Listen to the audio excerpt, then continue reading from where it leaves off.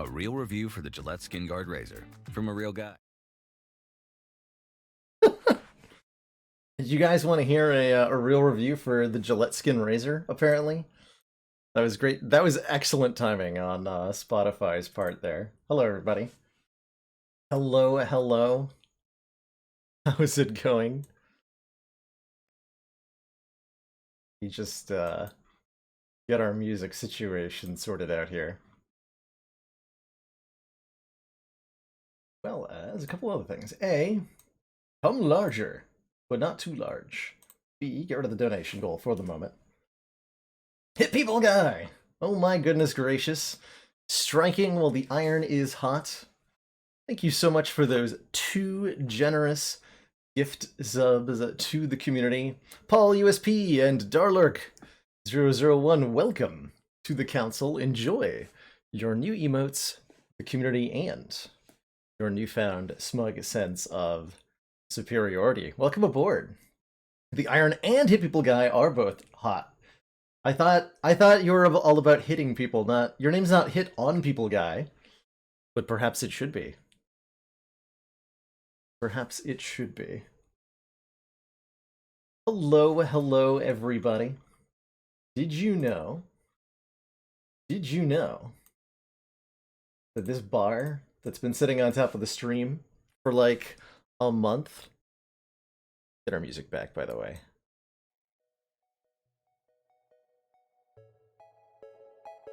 There we go. I don't know where people are getting those damn Advent burgers, but if I find another rapper stuffed under one of these command consoles, there's gonna be hell to pay. Ricken80, thank you so much for those 12 heckin' months of Twitch Prime support. 1 whole year, 1 entire revolution around the sun. Thank you so much for that ridiculously long-standing support, and enjoy your lengthened smug sense of superiority.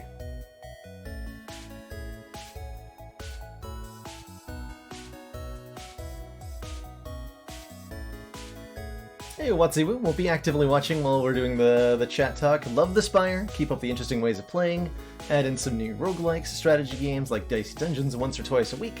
Keep up the positivity. Hey, that's that's actually pretty much the mission summary. So if that's your vision of the stream moving forward, yours aligns quite a bit with mine, Watsy. Quite a lot. Let's go in Malkavian. Oh, hello to everybody in chat, by the way. Bitch forgot my account. Hit People Guy. Magicut. Gin Fizzes. Unrecovered. Oscar the Gripe. Epona21. Don Vito. Watsy Woo. Alpha Fuddle. BB Tech, hello everybody.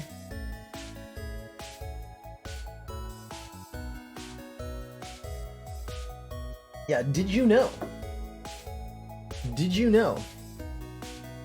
that subs are currently half off? That's right. Any new subscription to a channel, not continuing an old one, but a new one, or if you convert your either gifted sub or Prime sub into a tier 1 paid sub, you get a month for only $2.50.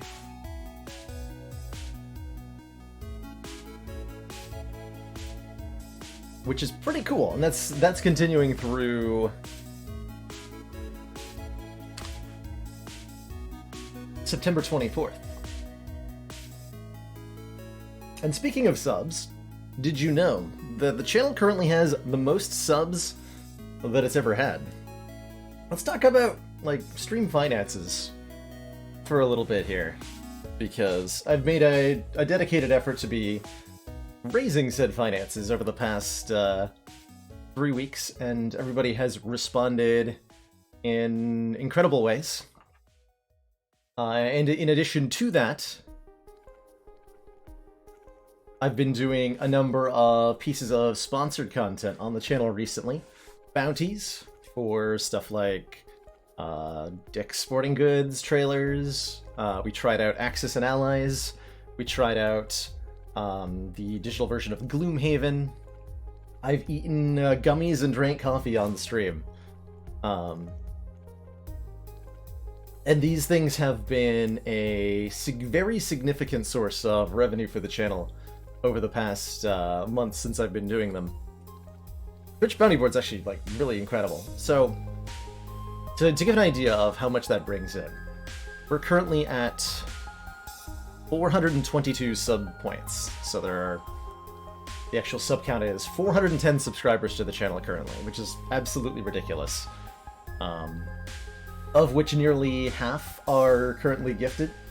So there's like almost 200 gift subs floating out there, still active, which is flabbergasting. And I feel like I owe somebody a prismatic shard run, but I'm not sure who exactly. You need me to drink more coffee on stream? I can do that. I can definitely do that. Especially if I'm being paid to do so. There is hopefully... the people at Madrinas have like ghosted me or something. I'm not really sure what's going on. I gotta like poke them on Facebook or something. But I should be getting some sort of partnership agreement with Madrinas going. Or at least I was intending to do that. Or they stop replying to my email. Randomly. But who knows what's going on over there. Sometimes companies take like weeks to do things. So I'm not sure if somebody just went on vacation for a week somewhere. It's you, Faley. You're the one I owe it to.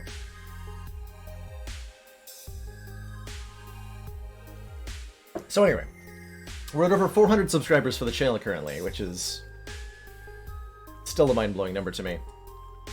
And over the past 30 days, the revenue from bounties for this channel has exceeded the revenues from subscribers. So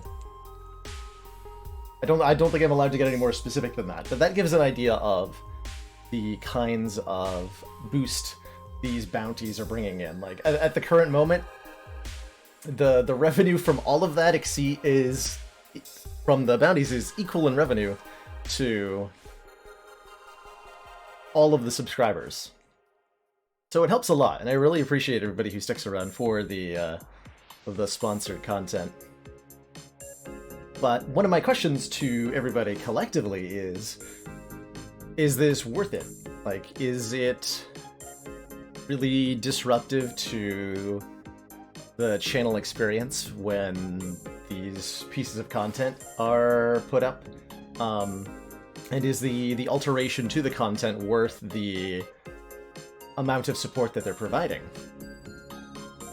Ultimately, like the question is, should I continue to do bounties at the current rate? Or should I lower the amount I do? My feeling is, at least like my current perspective, as the person who's like, you know, directly benefiting from all the money, is that the support is really nice. And being able to up my personal income means I can do all sorts of things. It also provides a lot more money that I can now reinvest into the channel, which is something I do want to be doing.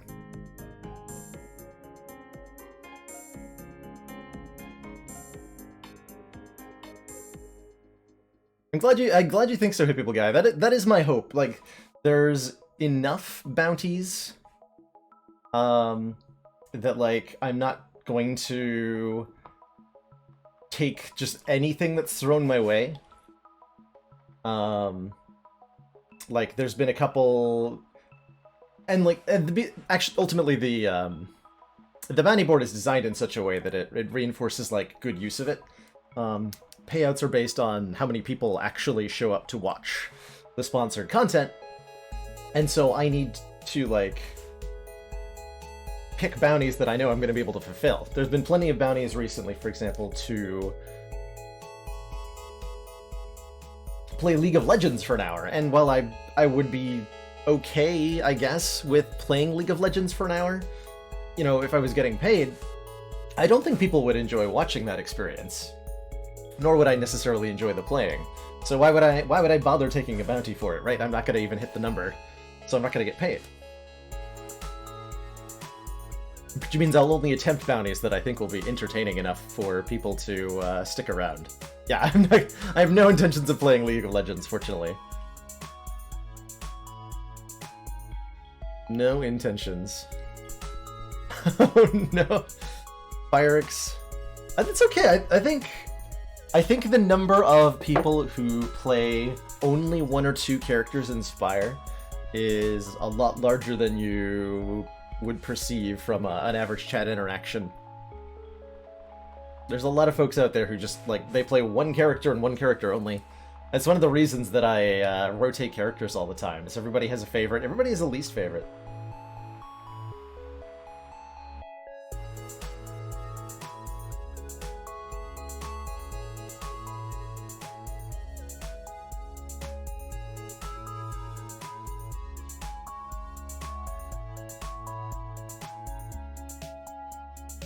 Yeah, Jen, you've seen. I think I dare say I would call it standard practice to do a stream that brings in a whole bunch of people, like an audience, like a crowd pleaser, and then switch to a piece of sponsored content after the thing's concluded. You're like, here's where I would normally end the stream, but instead I'm going to do like this additional thing or something like that. Just seems smart, right? Like, while you're here, check out this other thing. And that's standard, like, marketing tactics worldwide. Get attention with one thing, offer a second thing. Yeah, the bounty thing is that coffee stuff yesterday and the trailer we watched at the end of yesterday, Firix, were both bounties. Do I intend to be the first streamer to get to the Ascension 20 as the new character? I thought about this a little bit, Ismail. I think it would be interesting to... I think it would be really interesting to... Right, Keezer? I thought about balancing that on the shoulder. I think it'd be really interesting to speedrun on, like, all through the Ascensions with the new character. But I also think it would be really interesting to take our time and, like, explore together as a community all the cool new things this character can do and see how that we slowly, like, piece those together in more increasingly efficient ways to get wins on the higher Ascensions. And unfortunately those experiences are kind of mutually exclusive. I can't really do both of them at the same time, and, like, doing one kind of makes it difficult to do the other one, right? Like, I can't be first to A20 if I take a slow analytical approach, and if I... Another thing I want to avoid doing is having the new character on screen and, like, flying through cards quickly, because everybody's new to the characters, so everybody's going to be wanting to be like, hey, what does this new relic do? Hey, what does this new card do? Can you read the card? Can you explain what the starting relic does? Can you explain what is this character's core mechanic? And if I want to go, like, if I want to be competing in some way, then I have to, like, ignore all of that. And I don't think that I want to do that. I think I want to create an environment where everybody who's having their brand new first impression of the character is able to digest it at their own pace. So I don't think I'll be competing for speed in any way.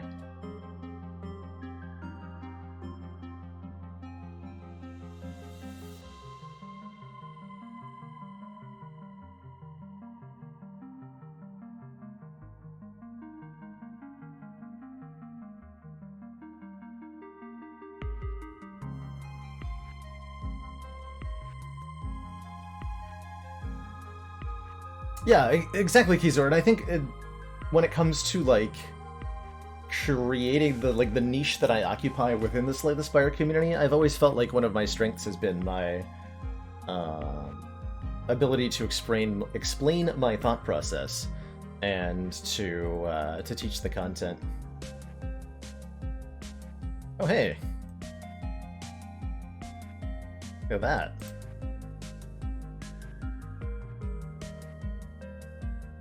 Fun things that happen when you're in just chatting category.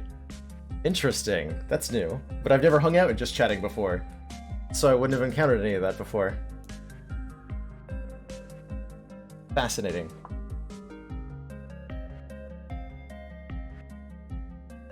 With some kind of, like, promotional spam bot thing. I'm not sure what that was, but I immediately can tell that it's something that is, like, aimed randomly at people in the just chatting category.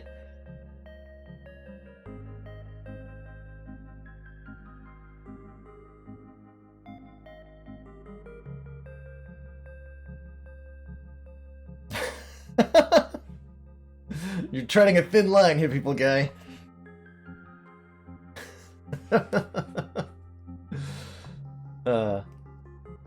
So speaking of Spire, one of the questions that arises, like, what do we do as we move forward as a streaming community? I have the intent for Spire to remain relatively core to the channel for quite some time. I'm still having a really good time playing it. It's bringing in right now, LASIK Plus is ads. LASIK, starting at just Spotify, what are you doing? Excuse me. I usually play it before, I usually use this playlist on Spotify before stream, and it doesn't play ads then. So it's baffling to me that it plays ads now.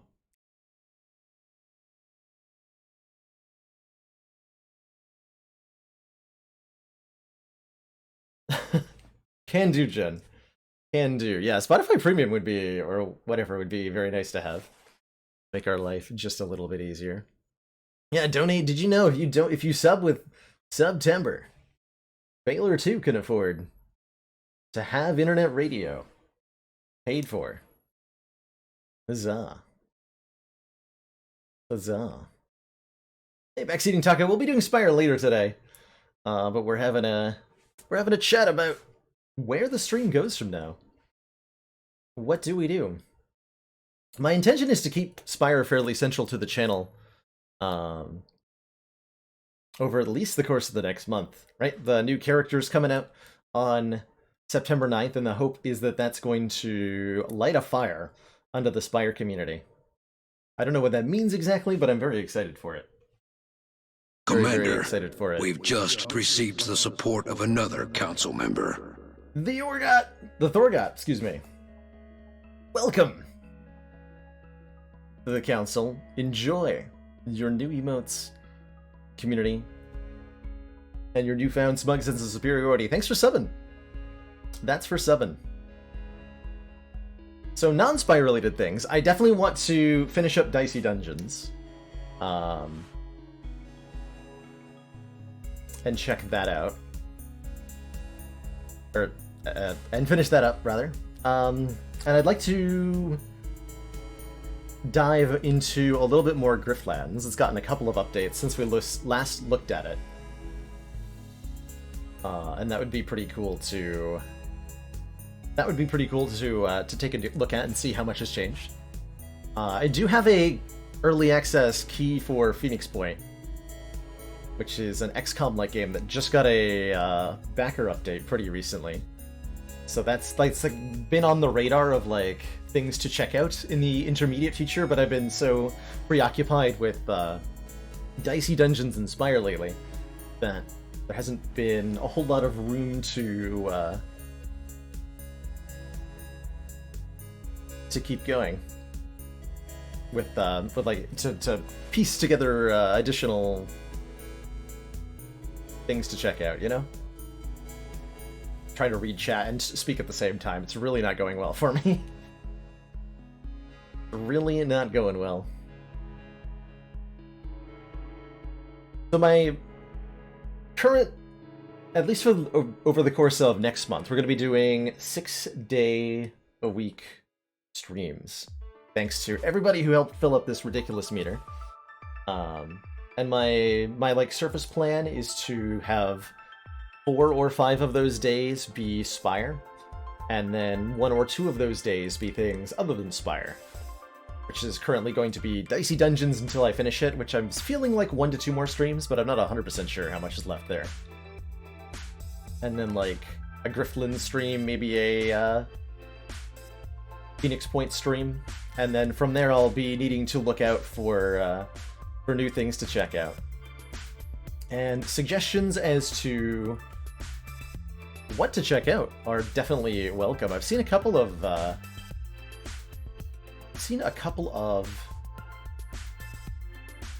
early access games that are on other channels that are looking pretty interesting, and they're sort of kind of like vaguely on my radar. Hans has been playing something that I can't remember the name of. Commander, Some cute one little of our roguelike. most valued Whatever. Undermine, that's the one. supporters, says continued support of the XCOM project. Kakaspudge, thank you so much for those 9 months. Tier 1 support. Greatly appreciate the long-standing council funding, and in return, enjoy your lengthened smug sense of superiority. Still in the camp of people waiting to see me play Enter the Gungeon.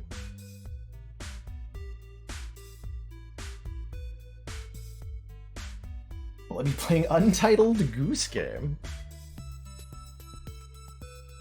Is that a euphemism? I've actually never heard of that. Will I co-op Goose Game with you? Yes. That sounds hilarious.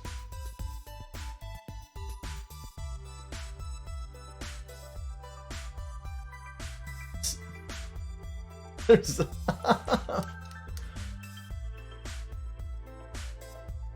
So, Jin, speaking of, so when it comes to more specific game suggestions. Ooh, we got the localization files spoiled? Oh no. Oh, I don't know if I should look at those or not. Kinda want to, kinda don't want to. Yeah, I don't know if I want to look at that. But if you are the type who likes to eat the frosting off the cake before it's baked, then there are localization notes for the 4th character, which will probably tell you its name, a lot of its card text, a lot of card names, probably relics. I do want to know the name. Yeah, I do want to know the name of the character. That's all I want to know right now, is the name.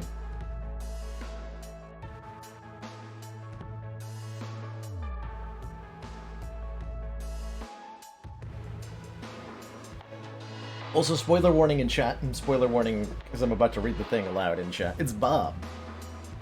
Bob, the official name of the 4th character to Slay the Spire.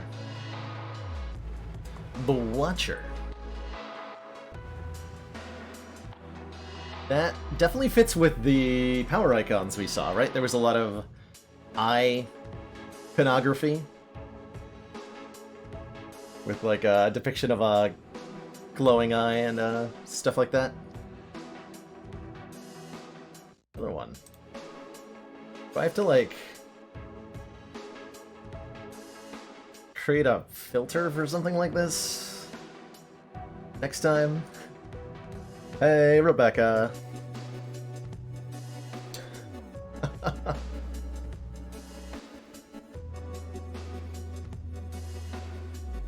So we hit this goal in 3 weeks, right?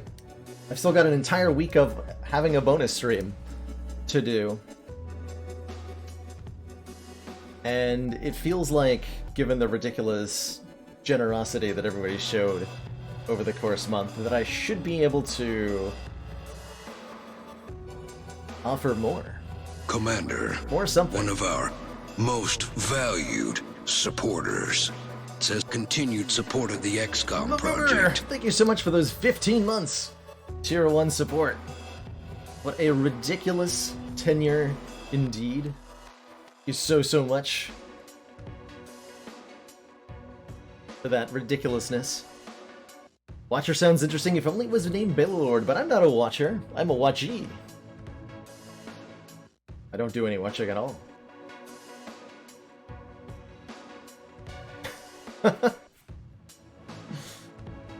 Perfect, BB Tex. You can spread the word of Bela Lord to everybody in the Just Chatting category. I'm sure Twitch would really appreciate that.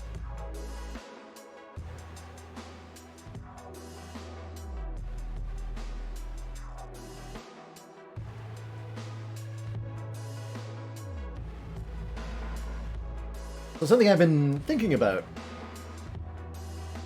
is how to continue thanking and Commander, how to continue one of our incentivizing. most valued supporters. It says continued support of the XCOM project. Problems IRL, thank you so much for those 10 months. Council support. Telling you that you can sub to your favorite streamer, Baillord, for only half the price these next few weeks. Damn right I am, Problems IRL. Damn right. Or if somebody gives you a gift sub, like, just about everybody got hit with one yesterday. Super Laser Games gifted out 50 frickin' gift subs, so quite a few plebs have been purged. And if you want to continue that gift sub, I believe you get to do so for half price if you choose to do so. I think. I'm really uncertain about that, apparently. How do I want to handle fourth character spoilers? I prefer everything other than the name of the character kept under wraps for now. And if people like want, like, we can sharing links to the files is totally okay. The localization files, telling people about those is cool. And then leave up to them the decision of whether they want to investigate or not. But the information contained therein should stay out of chat until the 9th, so that we can all collectively experience learning the new character.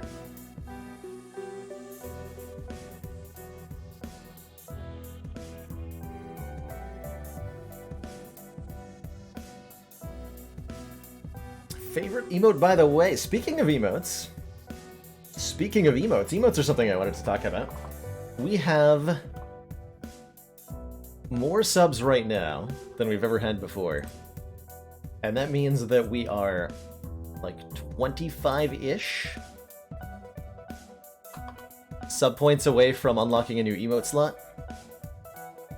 26 to be exact. We're currently 26 points away from another emote slot. And if September and, you know, things continue at the current rate, I expect we're going to be unlocking probably 2 emote slots within the next week or so, and I will do whatever it takes to make that happen, quite frankly. So we can probably count on how many emote slots, how many subs exactly. We're currently at 424 sub points, FireX. So 424 equivalents of subscribers is where the channel's at right now, which is very exciting to be able to say. Channel's doing great, thanks to everybody's collective effort over the last month or so. So I pitched some ideas to Chronometrics earlier today for some Dicey Dungeons emotes, but I'm curious to hear from everybody, like, what are the kinds of emotes that we're looking to add as we move forward? Do we want to broaden the, like, little demon set of emotes? Do we want to incorporate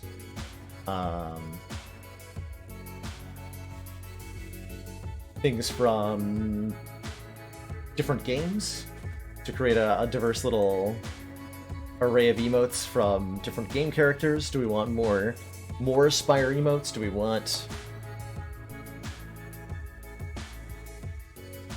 something entirely different?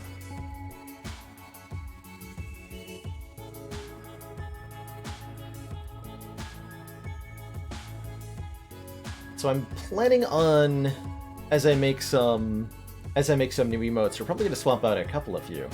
We're going to swap out a few of the lesser used ones that we've got.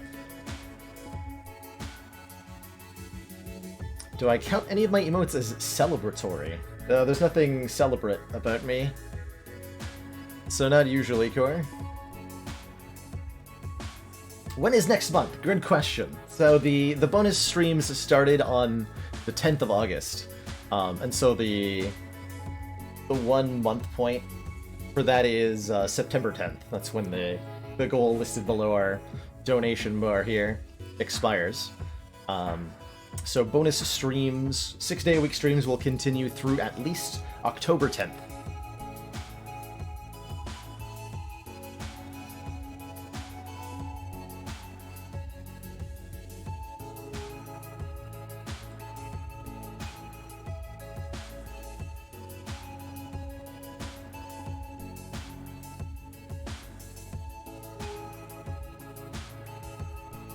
Speaking from experience, are you, Chrono?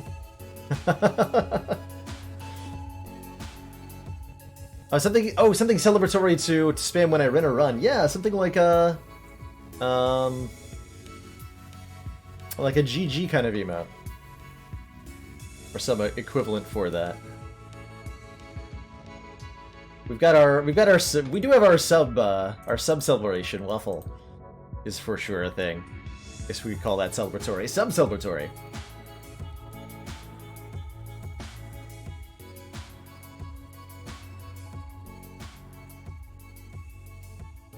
A waffle sign? GG spelled out with waffles on a sign.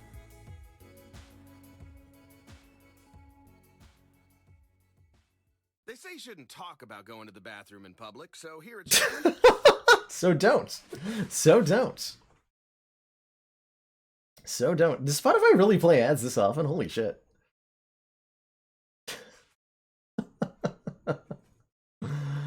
Oh, God.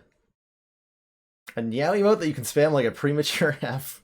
Is that really something we need, Bunny? Is that really something that we need? The premature F, I love it. I love it.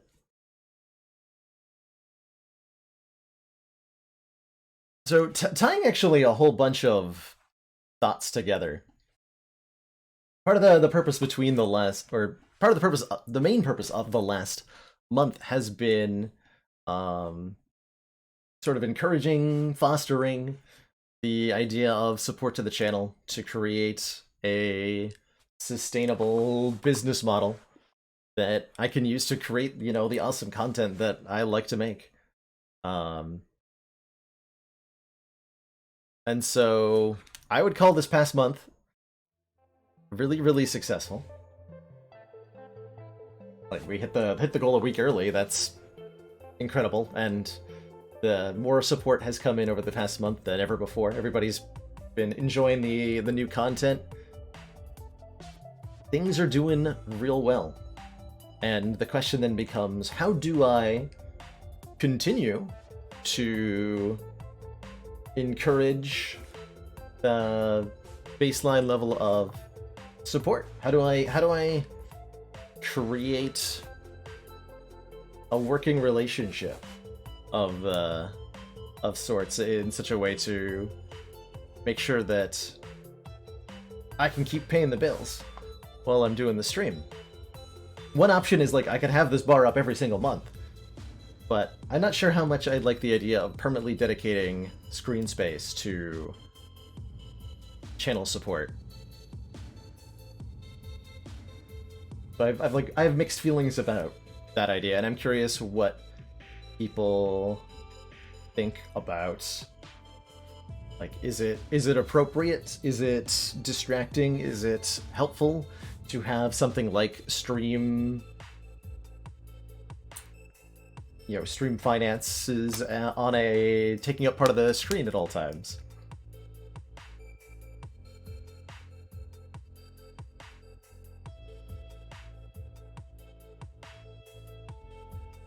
Oh, there's an idea to check off. Like, one option is I can still create an environment where I'm open about the stream resources without having to dedicate stream space to it by doing, like, I could do weekly check-in chat sessions. I could make posts in the Discord.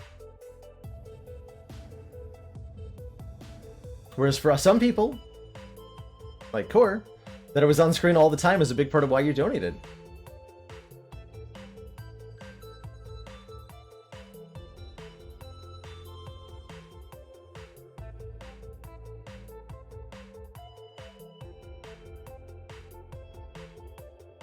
Oh man, oh, I could get like a... Yeah, so if I was to make it a permanent part of this stream, getting like a custom meter created would be a really cool idea. It definitely felt like there were quite a few moments, over the course of the past month where there was a lot of motivation generated, like a lot of interest, and support directly generated by having it on stream.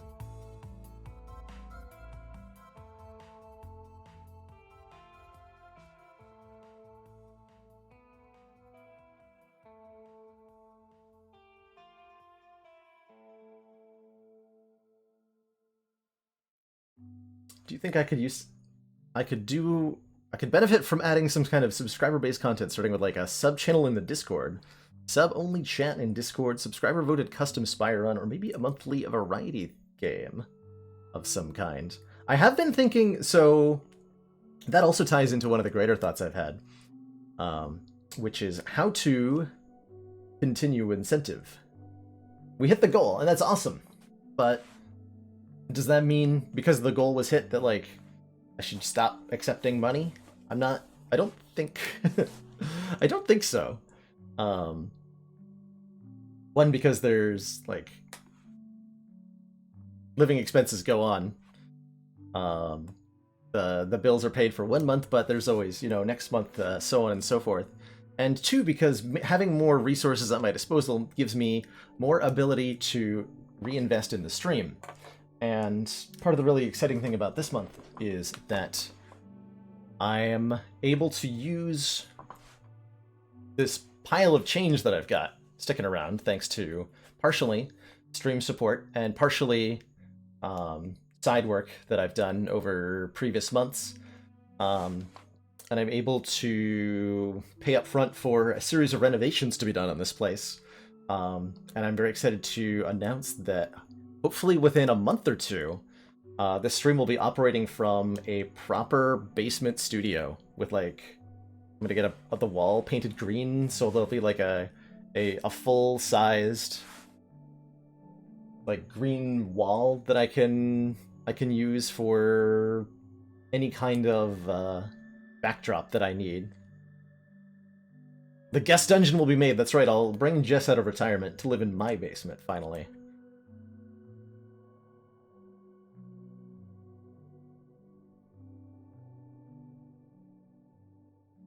That's right, I finally saved up enough money to move into my mom's basement. Brilliant, Tom.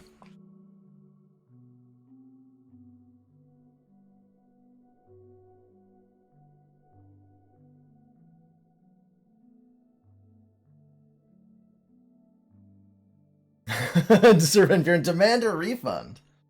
Alright, I will give you your money back when you give me my stream back. I will return product if necessary. So with the additional funds, one of the questions becomes, how do I spend these funds in a way that makes the stream better? What are some things that the stream...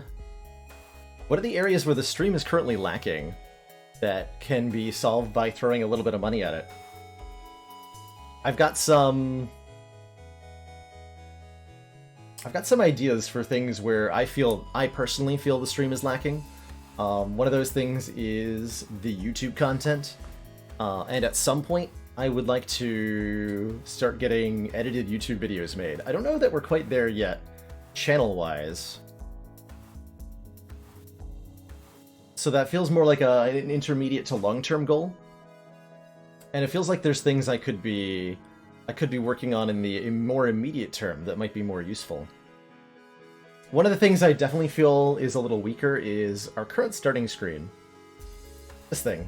I made this about a year ago. And the ending screen along with it. They're pretty simple. I got commissioned art made and I put them onto a gradient, like literally just a gradient backdrop. And I think they're super cute, but I also think they don't quite match the level of professionalism I want to put forth. And mostly the reason I haven't replaced them at the moment is that I can't make up my dang mind on what I want to do with that space instead.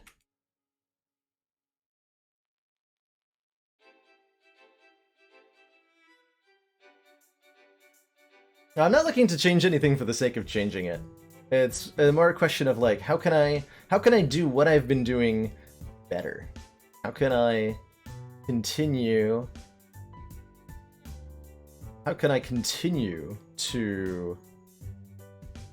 to be the best Baylor that I can be? Oh yeah, my Twitch icon does need an upgrade. And you know what also needs an update is my channel banner, which I actually don't even have. I only learned you could change one recently. I did finish Ori after the PC upgrade. Commander, we've just received the support of another council Sir Van member. Bjorn, thank you so much for that tier 1 sub. Welcome to the council. Enjoy your new emotes, the community, and your newfound smug sense superiority.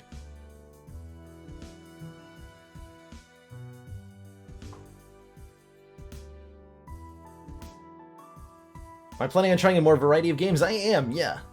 After Dicey Dungeons is finished, and partially depending on how hyped Spire gets after the new character release, we'll be looking at some other roguelites, and possibly a couple of like turn-based strategy games. Those are very much my main jam. Okay, last major thing that I want to kind of talk about, or pitch ideas about, is how to in the immediate term continue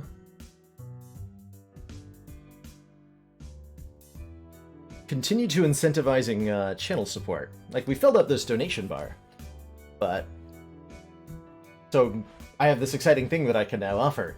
Can I now make another offer, be like, hey, if additional money continues to come in, I will do some additional extra cool thing beyond the 6-day-a-week streams.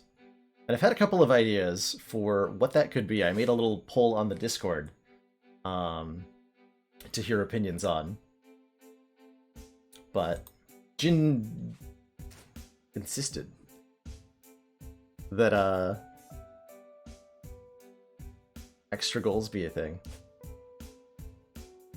And I thought, hey, I think that's a really cool idea. The ideas that came to mind were that, like, I could have a donation goal for some kind of, like, particularly difficult or complicated thing in Spire. One that we've talked about recently is a Ascension 0 to 20 speedrun on the Ironclad, which should fit into a single stream, and I think would be a very crazy stream. There was an idea for having me try a community-picked game, so the community in some way, whether it be a raffle, or what have you, or like some sort of voting system, could decide on a game to like just choose for me to play.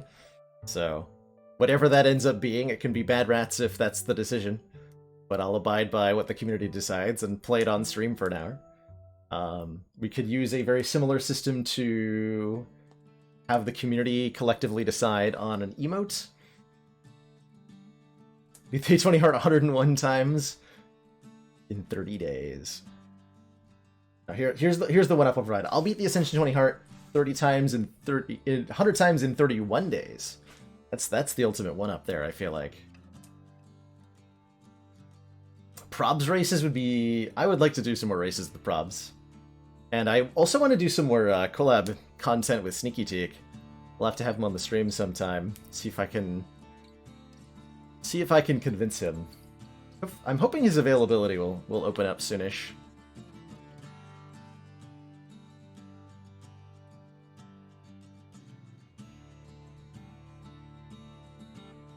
Now, what was the last idea? There was one more that I threw on the Discord.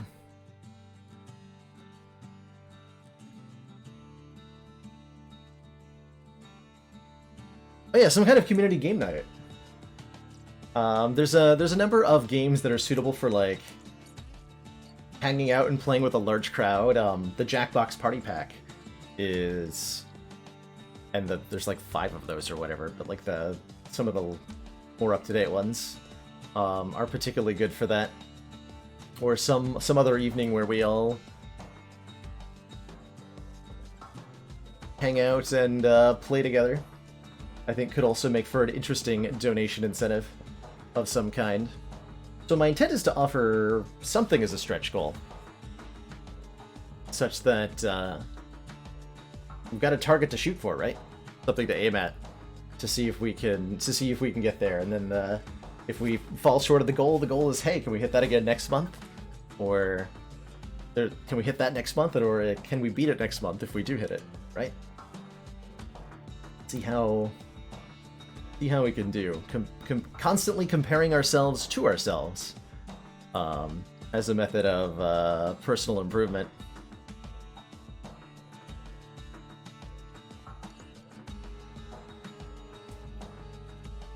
So let me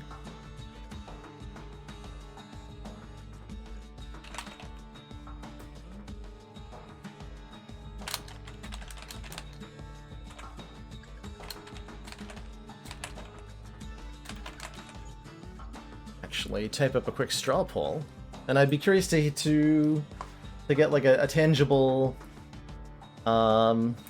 idea of what people think would be cool there.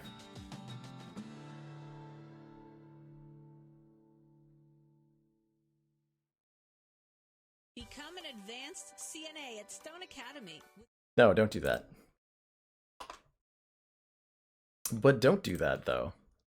I was busy typing, and you decided to interrupt me with an ad? How rude. Got a question for me. How do I achieve streaming for 6 hours and during the same D be on every SDS channel for hours? It's truthfully, it is a bit of an addiction.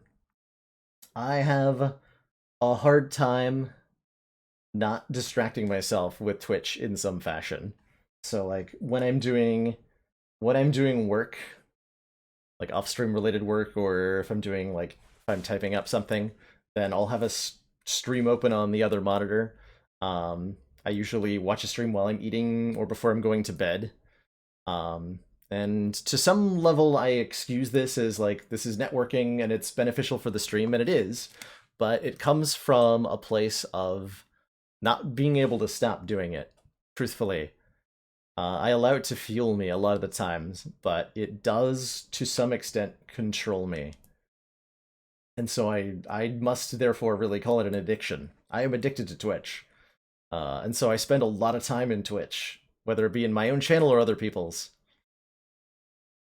It's been a really wonderful experience, so I don't truly regret it, but Rebecca's here.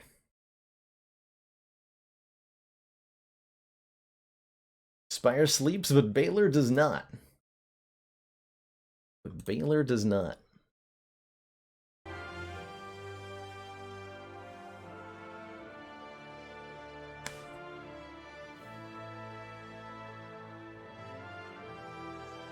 Right, problems because there's so much you gotta get done in a day, and I am admittedly a lot of the time avoiding doing things so that I can hang out on Twitch more. So it's something I wish I did less, quite frankly. But it does lead to some great memories.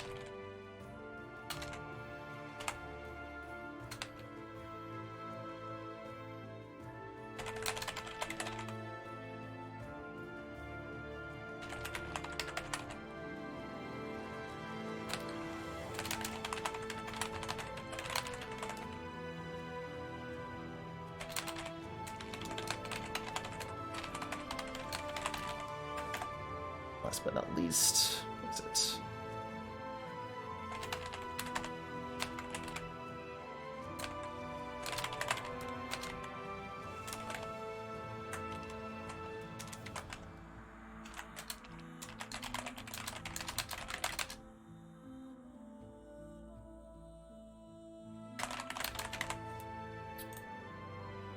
All right. Here's a poll for ya. If I was to put a stretch goal on screen for the rest of stream right now, what do people think would be the coolest of those options between doing a Spire related, like a one-day Spire challenge, like an Ascension 0 to 20 speedrun,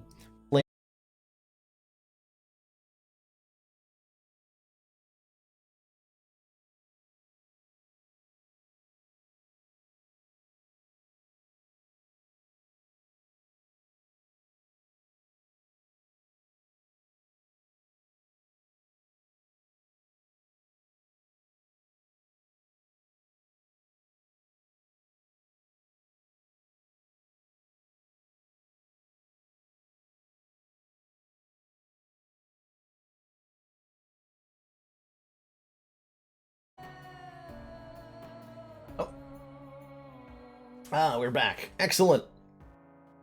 Excellent. I don't know that I'm able to get a backup provider at my current location. I think there's literally only one option here. Although I might be able to get, like, satellite backup? That might be an option. We'll see if the internet improves. I'll have a different, a more direct connection to the current internet when the streaming studio ends up being made. So, maybe, perhaps that will help improve. I'm actually surprised at that disconnect. I switched servers again about a week ago because of the disconnecting problem that we were having, and that is the first time since I've done that we've dropped. This is like the first time in a week. So I have kind of caught off guard by that one. What is my IP?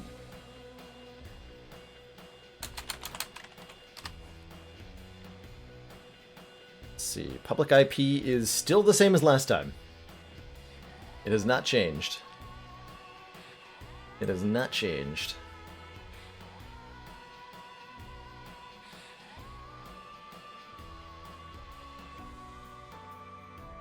Yeah, isn't it the Transistor OST is incredible. I should put more songs from it onto the playlist here. I should. Well, looking at this poll, looks like Community Chooses a Game is pretty dang popular. So why don't we do that? I will. It's a reasonable ask for that. Like 300-400 more? Something like that.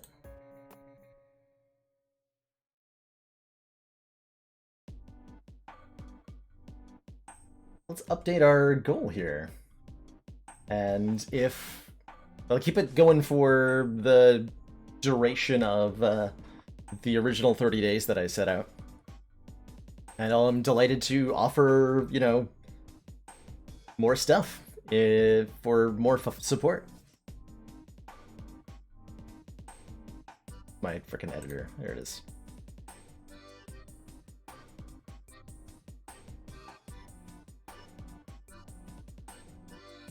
Actually, 200. Make it nice and manageable. And then, you know, if that gets hit, you can switch to another, like, give people a chance to get the stretch goal that they're interested in achieved, right? More chances, so.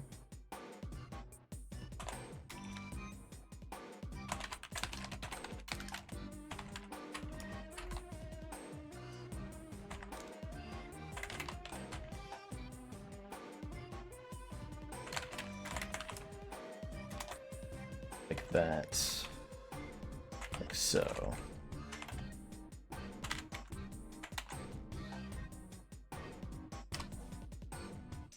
Oop.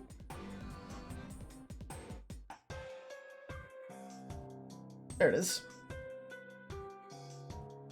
So if we fill that up, then through some yet to be determined method, Jin has offered to help organize how a game is decided, but I will do a stream of something, whatever people want to see played, whatever that ends up being, either one lucky winner or some kind of vote determination, and I will check out whatever that may be. You're paying me, you should decide what I get to play, just like the sponsored content does. Playing and really learning one modded character, like, so like incorporating a modded character into the Spire rotation on a semi-frequent basis. It might be interesting. I don't know which modded characters I would want to play enough to do that with. Maybe Thornton. Problems IRL has been doing, at any time, you can throw $10 at him to have him do a Thornton run, and he's up to like Ascension 6 or 7.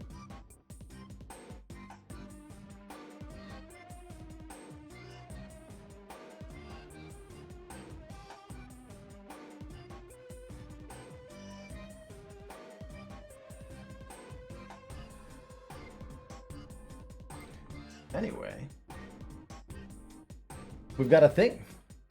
How about we play some Spire? We're almost over an hour into the stream here. I've really enjoyed this discussion. Actually, before we transition out of this, if anybody has any questions about anything, if you've got a question you've always wanted to ask, whether it be related to anything that we just talked about, or if you want to ask me some kind of personal question or a game question, you have the floor. Hey, Jelge. Hope you're having a great one. Hope you're having a great one.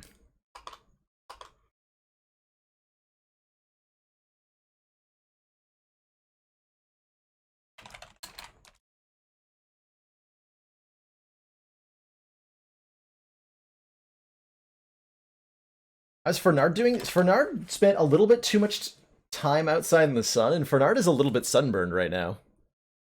Sad but true.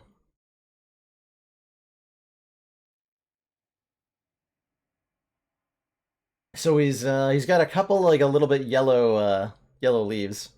Do I wear socks in my stream? Sometimes. I am not currently wearing socks. They are bare feetsies at the moment. But if, depending on my human comfort, I do. Socks are the devil's doing. No, actually, when streaming, I usually wear socks, and then over those socks, I put a pair of sandals. So just picture... Actually, excuse me, no. I put a pair of Crocs over my socks. The old socks and Crocs. So I want you to picture that when you imagine my feet. Just picture that also. But I potentially take donations to do things off-stream and report back. Like, I should check out this media movie YouTube series, etc. You want to, like, give me money so that I can watch a movie you like? I would do that. That sounds great. You want me to write a book report on it?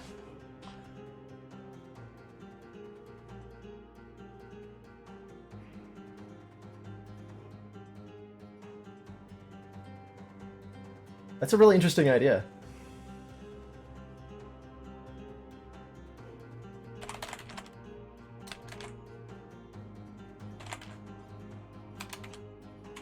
Update my title here.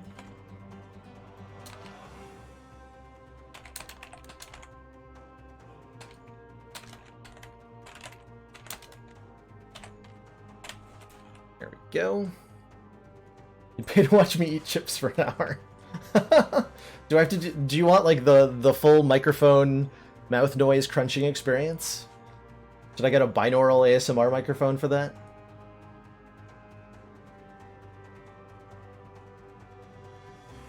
Careful about offering to do something off stream. Well, the pricing just gets set appropriately, and then however people want to interact with that. What are my goals with the stream? Long-term career? Yes, the goal the idea for my personal goal for the stream at this point is that this be a long-term career of some kind, and I don't know exactly what that looks like. I've got a number of inspirations in the streaming community. People I really look up to as examples of how to run a stream, how to run a stream business. Lethal Frag being first and foremost amongst those. He's been doing full-time streaming on Twitch for like 8 years now. And supports himself and his immediate family with that income, so he's like the pillar of a household, using the stream as his career, and I think it's an incredible accomplishment. He's created a really wonderful and positive community, and I would very much like to have something like that myself.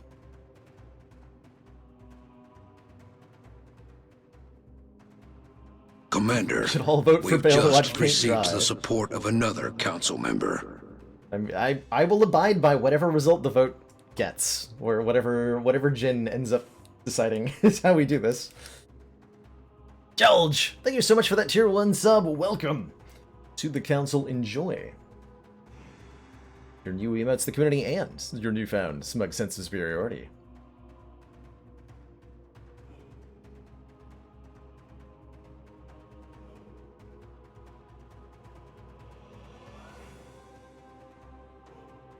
Alright, before we jump into some Spire here, I'm gonna refill my water, because I'm completely out after talking for an hour here. If I had to choose between 10,000 more viewers or keeping the community cozy like it is now, what would I pick? My hope? If I had to choose between those two, like, if we're just talking, like, 10,000 more viewers immediately and I don't get to decide who they are, like, just take the current stream and link it on the front page of Twitch and all the things that would result from that. I'd prefer to keep the community cozy, but the goal for the stream is For a new career? Stone Academy special. Stone Academy. All right, let's get Spire booted up here for some background music. The goal is to grow the stream while keeping that cozy community that we have. That is the ultimate goal, is to be able to keep, maybe not like all, at some point, you know, there's some amount of change that comes with that, but growing the community doesn't need to mean changing the community's identity. But if I had to choose one or the other, I'd choose to keep the stream identity intact. It's very important to me, and I would not enjoy what I did if it wasn't for the crowd that I have, like the folks that I have, not their number, but who they are.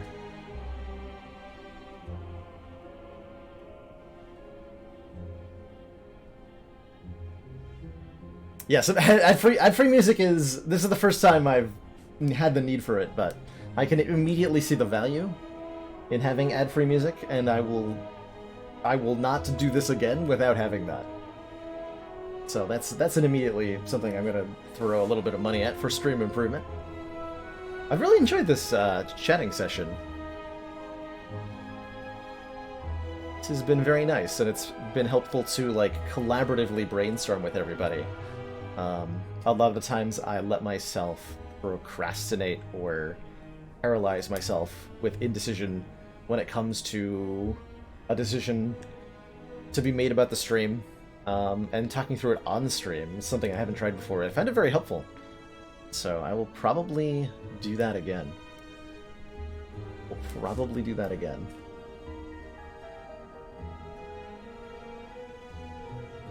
Alright, before we jump into some Spire, I'm going to take a short break. And when I return, it is Ascension 13 defect time. Rip Hyper Beam Plus. It was nice knowing you. Thank you for saving the silent run. This is a great run. We took a Runic Dome. We got Nightmare Wraithform on floor 0. Good time. A good time.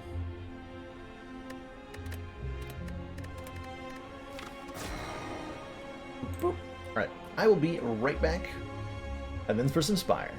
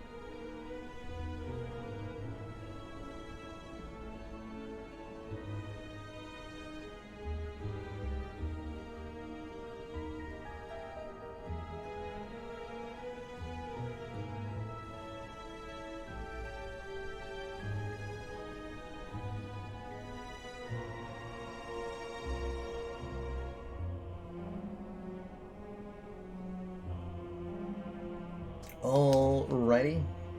We are back.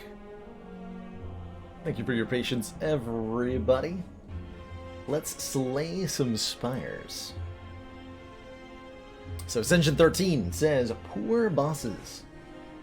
Which is not to say that we should take pity on our bosses, but rather that our bosses will drop 25% less gold. So, on average, 25 less gold per boss, which means 50 less gold per run. It's not a whole lot, but it does have a little bit of an impact. How's it going, Bart? Thank you for the kind words, as always. Good to see you.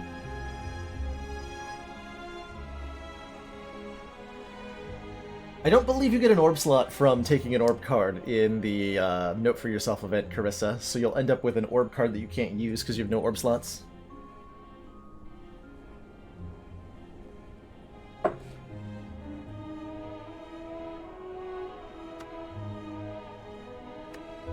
Well, let's embark, shall we? This is the run where we fell off the ladder last time. By the way, our last Ascension 13 defect attempt perished against Spire Spear and Spire Shield after swapping our starting relic for Runic Dome, which I'm considering doing again quite strongly here, given these other options. What does our act look like? We've got some interesting options. Fire, Elite Fire, Fire, Burning Elite Fire are a couple of choices before us. Both of these are pretty good. If we go for the Burning Elite, we can potentially take out another Elite. Otherwise, we're looking at a Store, and then kind of a low value back half of the act, unfortunately.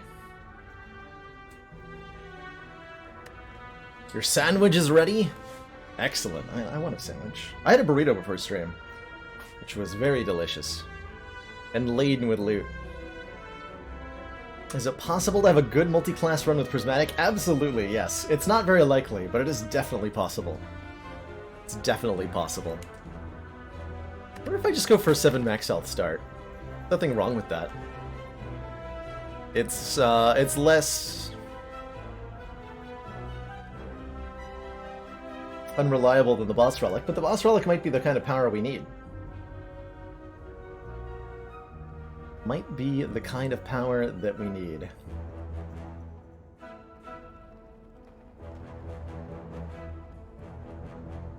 Go big or go home. How about removing 2 cards? Removing 2 cards is actually okay. We would probably take out like 1 strike, 1 defend. And that'll be good in the later part of the run. In the immediate part, it does give us a little bit of an imbalance. And it'll make us weaker when we reach the store as well, if we're going that way.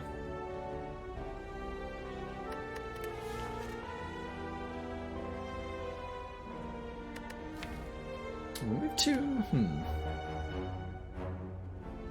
Do you like remove 2?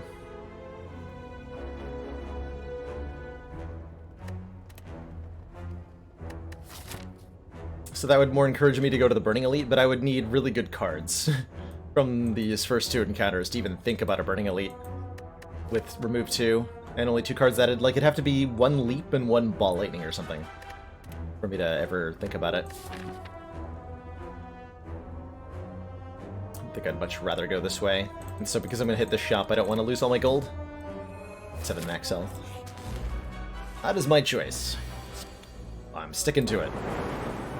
Aha! Take that, fool slime. Would have been bopped.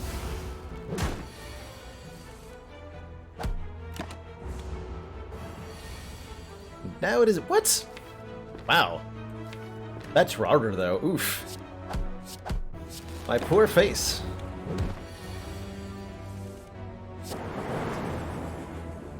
My poor face.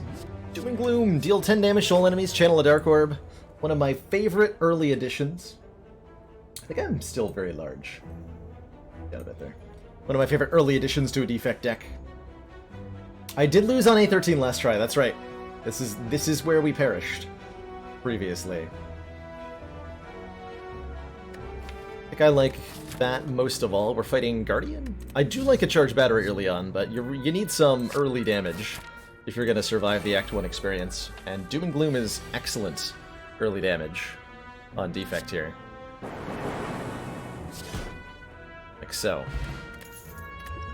Ancient Potion. Gain 1 artifact. And, ooh, Asunder versus Cold Snap versus Compile Driver. This is a PB if we win, which we have yet to do. We're only on floor 2 so far. But I have hope that we'll get to floor 3. Ladder Streak World Record. That's right, we're on world record pace for the ladder streak. That's a much better way to put that. That's a much better way to put that. I think I would like additional orb generation. Cold Snap's fine.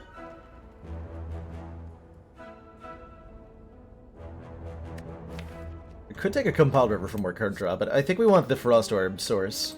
It's another attack too, which helps a lot against whichever elite we end up fighting. I think we are going this way. Let's take a Cold Snap. Alright, potions or something. Ooh, or heal 20 hit points, or remove a card from the deck. Hello, friend! I am Cleric! Are you interested in my services? The lowest floor that I've lost on, like actually died? I know I've died on floor 5 before. I don't know that I've lost earlier than that without abandoning a run. But I've died on floor 5.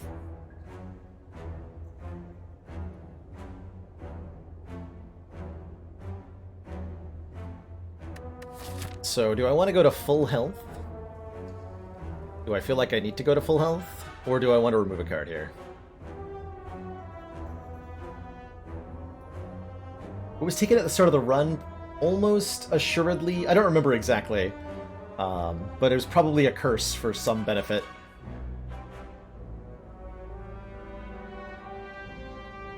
Or maybe it was like 2 colorless cards. It's another option. Definitely one of the worst starts you can have is take a curse, get 2 colorless cards, and the 2 colorless cards are useless. It's like instantly dying to Jawworm territory right there. I think I'm gonna take a strike removal. But note that I did kind of want the health. Definitely wanted the health. Okay, Peace Pipe. We can now remove cards from the deck at rest sites. Is interesting. We're gonna go... And we could have a really thin deck with some of this stuff. Exciting. Hopefully we're getting a defensive card from this Jawworm.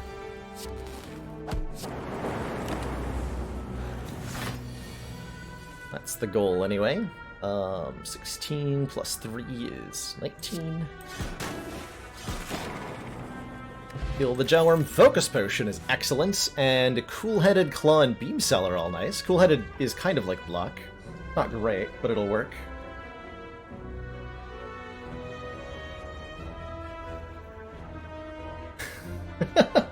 Fucker Rex. Just chatting content. Yeah, I'll take a Cool-Headed. I would prefer a Charge Battery or a Leap or something, or an Auto Shields even. But later on, I'll enjoy that I have a Cool-Headed in the deck. I'm going to upgrade, I think, Doom and Gloom before this Elite fight. And I'm probably going to rest after the Elite fight. I'm also almost assuredly going to use a potion in this Elite fight. Yeah, I'm going to go ahead and use a Focus Potion in this fight. Let's use that now. That should make a big difference here. Or so I hope.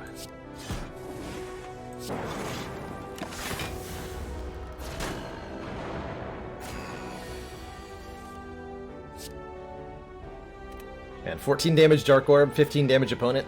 Kind of a waste. To, You know what? I do need to kill him, alright. Fair enough.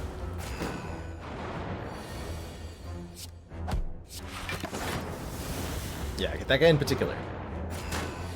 Get him! Nib. Every 10th attack we play is double into damage, more Frost Orbs, if we want them. Or a Sunder. Or a FTL, which is just a little bit of free damage.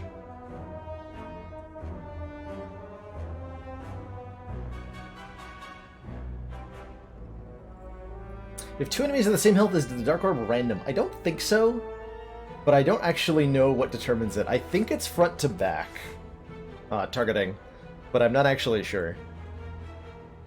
It comes up rarely enough that it's one of the few things in Spire I don't have memorized. True story.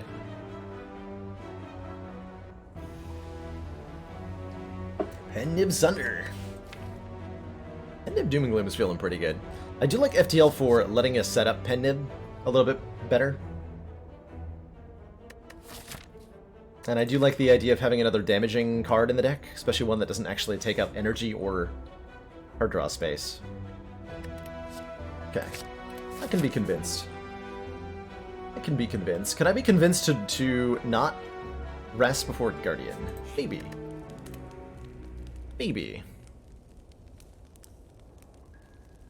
I feel like I took a strike here.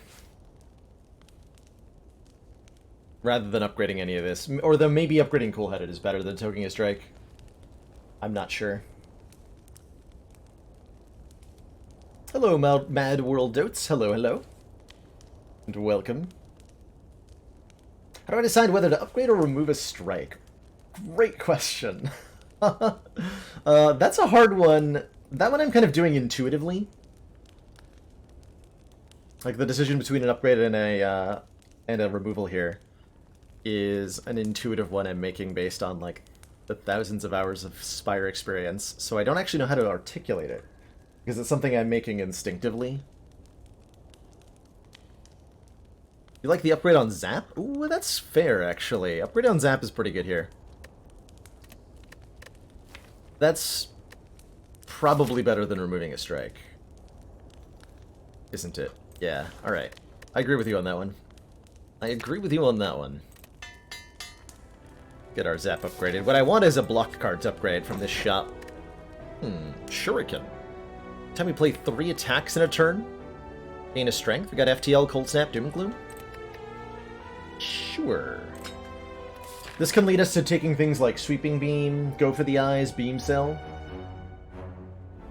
And leads to some interesting interactions, potentially.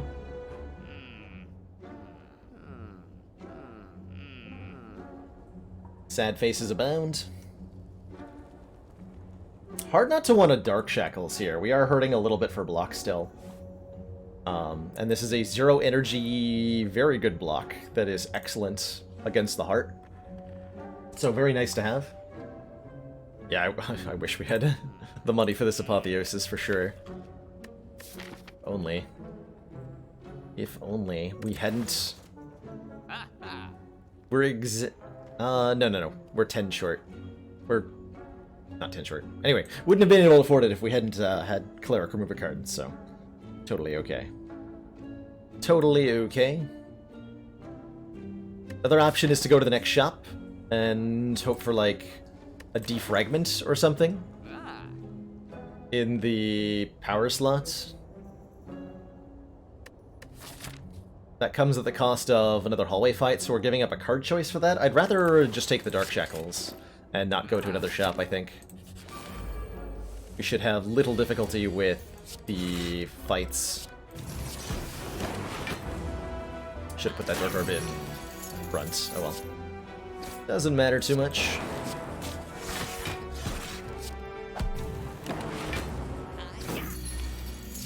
Wow.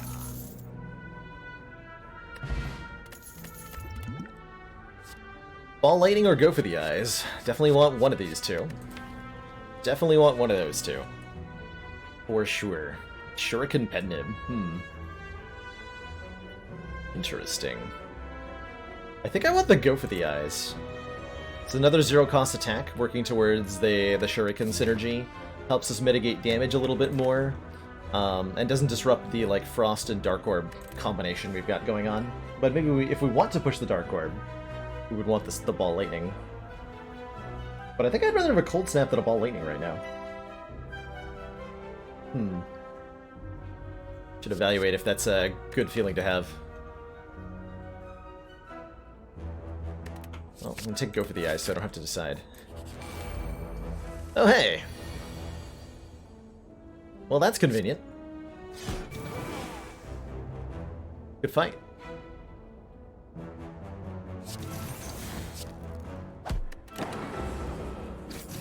Thanks, Doom and Gloom. Your potion apply 3 vulnerable, and there's a beam cell. But there's also a compile driver. Deal 7 damage, draw 1 card for each unique orb we have. We have 3 orb types in the deck. So this is pretty exciting. I think compile driver is very exciting. And it makes our go for the ice better. Barrage is also nice. Scales really well with strength. I think all of these are good. Not a wrong answer here. Any of these are good. I think I'm going to want the compile driver, though, to continue to add card draw into this deck. Yeah, let's take a Fear Pot. Merchant. Offering me another Cold Snap. Also offering, unfortunately, Ornamental Fan. So we can't get that. But we can take a Beam Cell or a Cold Snap. Another attack, which we're probably wanting to add.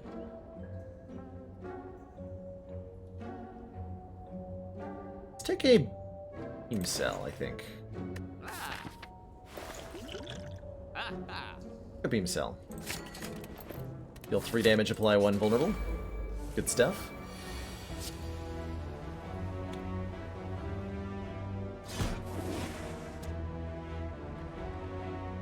Good stuff.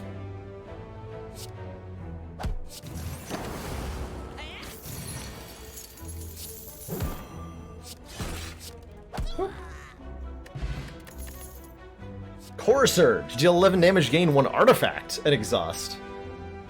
Yes. Grab a Core Surge, opens up the route for Bias Cognition later, lets us ignore other kinds of debuffs. Really good stuff. Really, really good stuff. Ball lightning was a consideration there as well. I think we are definitely going to upgrade either Go for the Eyes or Beam Cell or Cool Headed before this fight. Though Toking a Strike is also pretty attractive right now. But I shouldn't Toke a Strike right before the boss relic, because we could get a Pandora's box here. So let me upgrade our Beam Cell, I think. For the extra vulnerable turn. Get a Shuriken proc here. And do a whole bunch of damage, making for an easy Guardian transform.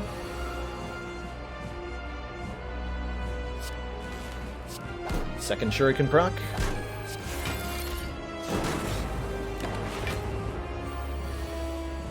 Let's go.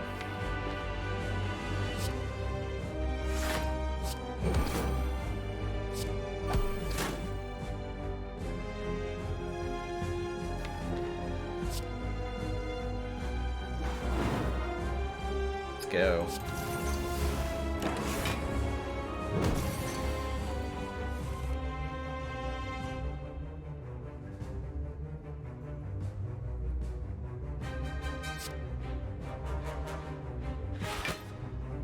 Beam Cell's like Bash, except for the ways that it's not like Bash. True words have, I think, never been spoken about Beam Cell. 12 damage with strikes, by the way. Whoa. Sorry, 13 damage with strikes.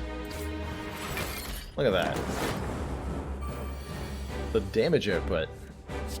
It's beautiful. Incredible.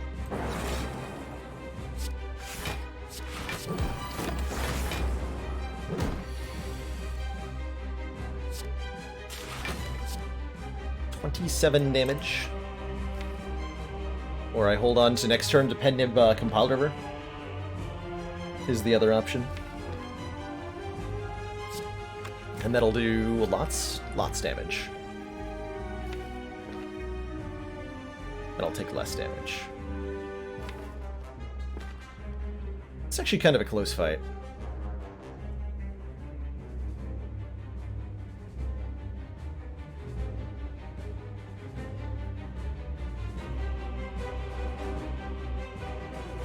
Do I even have 2 tier and 3 modes? No, I don't. I have mixed. I haven't settled on how I feel about tier 2, 3 emotes. I feel like we should get some though. We're now actually approaching the channel size where there are some folks who want to support at the higher levels, and I feel like I should be offering them something to do that. Oh, can I just kill here? No, right? Because this will be 27 plus 13 plus 13. That's not a kill, I don't believe. I just end turn here. I believe.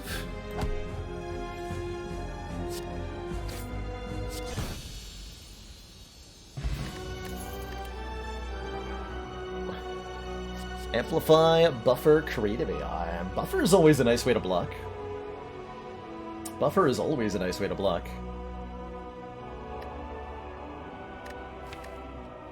And this deck does lack block a little bit. It's also kind of low cost on average, so we can support the heaviness that is buffer.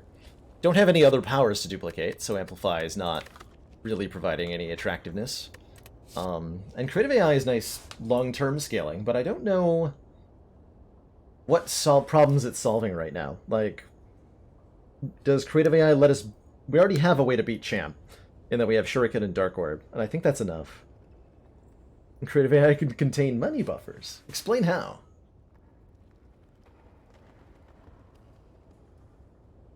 So I think I just want to take the guaranteed buffer.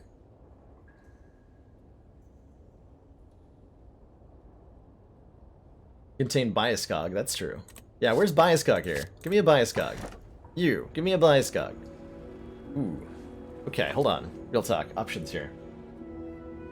Velvet Choker. Gives us a 4th energy, but we cannot play more than 6 cards per turn. That kicks us out of any sort of all-for-one potential later on. And prevents us from having too much of a draw engine, but would be currently beneficial to add to the deck. It just limits our future options. Blackstar gives us nothing right now, but causes elites to drop an additional relic. We would take this if we felt like we could handle the elites in Act 2 already, which we're 80% of the way to being there, and I think the potions get us most of the rest.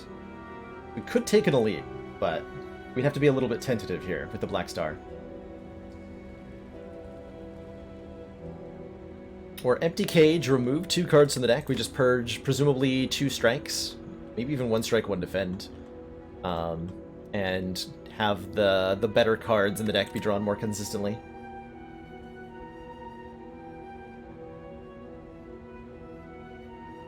Oddly leaning towards this Velvet Choker.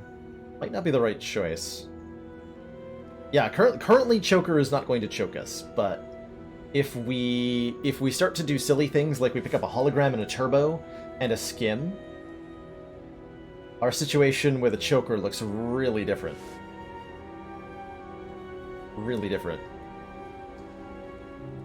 2 trigger happy with Blackstar. Blackstar is very fun. Blackstar is very fun. We have a Dark Shackles. Actually, that makes us really good at Act 2 elites.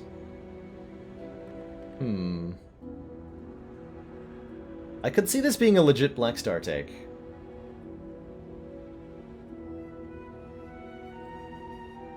We're a little bit worried about the boss. If we take a Blackstar, we're currently worried about the Act 2 boss. If we take the Velvet Choker, we're currently okay with the Act 2 boss.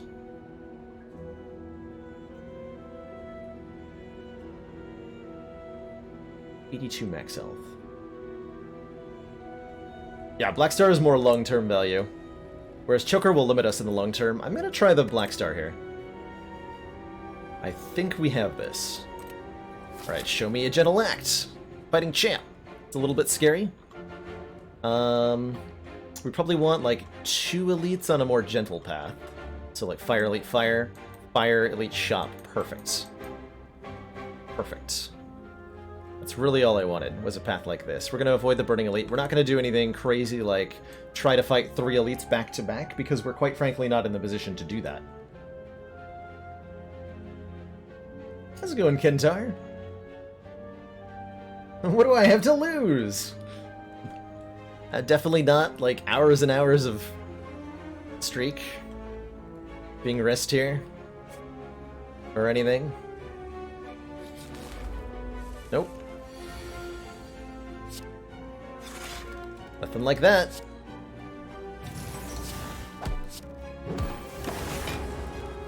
Okay, we conveniently block Hex here, which is nice.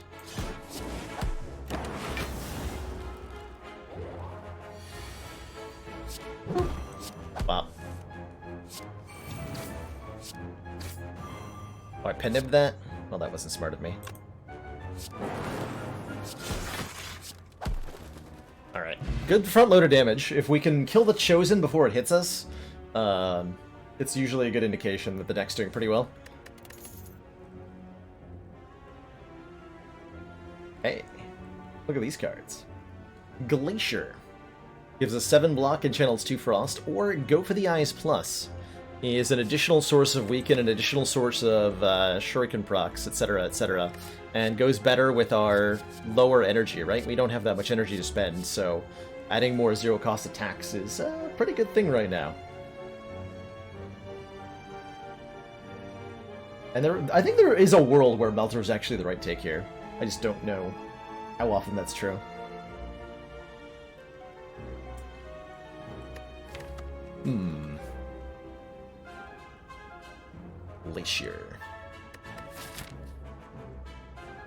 Glacier. 360 Chrism is a cool channel, by the way. I used to watch him do, I've watched a lot of his Pokemon randomizer races with shenanigans. Cool stuff. Cool stuff. Like the progression of pronging. The prongression.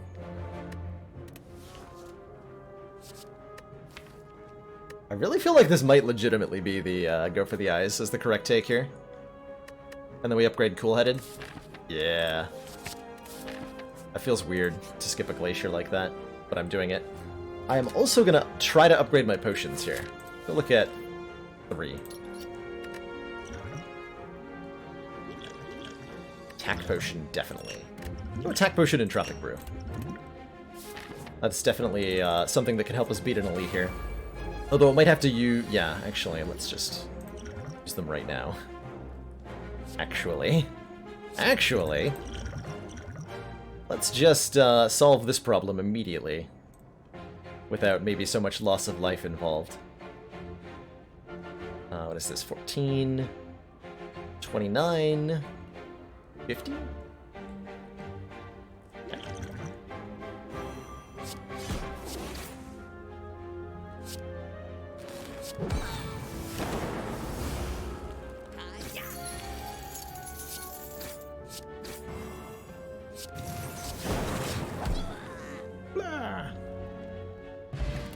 Energy Potion, definitely appreciated. Another Cool-Headed, also definitely appreciated. And then we're starting to have enough card draw that we'll take, like, a Turbo and be very happy about it. Oh, man. Get Reccoed, Sneckoed. Blocked your debuff, nerd.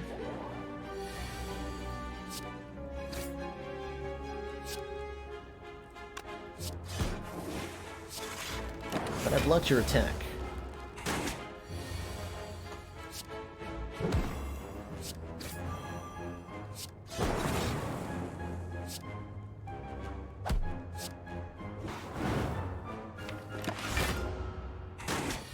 But I almost blocked your next attack.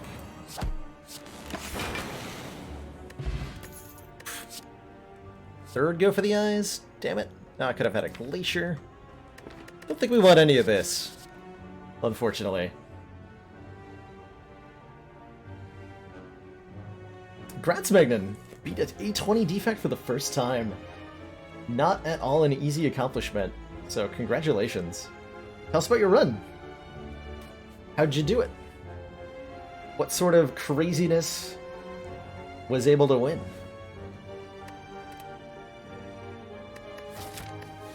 We swap out that.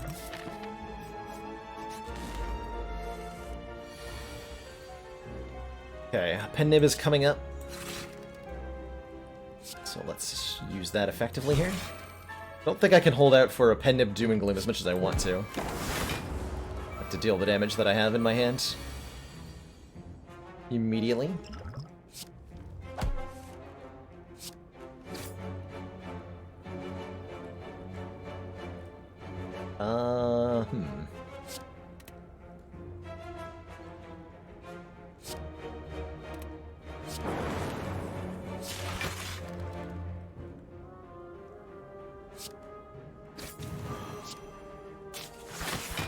That's Okay, we're full blocking. Okay. So probably energy potion when we draw our Doom and Gloom here. If we draw our Doom and Gloom. It's unfortunate. That's unfortunate.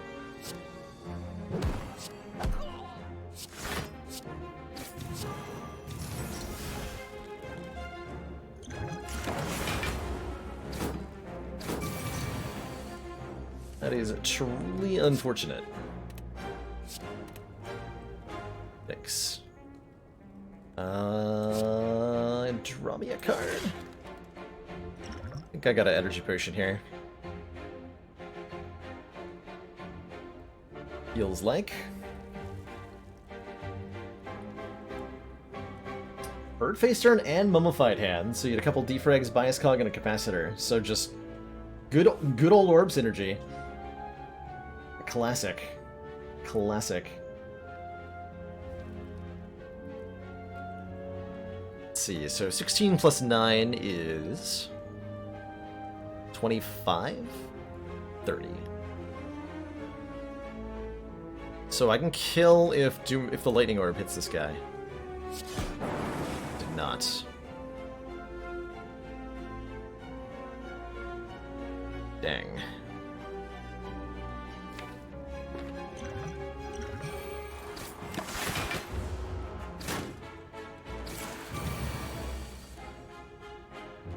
Dang.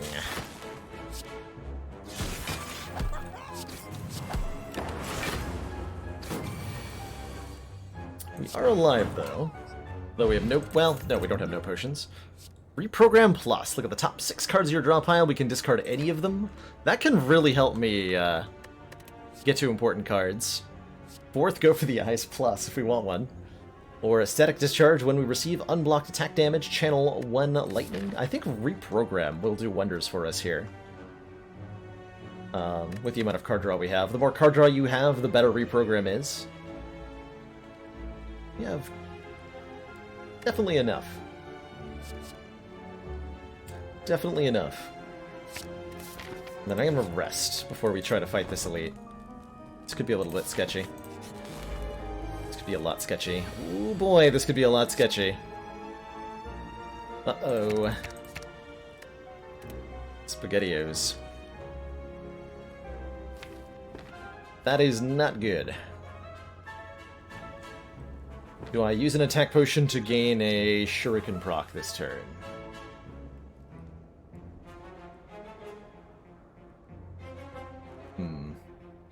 I think I have to.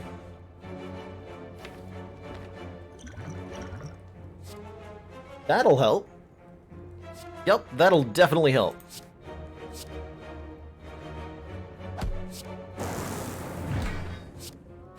Doesn't help that much this turn, but boy does that help next turn.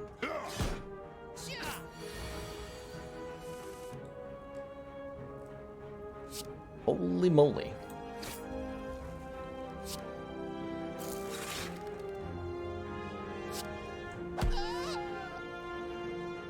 Got him. Okay, so we can buffer the front hit. Dark Shackle's the back hit. So who do I want to kill first here? This guy only ever attacks for 7, I can manage that.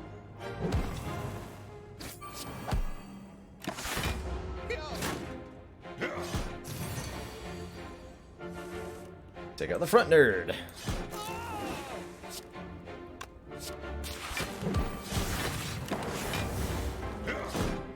Okay, so we're a lot less dead than I was worried we might be in this fight. And we get the Smiling Mask for cheaper card removals, which is great, because we'll be going to this store. A Lantern for extra energy on turn 1, and our choice of Self-Repair, Core Surge, or Barrage. I'm wondering if we take a Self-Repair here, just to get up to a healthy place. The end of combat heal 7. We could take a second Core Surge for additional artifact generation, which is kind of an interesting idea. Or we could take Barrage to leverage our Shuriken Pen Nib to do more damage. Do we need more damage? We're going into the champ fight kind of soon.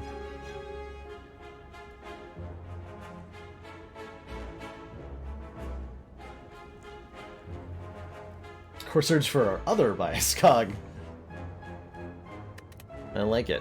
I think I kind of want that self-repair. We are fighting another elite shortly? Maybe this is a skip.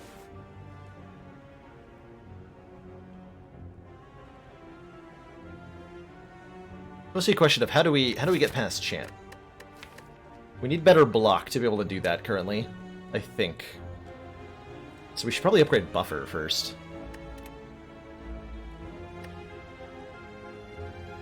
Let's try the double Core Surge. Oh, there we go. More Surge, more Surge! Shovel? I already have a Peace Pipe. Give me that. I already have a thing to do with fires, thank you very much. Do I dare go into this fight with 39 health? And an upgraded Cool-Headed. And no potion. I'm gonna rest. Exclamation point, no dig! Why didn't he dig? I thought this was a dig stream.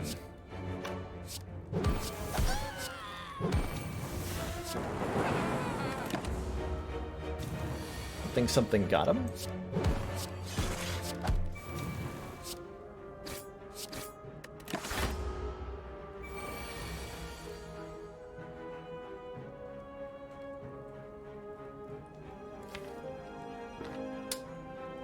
Save me? Thank you. Okay. That was a really scary moment for a second. Thank you, Dark Shackles. This is why we put you on the deck. Do I Cool-Headed for... If I Cool-Headed again, I risk drawing and being unable to play Doom and Gloom. So we probably just Dark Shackles defend, and take only a little bit of damage here. But that comes down to 1 times 3. Way more manageable. Totally, definitely way more manageable.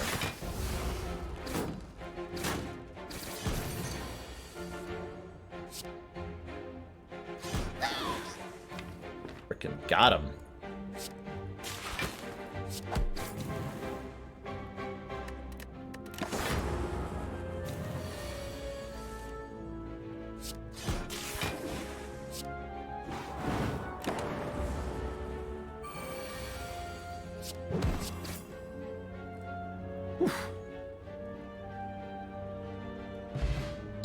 There we go.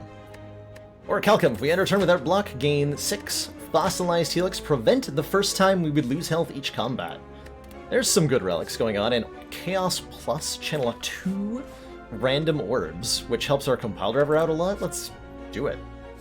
Let's do it. Speaking of orbs, would I like all of the orb slots ever?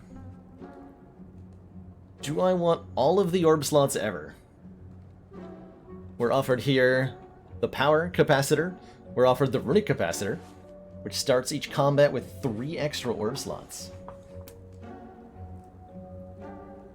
We're also offered a card removal. We're also offered a Power Potion. Power Potion could be a way to just, like, win the champ fight, if we're not certain that we can do it currently. Orb slots definitely help a lot with that Chaos added. I think I want this Runic Capacitor quite badly. It means not removing a card, unfortunately. Whereas, like, if we go Capacitor, we remove a card. Downside of Capacitor is that it is a card. Wonder how card remove Capacitor compares to just Runic Capacitor. Also need to upgrade it, I guess. So it's the same as removing it.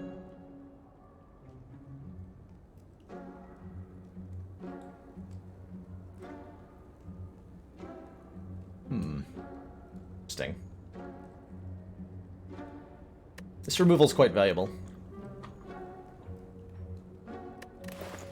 Adding Capacitor is worse than buying the Relic, but is it worse? And how much worse is it than buying the Relic? Or how much worse is it if we also get a removal and a Power Potion out of it, though? Is the question.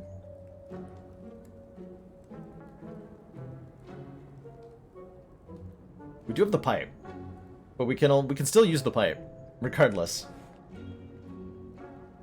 Yeah, how are we doing against Champ? We win some of the time, but not all of the time, currently. If we take the power potion, we win more of the time, but also still not all of the time. That is some crazy-ass thunder outside. Can you hear that? Can you hear that? Remember, we will be Guy watching. pitching $10 at the stream for stretch goals. Are very important before a hard workout, after a hard workout. Also, do not forget to stretch afterwards.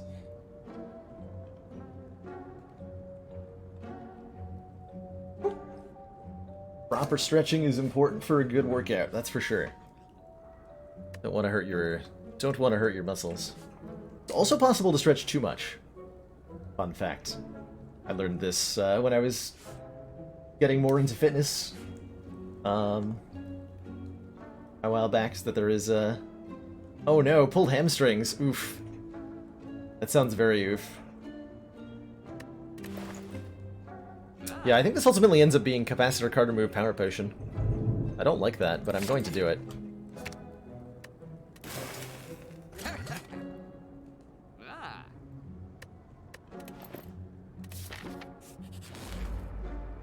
But I'm going to do it.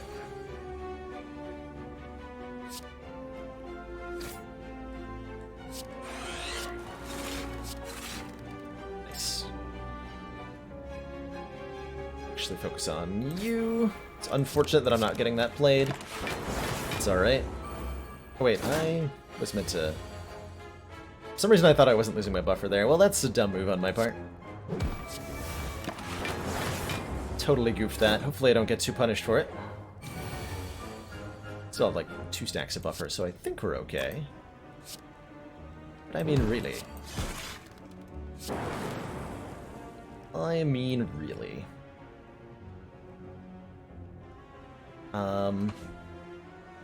Does it matter who I Dark Shackles here? I don't think it does. Yes, it does, because I might kill this guy. But if I do it... No, it doesn't matter. Okay.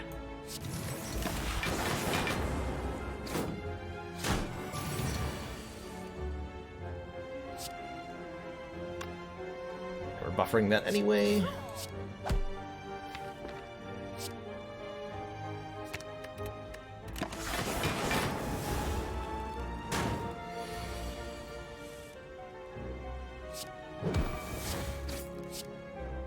So next turn he'll have 58 health. We're not gonna be vulnerable. I will evoke that orb. So I would like to defend. Let's just ditch the strike and keep everything else. Oh man, whose line is it anyway? I have not watched that show in a long time, but growing up, Whose Line was one of my favorite comedy shows. I was so excited when I heard that it was getting, like, it's getting new episodes right now on I think it's the CW, which is freaking awesome. Okay, now I take a barrage because now we have orb slots.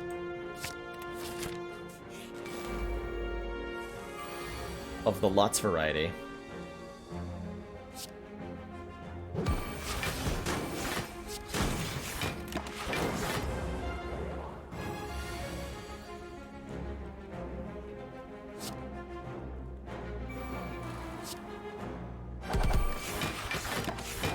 Full block for that turn. Glad that he... Well, it didn't matter. Actually, it's bad that he's not attacking me right now. Fascinating.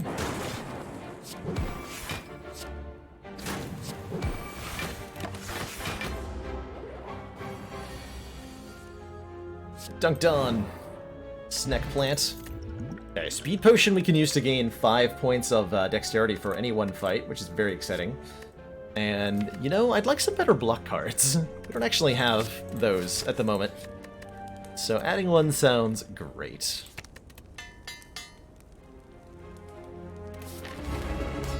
I got to see Whose Line live. Like, they did a traveling show 5-10 years ago. When I was in college, I saw Ryan Stiles and Colin Mockery on stage at our our local like college theater, and it was a wonderfully memorable experience. So I'm pretty sure we bought this power potion to use on Champ. Let's use that to win. Bit of AI seems fine. Is there some argument for Echo Form somehow being better at beating Champ? I'm pretty sure they just both would just beat Champ, so it doesn't matter too much. Get dunked on, sir.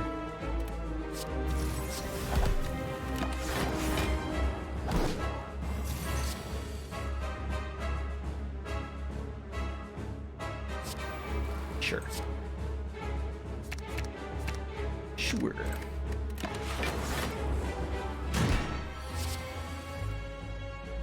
Buff and strength. He sees our strats. He's cheating. So my goal right now is just power up with these powers. And by gaining strength where possible.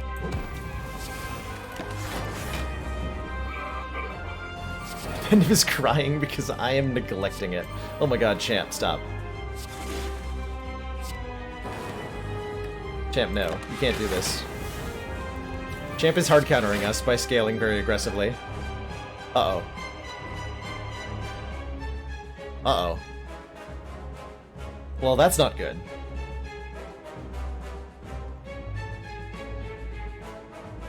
Didn't make Champ weak, he was not attacking me. Go for the eyes will only inflict weak if he is attacking me.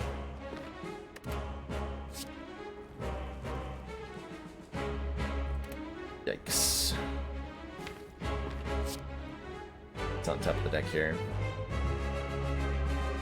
Probably need to get that storm in play, huh?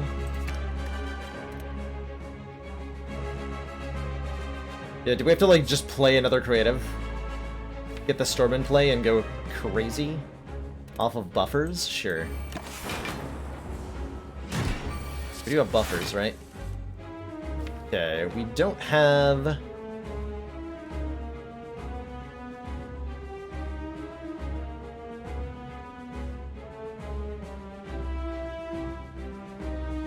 any artifact, but I probably have to play this Bias Cognition.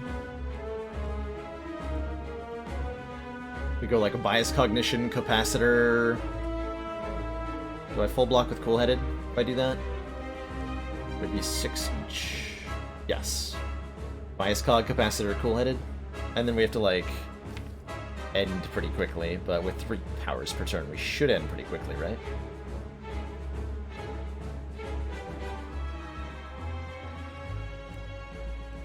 Can you post a leaked change to fire breathing? Is it the one that I saw about... File for core, there's no, both the core surges are gone. Champ has eliminated them.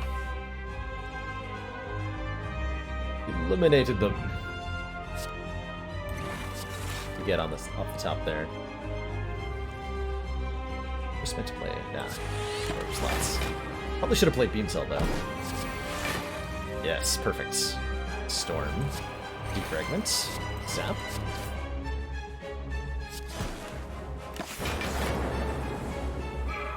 It's time to go fast.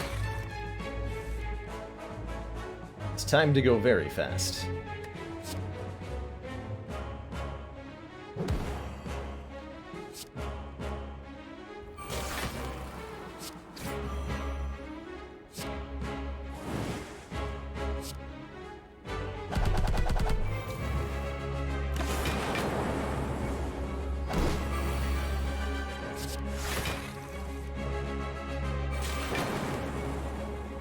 Okay, we have 3 copies of Storm in play.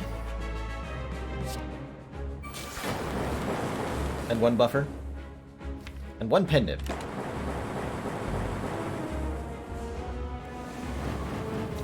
This feels like it is fine. I'll just play Storm. And another Storm. Oh, he's dead. GG! GG. That was, silly. More buffer. Multicast says, evoke your next orb X times, where X is our current energy. Then let us do sillier things with the Doom and Gloom Dark Orb if we want to try. Or we can just block more health loss. Buffer is very good block cards, so I'm really happy to throw another one in. Like a second buffer is a potential win condition against Giant Head, for example, or buys us enough time to beat Giant Head more accurately. Helps us block big hits from the heart, which we can't currently do very well. Seems fine to me. Don't particularly want to give up my focus. We have a lot of orb generation, and we'd like to gain focus rather than losing it. Although, yeah, we can block the dex down, or the thing down with Hyper Beat, or with Core Surge, right? We have 2 artifacts, so it's not actually losing us focus very often. Which would help us a lot against Reptomancer, mainly. How afraid of Reptomancer am I? Becomes then the question. A little bit? A little bit.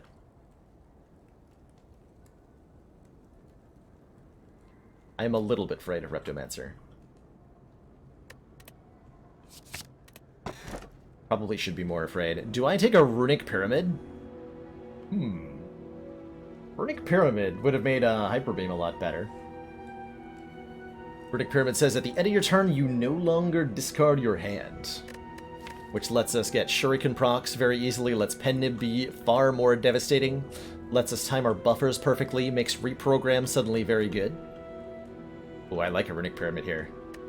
I very much like a Runic Pyramid. Other options are Lizard Tail. When we would die, heal to half health instead, 1 time. Or White Bee Statue. Potions always appear in combat rewards. I'll take a Runic Pyramid.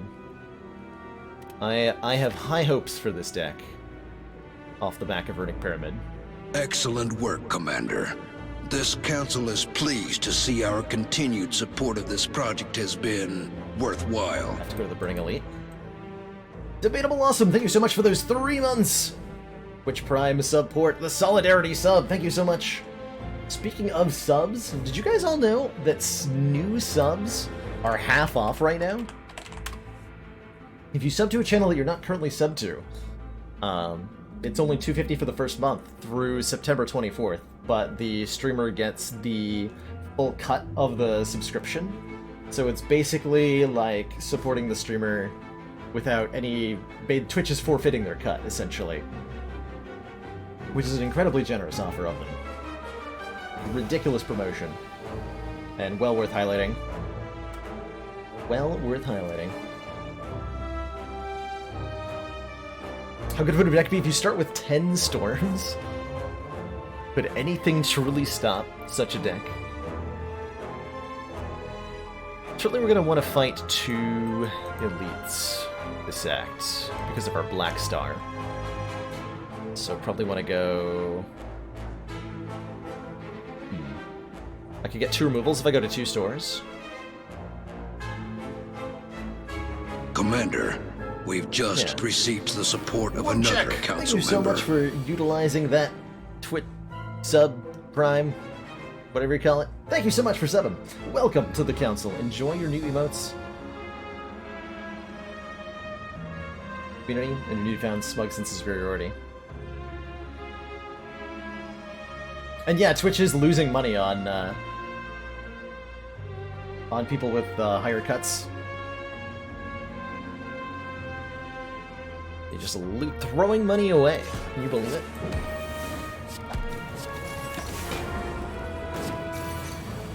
We're pitching it into the garbage can.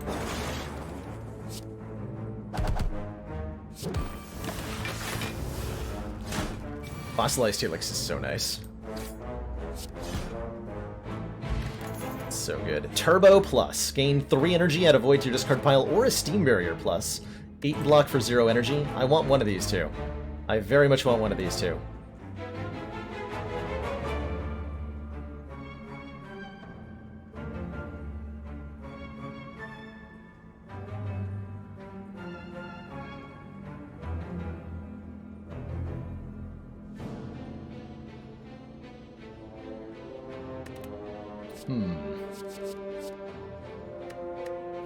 Triple plus the pyramid is definitely nice, right? Like, it lets us get down the buffers. Yeah. Buffer. buffers. All you had me at buffers. Thanks, buffers. Do I want to pen nib a Doom and Gloom next turn? Or do I just want to get it into play this turn? I just want to get it into play this turn.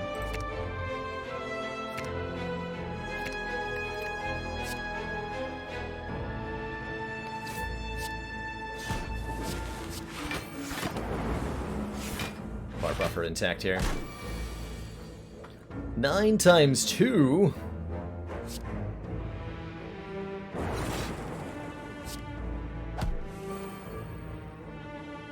Times 2?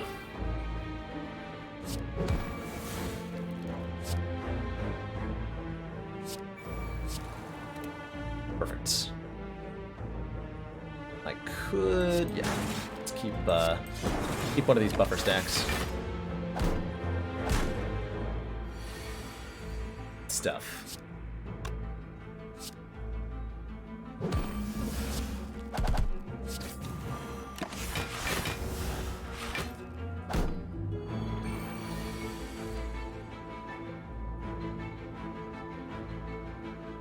Part of the September thing is that I think a lot of the money, like the money that Twitch is forfeiting, is coming from Subway, who's agreed to partner with Twitch for September. So presumably there's some sort of like agreement or exchangement of funds that went with that. I'm not 100% sure, or like I don't know the internal workings of all that, but it's awesome that they're able to give that kind of, you know, incentive. Frickin' sweet.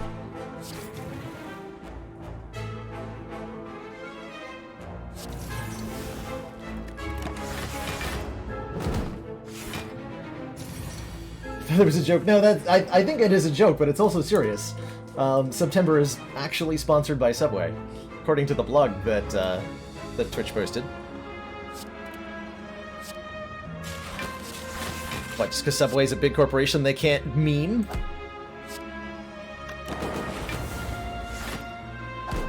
With us lowlifes on the internet?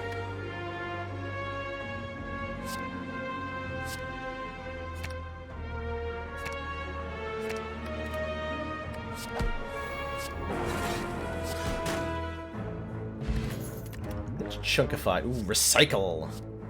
Exhaust a card, gain energy equal to its cost. Or another charge battery, which is also just fine as far as block sources come.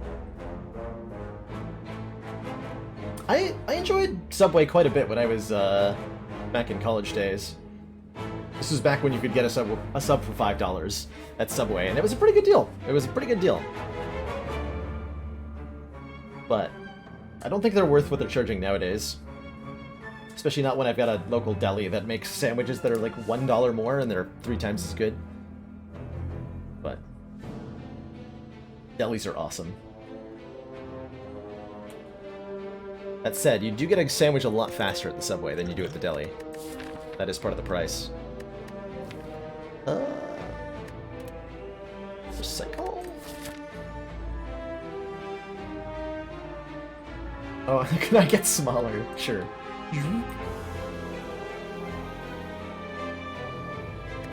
Can I get smaller? So recycle allows me to purge bad cards from the deck, improve our cycling. It like opens up weird access to kind of infinite nonsense. I don't know that we can do anything meaningful with it.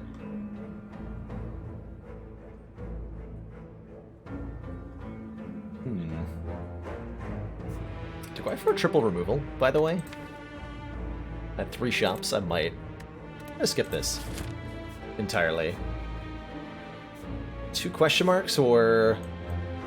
Nah, 2 question marks. Mind Bloom is too good. Mind Bloom is too good. Fortunately, max hit points are also good. And now I don't have them anymore. And I am sad.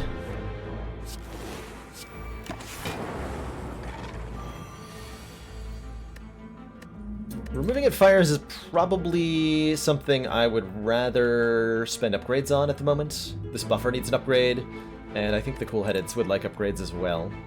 Although the difference between upgrading a cool-headed and removing a card is not significantly huge.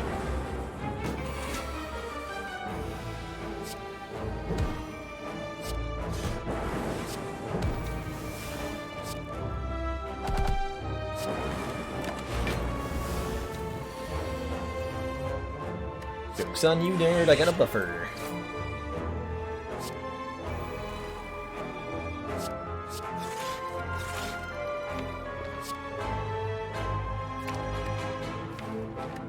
Dark up in front? Okay. You want all of that. Boop.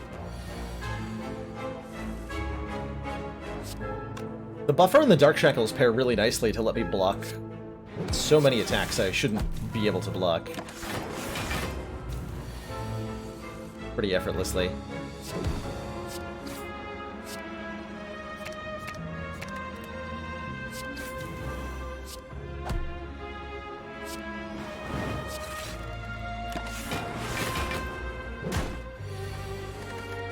Fighting an elite next, so I'd like to get Pendeb up a little bit here.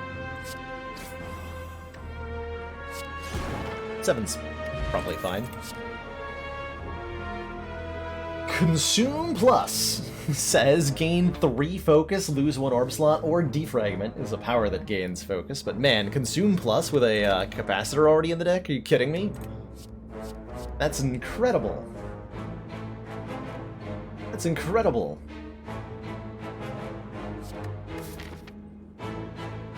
That's ridiculous. Heck yeah. Defragment is like almost okay there. I'm gonna keep this power potion, this attack potion in case we're fighting Reptomancer, and we're keeping this speed potion to go with the core surges, probably for the heart fight, in fact. And Dibs at 7. I'll fight these guys. I'll fight these guys.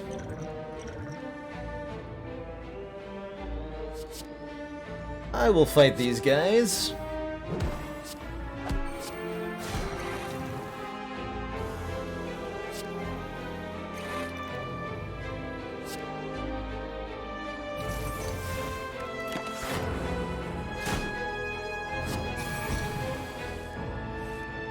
Yeah, I'll fight these guys.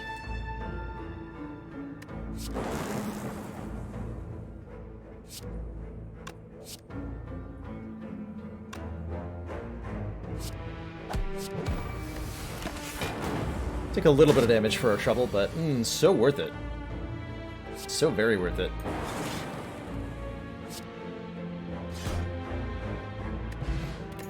Our reward is the Prayer Wheel. Normal enemies drop an extra card reward and an Ancient Potion to give us even more artifact sources. We could take a Turbo, another Beam Cell, or a Machine Learning if we wished. I'm not sure we need any of these.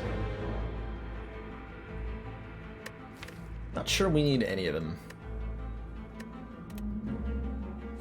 Prayer Wheel is going to give us at least 2 additional card picks. So that's fine. It's not bad. Definitely not bad. It means we're more likely to see a Bias Cognition. Or another Orb Scaling Power or something. I think we pass on all of these, though. Nemesis! Cool, Nemesis is naturally defeated by Runic Pyramid. Nemesis rewards you for being able to set up certain cards on certain turns.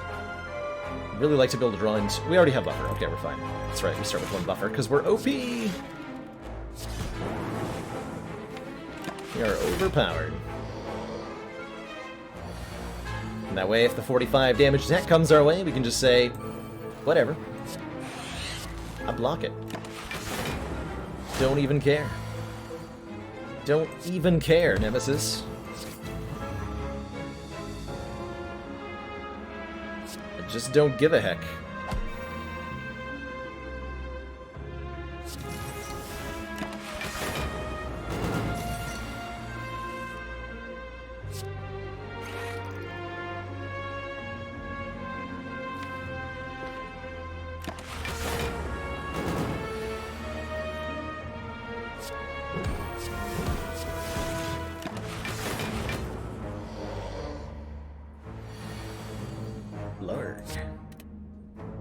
Block this. 15. Another 15. No. It's fine. That's okay.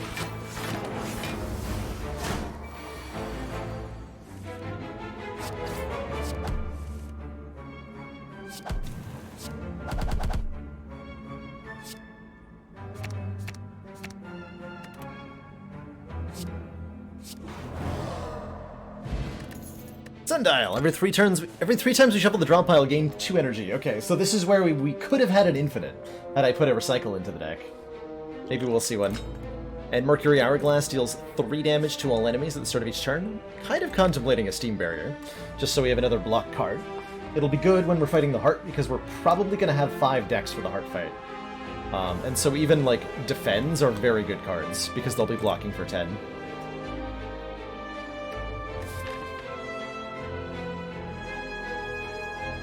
So I'm thinking about it.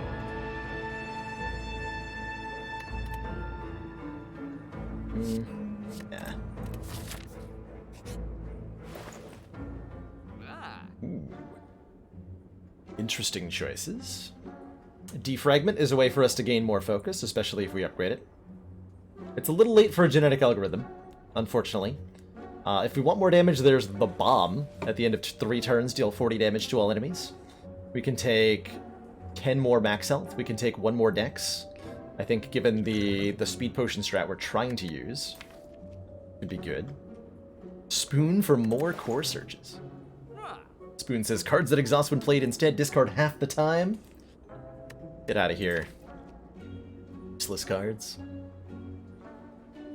I definitely like paying 50 gold for a card removal. We have Smiling Mask, so this is nice and cheap. Nice and cheap. Spoon algorithm for infinite scaling. My God, you're right. We're also getting another shop pretty soon. For the record.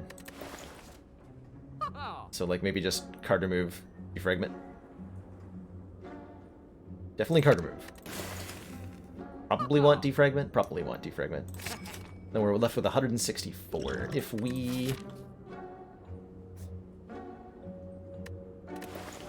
we buy the smooth stone, there's a chance we cannot afford a removal of the next shop.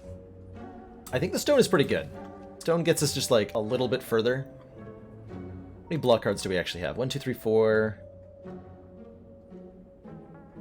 5?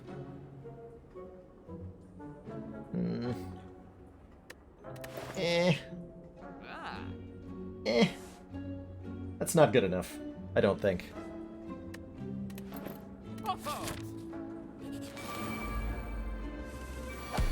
That is not good enough. Speaking of not good enough, this buffer is not good enough because it's not upgraded.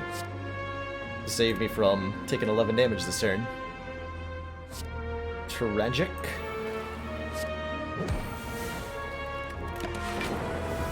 Yeah, hit him, Lightning Orbs. Show that one in particular. That we're the boss.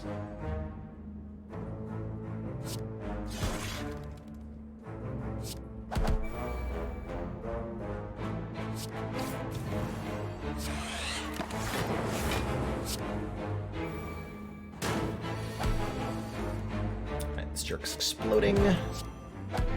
Never mind, he's dead.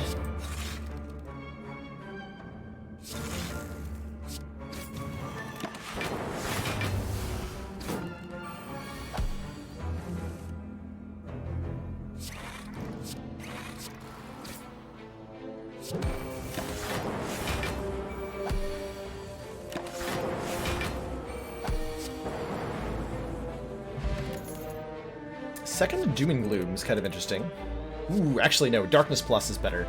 Channel a Dark, trigger the passive ability of all Dark Orbs. I also do like a Chill, 0 cost, generate some more Frost, which we're a little bit lacking in at the moment. But I have a hard time not saying yes to Darkness Plus, letting us empower our Dark Orb a little bit more, letting us push our orbs a bit better. Dark Orbs will be excellent damage for the Heart fight. Artifact cannot prevent you from losing an orb slot. No, Zonard. It's not considered a debuff. But that'd be cool if it did, right? It'd be really cool if it did. Potion Belt. Obtain 2 potion slots. Very excited about that. Very excited about that. Bullseye's a way for us to deal more damage. Especially with the Dark Orb. We're going to want another card removal here. Probably want to pick up a potion. I'm kind of eyeing that weakness potion. Although we do have 2 Go for the Eyes. So maybe not. How do I feel about Force Field? Costs 1 less for each power card played. We have several. We have enough power cards that this will become 0 cost. And I think Force Field is pretty good here in the later game. Sad to see Hello World in the power slot. Definitely remove Strike. Let's take Force Field. Let's take Bullseye. And let's take Weak Potion.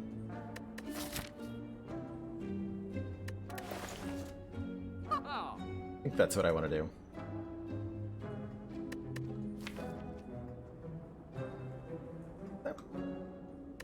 Take Weak Potion. Don't know if that's right. That might have been the wrong thing to do to buy the Weakness Potion. Here's hoping no. You have to recall the last fire coming on up. Centennial Puzzle says draw 3 cards the first time we lose health. And we're fighting Giant Hedge, who should not be too much of a problem. At least I hope not. Well, it's +4 Strength Giant Head. And I can't actually block him on turn 1 here. Which is pretty rude.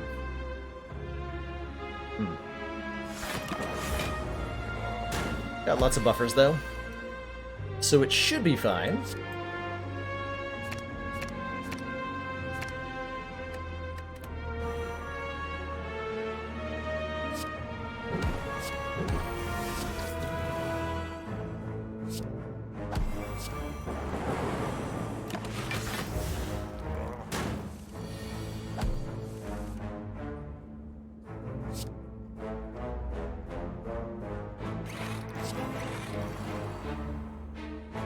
Should be fine.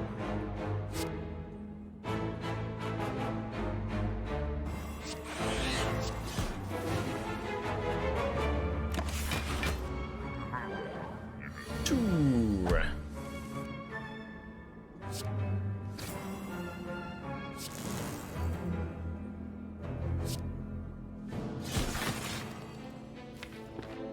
Okay, we want to draw into dual cast soon, I think.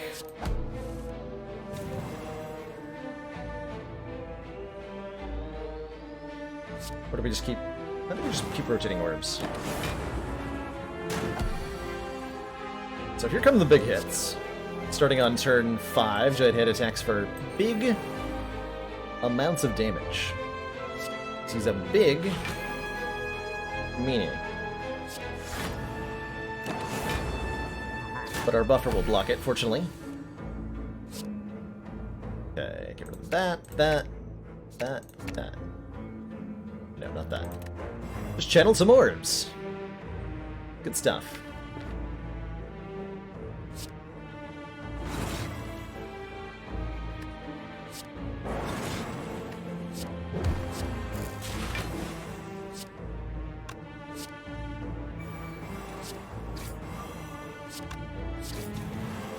Gonna get a really big barrage off here.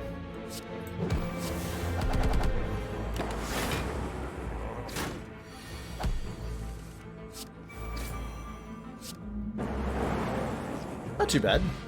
Toxic Egg's a little late. If we add any skills to the deck, they're upgraded. Blue Candle says we can now play our curse cards and take 1 damage in so doing, but get rid of them. And we're offered another Bullseye or a Double Energy or a Storm.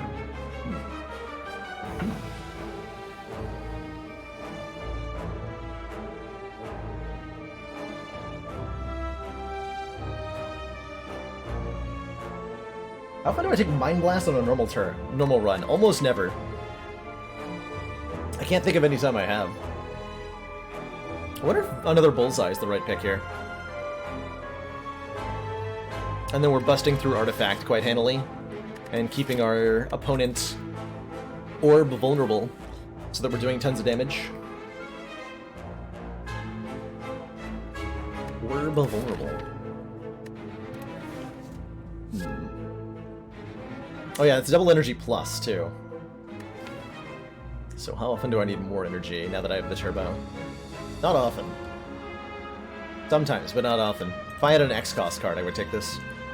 But I don't. Let's try this Bullseye. Do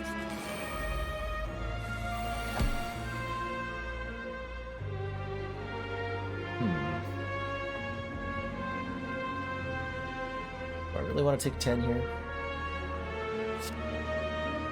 This force field.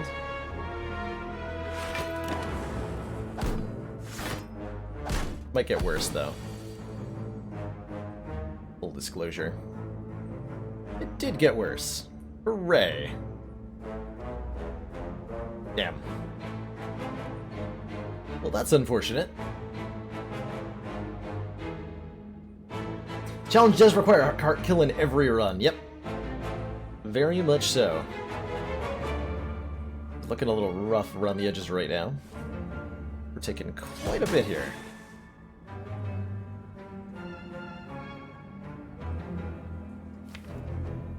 Unless Compiled River draws something good. Or am I willing to risk 2 health for a potential good draw? It would have to be Turbo, go for the eyes, Dark Shackles.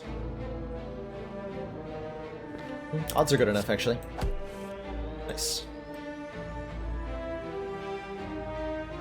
Though I should have probably hit you so that I could have killed you. Can I still kill you? Yes.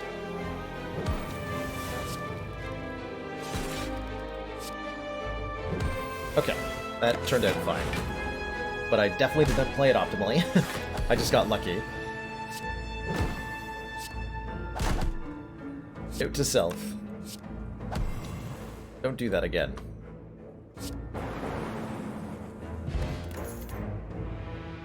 Okay, Leap Plus is very appealing at the moment. 2 copies of Leap Plus? Ah, wow. 2 copies of Leap Plus. Wow. Probably do want that. Loop is also very good. The unfortunate thing about the loop is that I will not be able to upgrade it. So it's only one unupgraded loop that we're adding. Because we want to upgrade probably Buffer in Act 4, and I have to recall at the next fire. I think I'm taking these 2 leaps. And that'll help us block quite a lot. Is Loop a better upgrade than Buffer? Good question. Next question. Yeah, getting this Dark Orb out immediately is pretty valuable to me. We're gonna have a rough turn here, unfortunately. Wherein I take quite a lot of damage. Ouch, my face. Please stop hurting my face.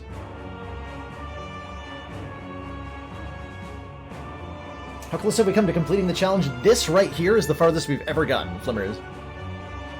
We are fighting the Act 3 boss on Ascension 13, and that is as... no, that's actually not quite. We have gotten to Act 4 of Ascension 13. We didn't die in Act 3.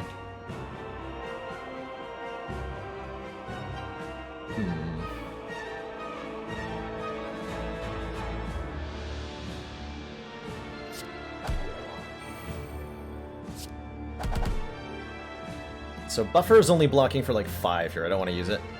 I'd like to hold on to the Speed Potion pretty badly, so I could Turbo and play 2 defends, but I'm getting Orichalcum, so I'm not going to. Just take our 20 damage here. Be a little bit sad about it.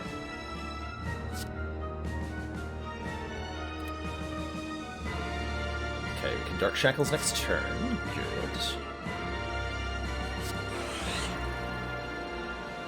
I full block this. Yes. No. Yes. But only if I devote everything to it. Okay. It's fine. Will I need that consume soon? There it is.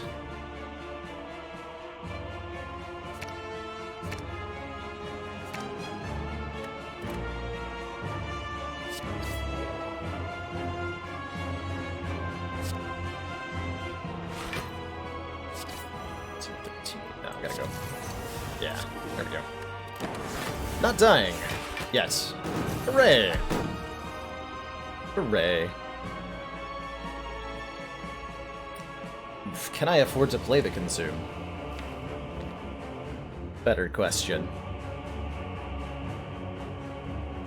Better question. Am I allowed to play it?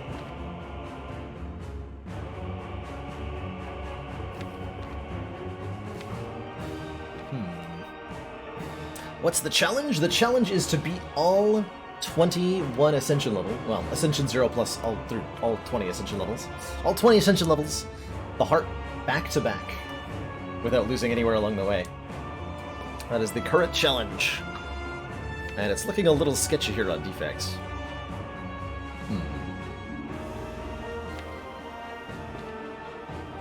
So if I were to just end turn, we would die.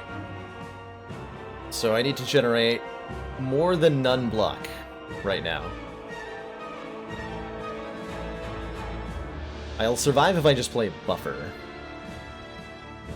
If I consume, I go down to like 1 hit point.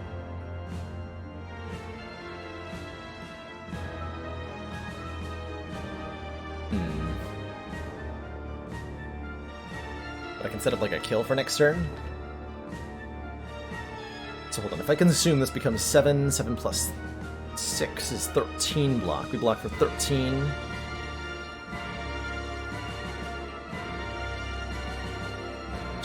Plus 13 is 36. So we exactly die? Okay, we would exactly die if I did that. Consume Chaos has a chance to kill me, unfortunately, so I don't think I can try that. This might have to be our speed potion.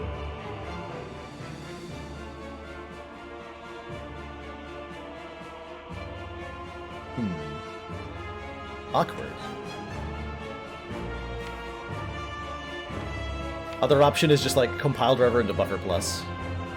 Or buffer chaos is pretty good too. That's another option, buffer chaos.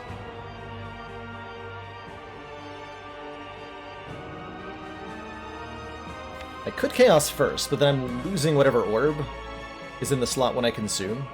Might just have to though.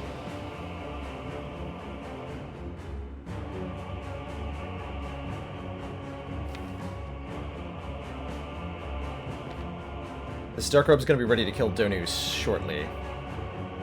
But I need it... Is it gonna be able to kill him next turn? Better question. How do I kill Donu next turn? While surviving.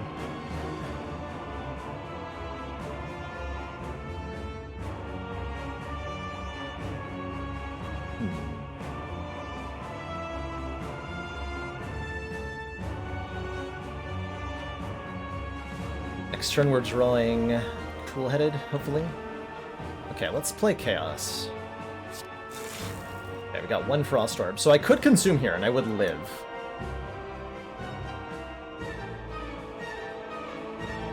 If I consume, I do survive.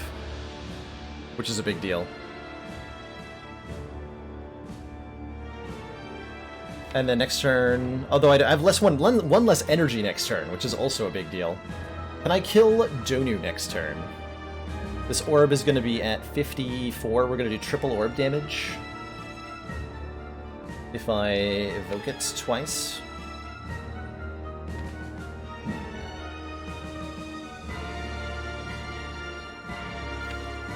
I think I charge Battery Defend. We get 5 energy, we draw all the cards. And then I should be able to kill Donu. I haven't done the exact math on that, but we should be able to kill Donu. If I charge Battery Defend here.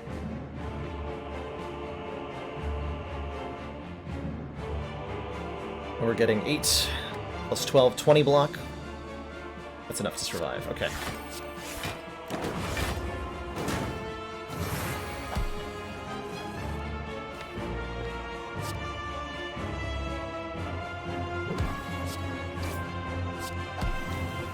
So, with Bullseye, Donu takes 50% more damage from orbs.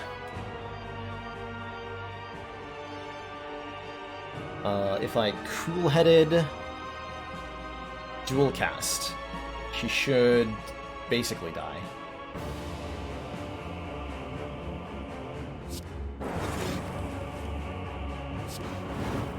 Okay.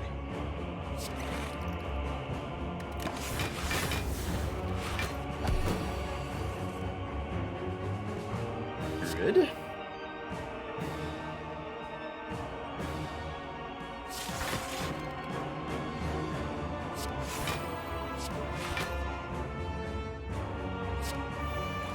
To be extra sure. Okay, we should be totally safe now. That was kind of sketchy, though. That was definitely kind of sketchy. Just gonna put that out there.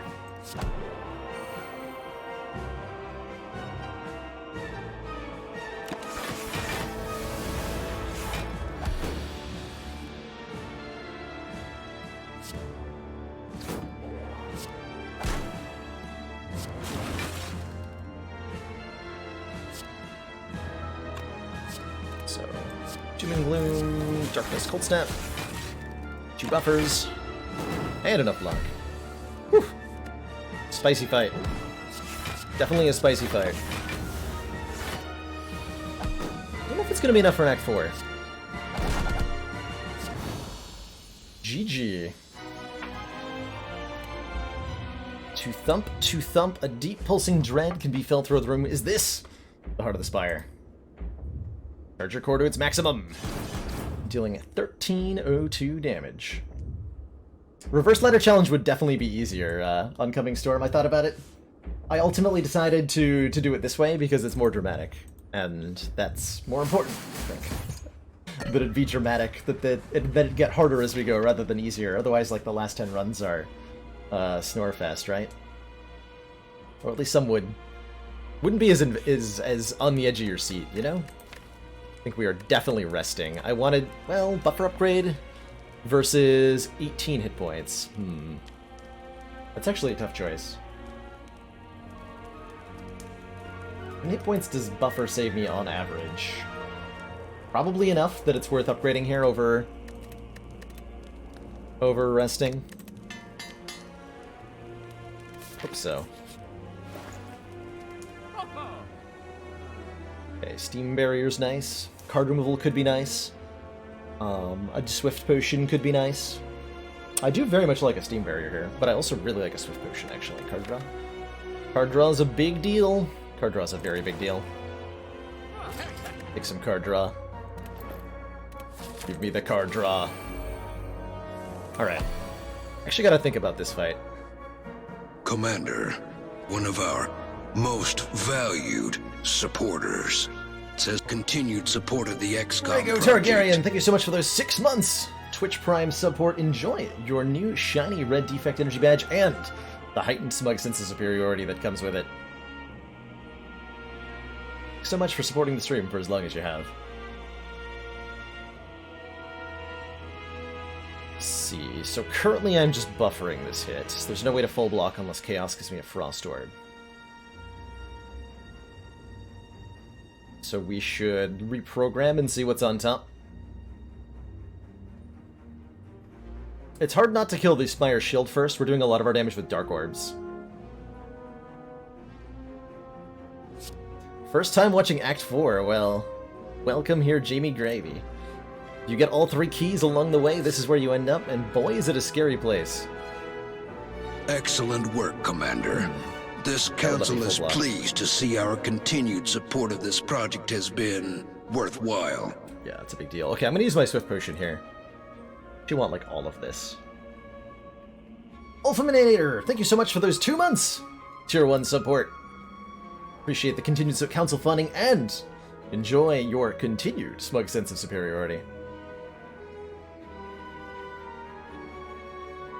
Do I feel like I'm gonna need Capacitor in play in this fight? Is it gonna last long enough for me to get orbs in play? I have a barrage in my hands? Yes, it is. Okay, so I actually just want all of that. As it is. Okay. That's fine. Maybe drop 1 Core Surge, actually. So I'd like to hold on to my buffer this turn, which we can do with, perfect.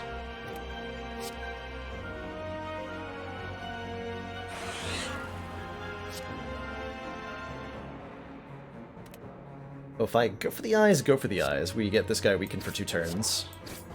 Or Calcum will block for the necessary amount here.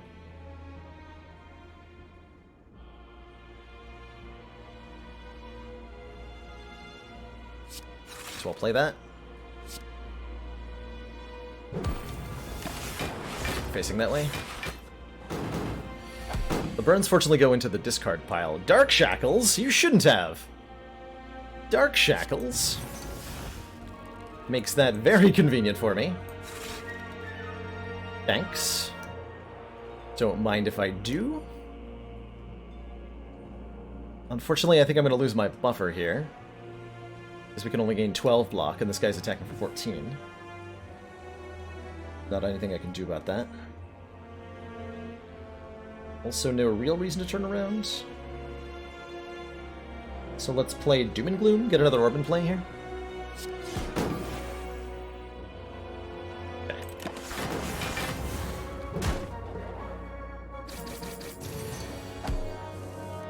No buffer, unfortunately, but we can turn around and do most of this. Cool, we have a Pendant for Barrage, so we can do a lot of damage, and we should start focusing on killing Spire Shield here, as I would like to eliminate it first. Because I think we'll be more successful at doing so. Is that true? I can block this guy better. I have to use my pen nib. Oh yeah. So I have to hit this guy with bullseye, no matter what here. Yeah, let's kill Spire Shield first. That's what the Spire is telling me to do this turn.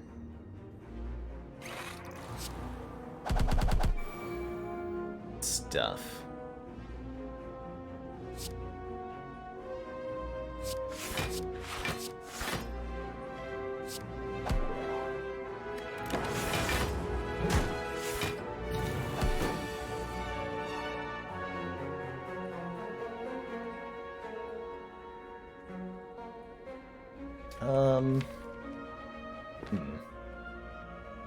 Can't get that Dark Orb to the front, though, which I would really like to do. By Zap Beam Cell Compile Driver? Is that going to be good enough?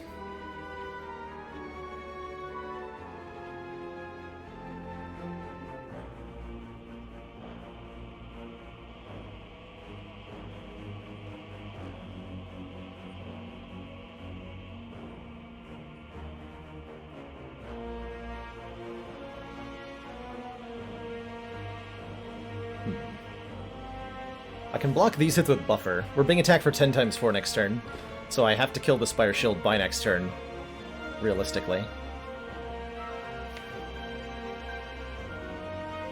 Or things are going to get very ugly. At this point, is Recursion better than Zap? Yeah, Recursion would be better than Zap if we had it instead of, but not often that you're offered to transform your Zap into a Recursion. It becomes a question of, is Recursion and Zap better than just Zap?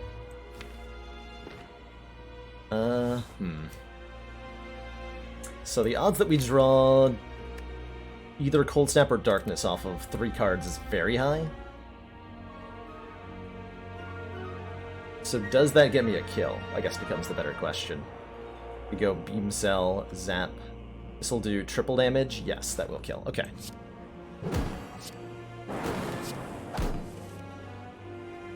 Perfect.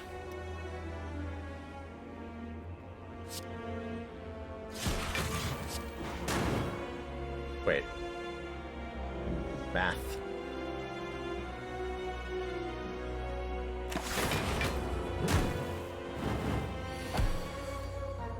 Got punished on that one.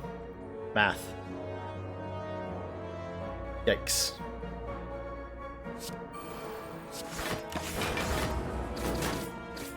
Thought that was a kill. Totally bungled that. Totally bungled that.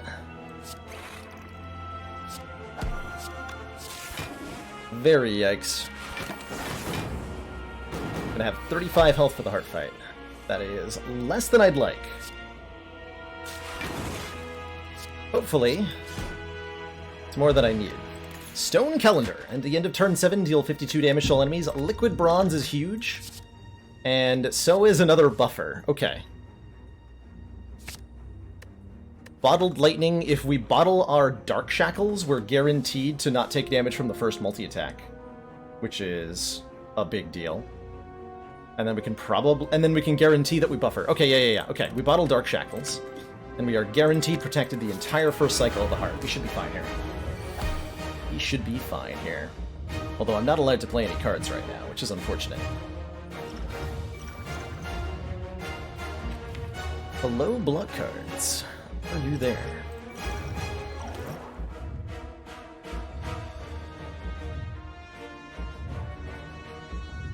Okay, so our first turn is, I think, pass? That's a little rough.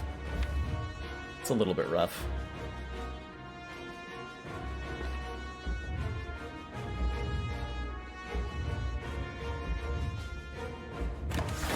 Hopefully our next turn isn't also pass. Oh good, a block card. Excellent. Excellent!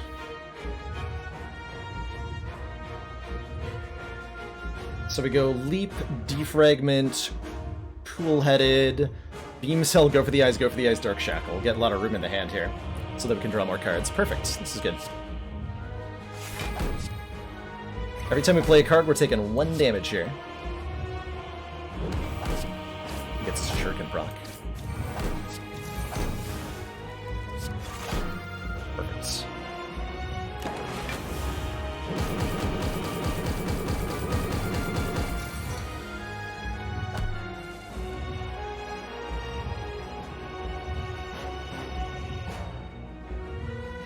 Just defend.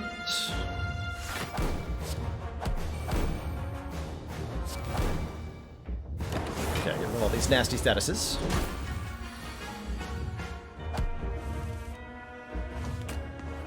Okay. Here's where it starts to get scary. Because we can't block the multi-hits very well now. Not very well at all. In fact, I probably want to take a little bit of damage here.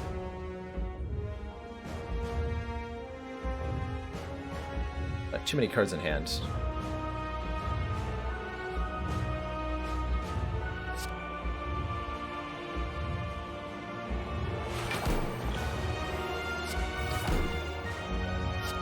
Okay.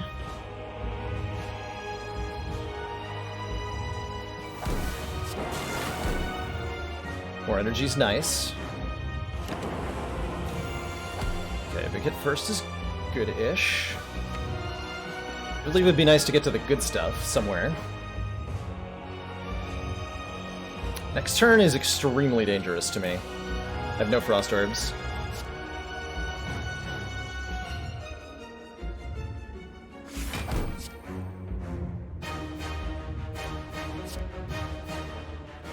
Okay, let's get some Frost Orbs going, hey?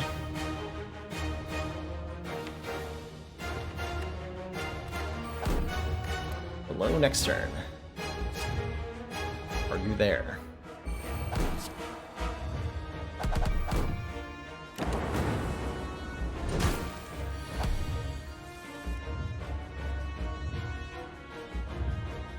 Okay.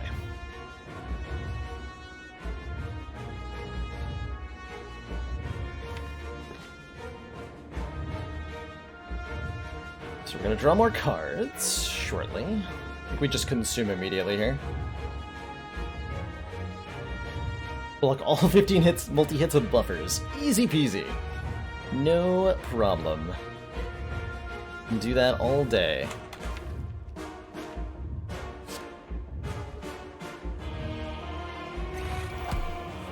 Okay, good. Capacitor. Very happy to see Capacitor.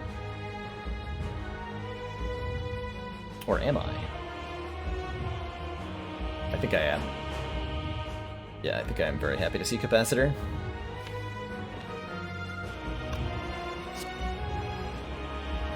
Which means we're not dual casting a Frost Orb this turn, we're just getting our orbs up.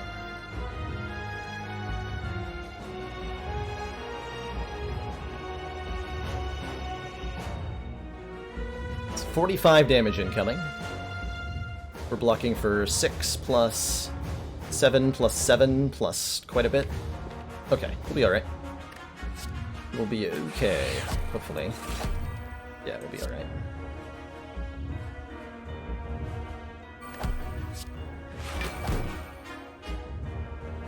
17.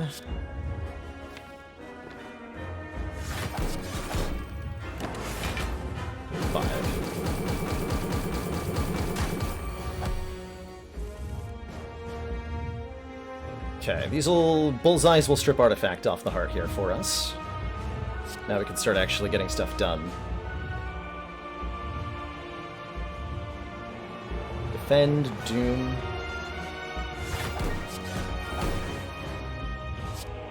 Darkness. It's really nice having the extra energy, though. You know? Next turn's gonna be a very big multi-attack. Or, well, the next multi-attack is gonna be very big, more accurately. That is very spooky for us.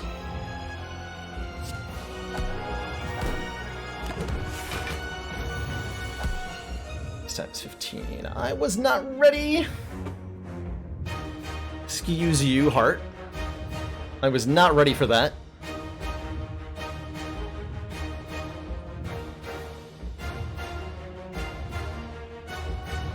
We can draw 3 off Compiled River. Do I need to dual cast this Plasma Orb, or do I need to dual cast a Frost Orb? Better question. I think we can survive this turn. But we're gonna need to go for the eyes. There are 24 cards in the draw pile, I'm only gonna draw 3? Ooh. Good luck to me. Good luck to me. Only I had a little bit more health, you know?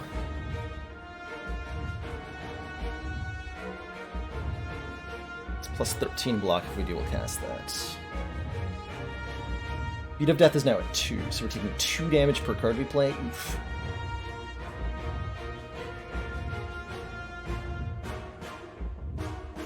That's a big oof.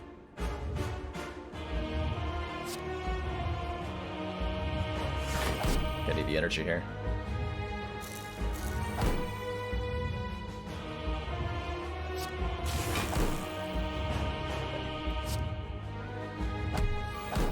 Good.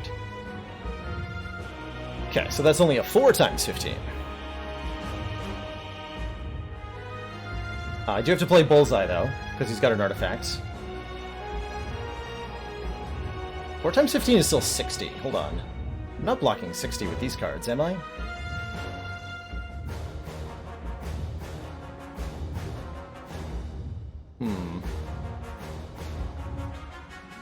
Bullseye, Cold Snap, go for the eyes. That's not enough, right? Uh-oh. And then I have, what, 1 buffer? Or one, I get to play one of the 2 buffers? And that is only going to be 8 block, so I think we're dead. Or 12. No, because he'll be weak. Yeah. So the best we can do, then, is this.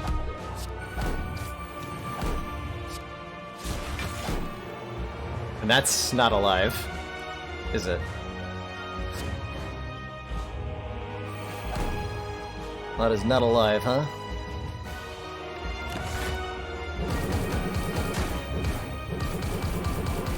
Damn. GG. GG. Oh, I really think I punted it with the Spire Shield misplay. Oof. Oof. What is it with A13? Defect. It's defect. It's the first defect run after Ascension 10. Unlucky number 13. Dang. Dang. So I guess the question then becomes, do we have the time to climb all the way back up before the new character comes out? We're gonna have to. We're gonna have to. Let's get back on that ladder. Get back on that ladder. My title at? Where's my title at?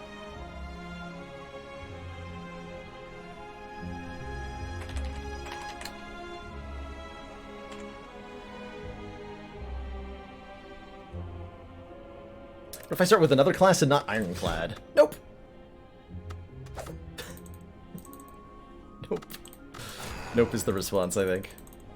Let's bring it back down. Silent A0. Defect A1. Ironclad A2. So on and so forth. I did just die A13 defect again. Yes, it did just happen. It's tricky. That's tricky. That is tricky. Let's take a coffee dripper start on Silent here. Shall we? Shall we? Let's. No resting, huh? The coffee dripper gives us an energy every turn, but means that we cannot rest at rest sites. I think we'll find on Silent that we can usually get by without resting too much. As long as we keep our block and damage output both good. Challenge is more exciting if we don't make it for a few times. That's right!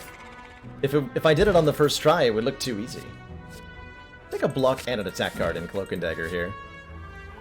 Let's take some mediocre potions. Thoroughly mediocre potions. Okay, sure, sure.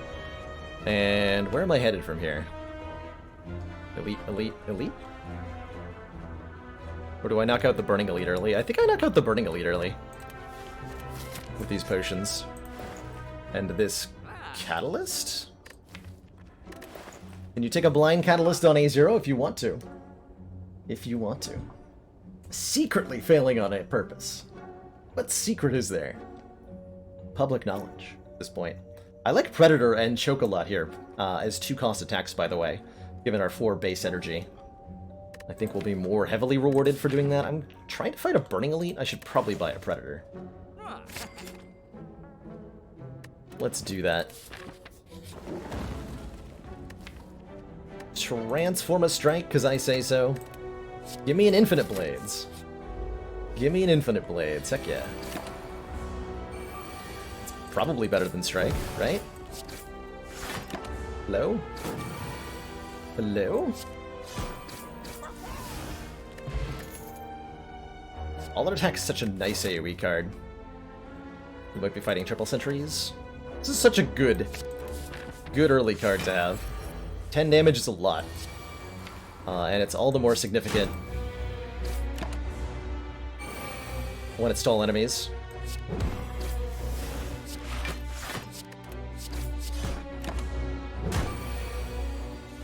Just chunk that nerd. Having full energy in this fight just does so much to let us block and attack all at the same time.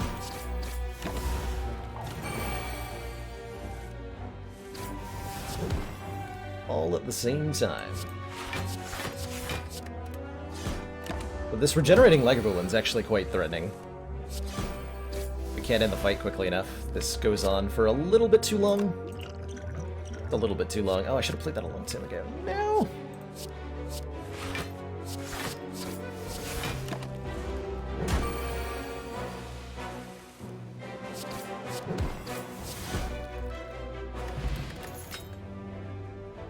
So what happened that we lost that defect run is a good question. We didn't get quite strong enough.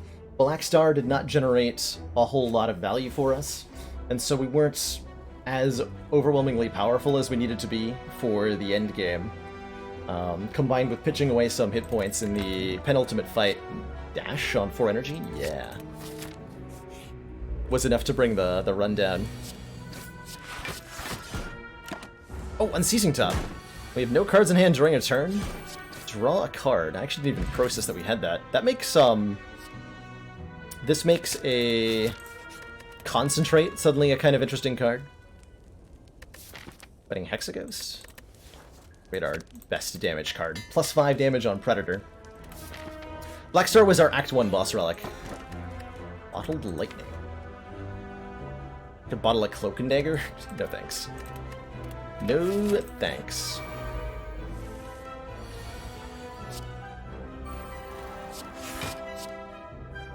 No thanks. Yeah, we're starting the climb with Silent, that's right. Climbing anew. Or we just met an unfortunate end. Damn it. Gotta remember that that's a thing. Someday.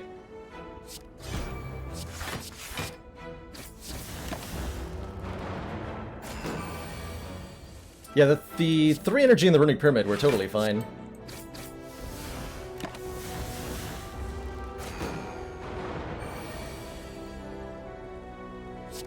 Definitely wouldn't blame that at all.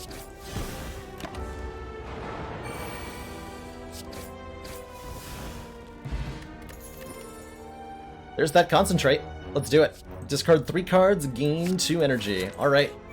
How much can we make this top spin? That is now the question. How much can we spin to win?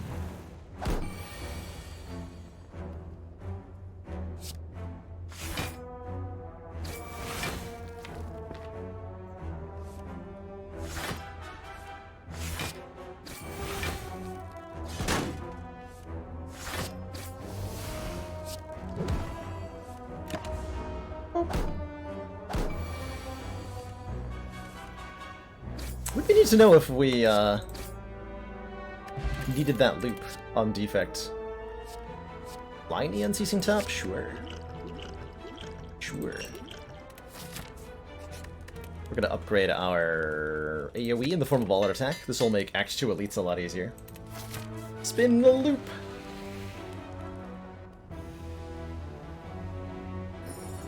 I have a blue candle? Give me that.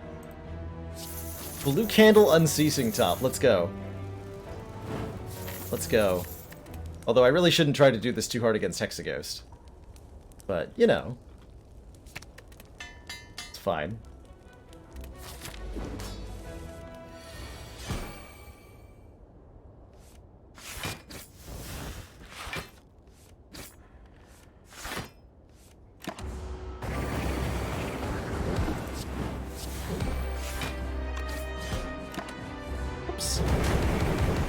Somehow I managed to forget it immediately after using it. Don't really know what that says about me. Might be a little worrisome.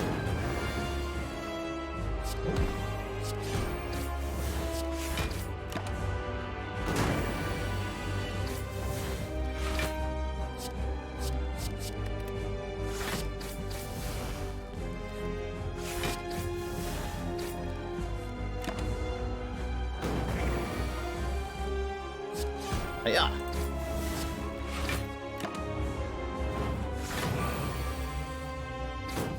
Good turn to draw a burn. Especially given that I can discard it.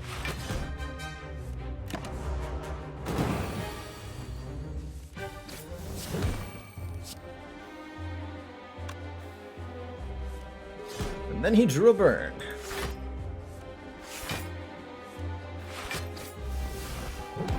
Nice. Ah! Beautiful. Oh gosh, yeah, medkit would make this into something else entirely. I hope we find one. Corpse Explosion. When the enemy dies, deal damage equal to its max health to all enemies. Very good card. A little expensive in terms of, like, unceasing top things, but I'm gonna take it, because it's great. It's all the reason I need. You could take extra energy with the Philosopher's Stone, gain an energy at the start of a turn, but all enemies start combat with 1 strength. Or transform and upgrade 3 cards with Astrolabe, which would let us take these thoroughly mediocre strikes out of the deck. And given that we're already on 4 energy, we could then try to get other stuff. Spire will give me medkit, but the Spire will also give me Time Eater. How often do I take Ectoplasm? Not too often in runs against the Heart, scot-free. The Heart really wants you to spend your money wisely.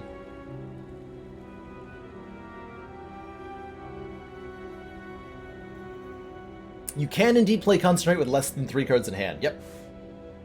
Yep. I'm going to Astrolabe here. Removals are pretty important in actually getting the Unceasing Top to do stuff. Just as extra energy is, and I don't really want to deal with the downside of the Philosopher's Stone right now. So give me a Backstab plus, a Slice plus, and a Crippling Cloud plus, please. That sounds excellent. Sounds exactly like what I want to have. Heck yeah. Heck yeah. Are there any Ascension levels I don't particularly like? That's an interesting question. To look at all of them. I'm sure there's one or two in there.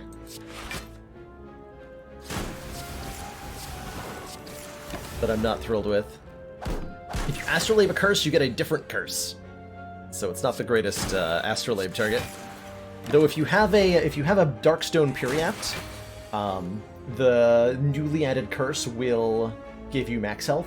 And if you have an Omamori with charges remaining, the Omamori will block the transform curse from being added, so you'll effectively remove it. Kind of fun.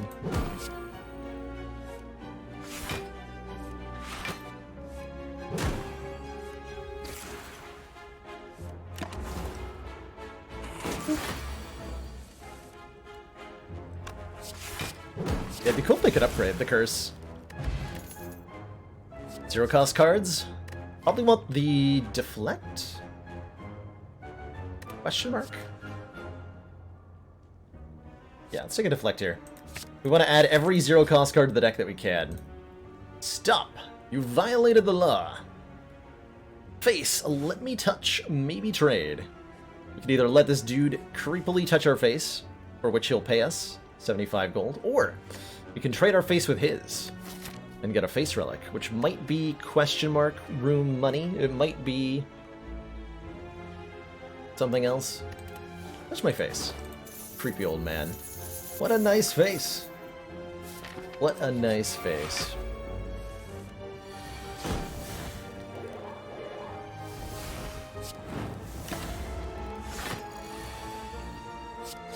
The nicest of faces.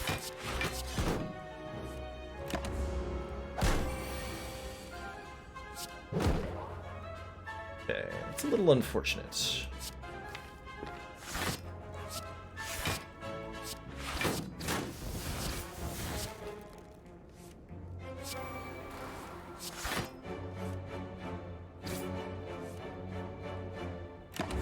We could have killed with a slightly different route through that fight. Could have also used the poison potion there to kill, but only 2 health.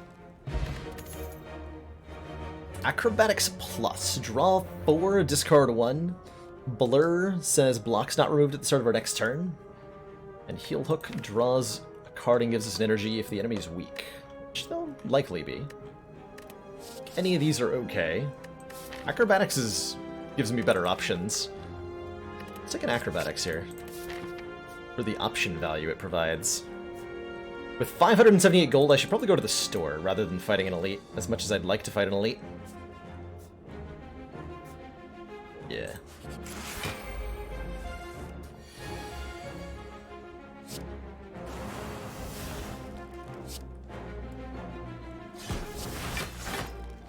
Fourth character coming. What design space do I think it'll occupy that isn't covered by the OG3?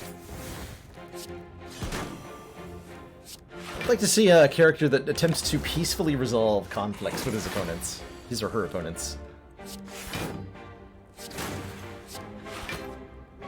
It's a cool thing about Griftlands is the negotiation aspect of it. Where you can avoid fights by persuading people and stuff. Really like that.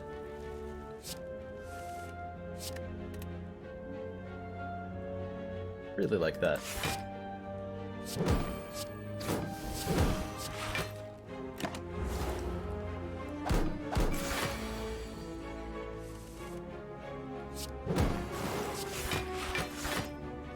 Running away is persuading people, right? Sure.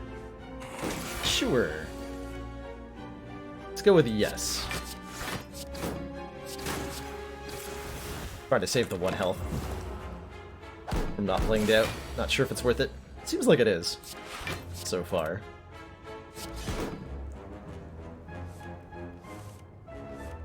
Definitely is.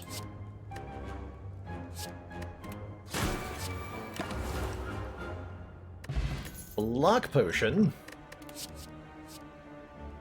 Outmaneuver next turn, gain 2 energy. You know what? It's actually kind of good here. It's actually kind of good here. Because we can use that extra energy on the next turn to have a crazier turn. And it can kind of like spiral and chain react, so let's take that. Let's take that.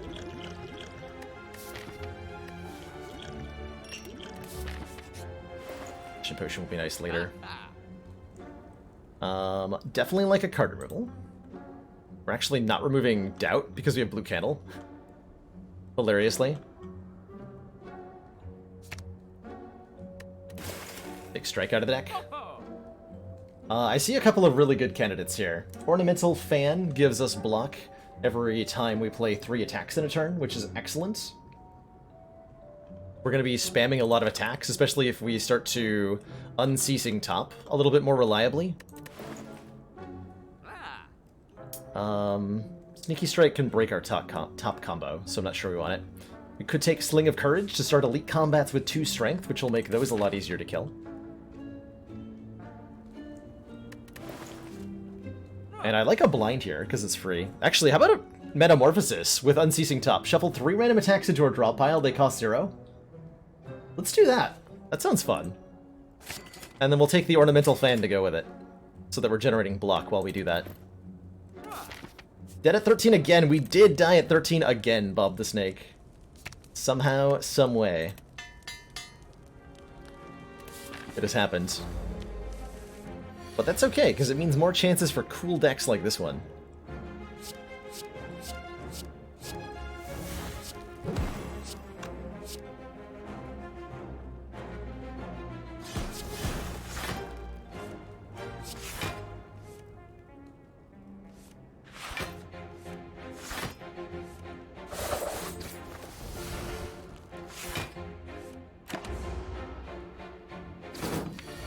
Zero cost Karen finale. Oh boy.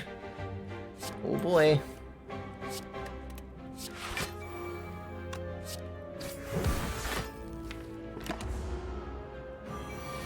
So every time we play a non-attack card, we shuffle a, wait. Grand finale. Easy every time. Easy every time. Might be a skip here.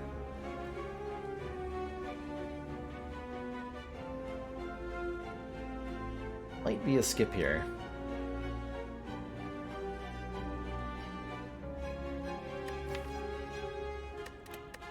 I think it's a skip here.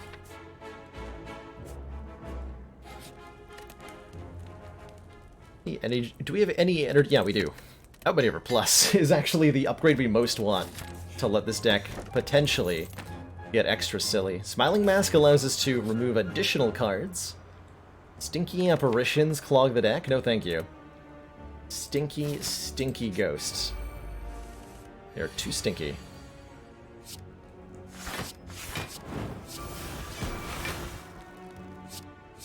Another zero cost grand finale. Amazing.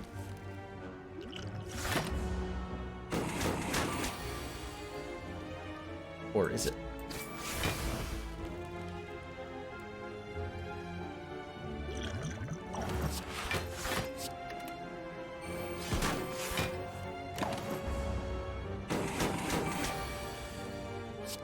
Bit of a tough fight, but potions get us through. Thankfully.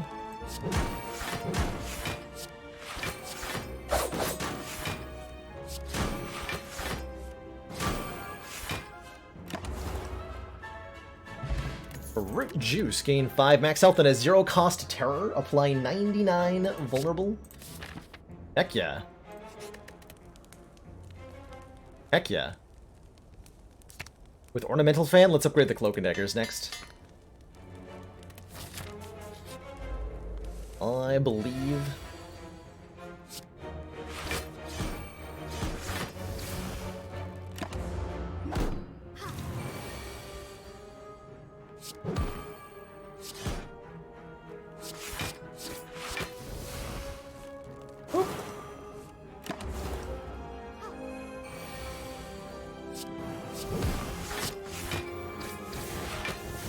Spin to win. Yeah, Fieldman, what happened? We ended up... It was a close fight against the Heart. But we got a little bit too battered by the Elite beforehand. Tragically. Can't believe I died in the same place twice. Gosh dang it. Keep adding 0 costs into this deck. I'm sure it'll work out fine.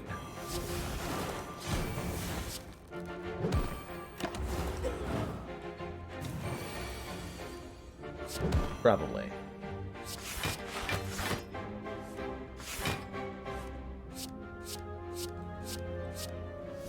Oh boy, that Zero Cost Grand Finale coming back. Heck yeah.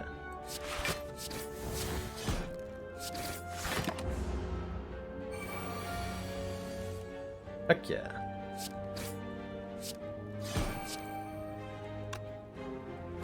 Not a kill, huh? But it is with a poison potion, so let's just do that. Run away! Run the heck away. Pendib! Every 10th attack we play is doubled in damage, which is a pretty big deal. We're fighting Chimp now. Actually not sure how this fight goes.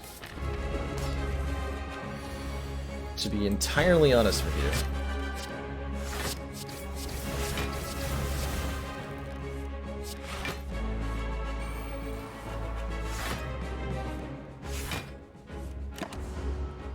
So we just saw every defend in the deck. Good on us. Slash, Dagger Spray, Poison Stab, Quick Slash, Masterful Stab. It's fine. Should be good enough. I hope.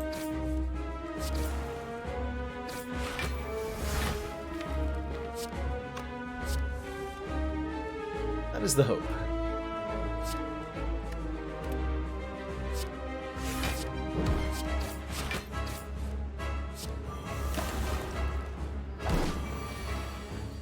So the first cycle through the deck is like purging all the crap.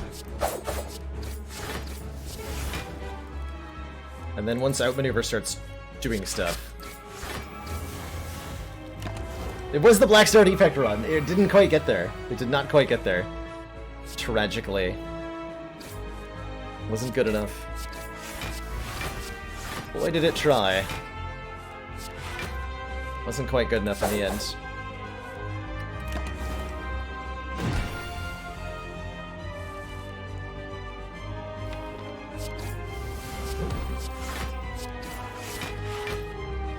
Hoping to draw Outmaneuver here.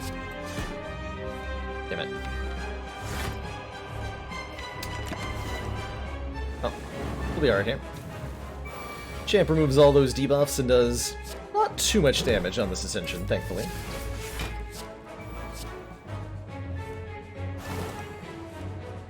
Or does he?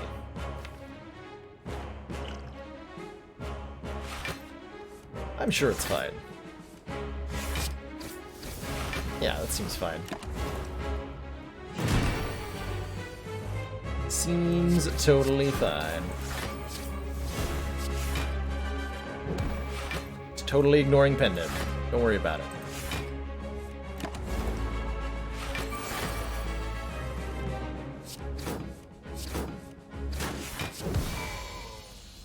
Got him.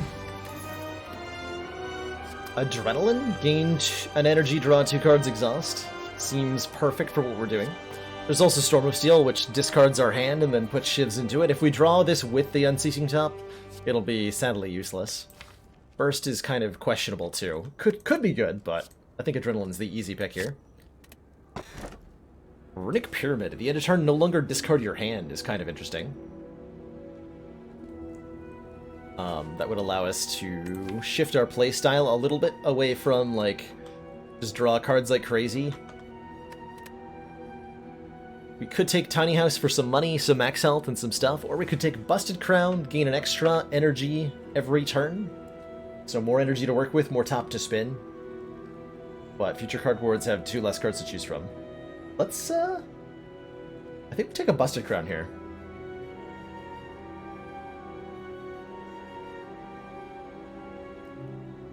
I think a Buster Crown's great. We're going to rely on Metamorphosis and the Ornamental Fan to do a lot of the work for us, and we're going to hope this isn't Time Eater. Good, it's not Time Eater. Cool. Easy peasy. Buster Crown an auto pick with question card. Nope. You're still losing a lot. Question card does mean you're not as limited on card choices, but you're still losing a lot of card choices. And so it's turning what was a strength of the deck into a weakness. So if that was a strength you were relying on, for example, that's not something you want to lose. See, I value removals quite a lot right now. Fortunately, I can only get one. Well, that's unfortunate. Yeah, whatever, let's just get a bunch of events. Events are fine. Or whatever. Probably.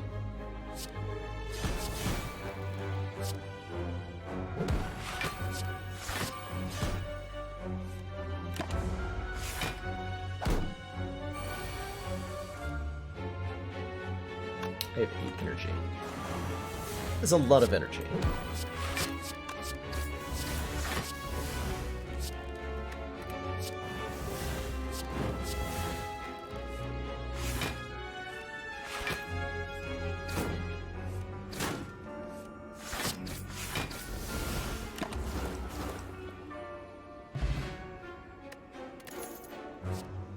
Yoink! A free card, I'll take it. Transform a card. Cool. Get rid of the crap that I have, which is currently defend. Defend the worst card in this deck. It might be. Accuracy. Oh boy. Accuracy. Perfect. Flawless. Amazing. Wonderful. Ooh. Options.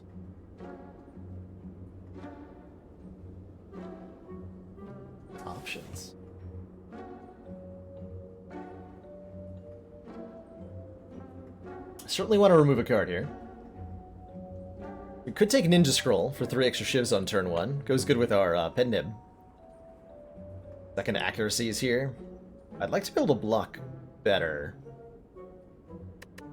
We transform a doubt, we get a different curse. Is what happens. We want more block. I guess attack's basically the same thing as block. Just play more cards, that's how we're gonna get more block? Sure. That's fine. So definitely remove a card. Do I take an Apotheosis? Notable upgrades are... No, I don't take an Apotheosis. There's not that many good upgrades here. I don't know if this is gonna work on the heart, by the way. We still don't have, like, a medical kit. I should keep enough money to afford one.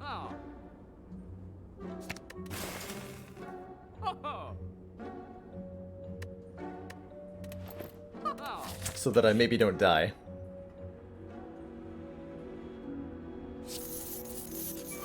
Happily take another curse. Curses are very good for us.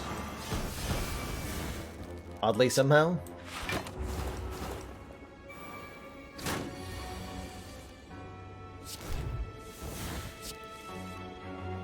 Oddly, somehow.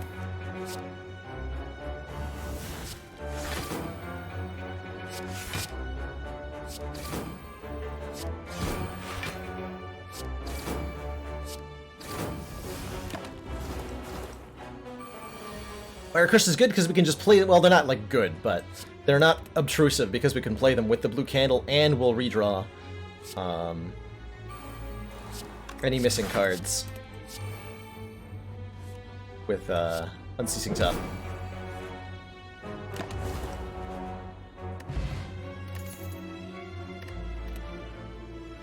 Probably have to take that. A little bit better blocking. Not a whole lot, but a little. Reptomancer. Works for me.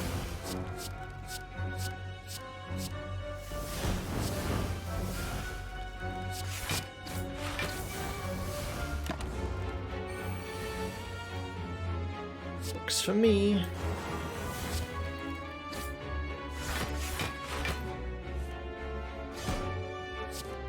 Oh, nice.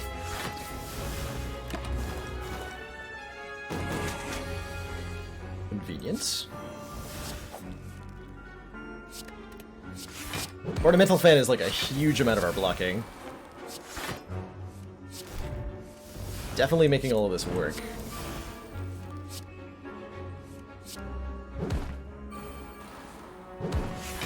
Commander, the aliens are disturbing. The 6 Ninja, thank you so much for those 5 months. Twitch Prime support, Rip Streak. Glad you still believe. Not sure I believe in the defect anymore. Been tragically experiencing the Spire lately, but I appreciate the continued Twitch Prime support. Thank you so much for being a part of the council for as long as you have. Thanks for being here. 12 energy.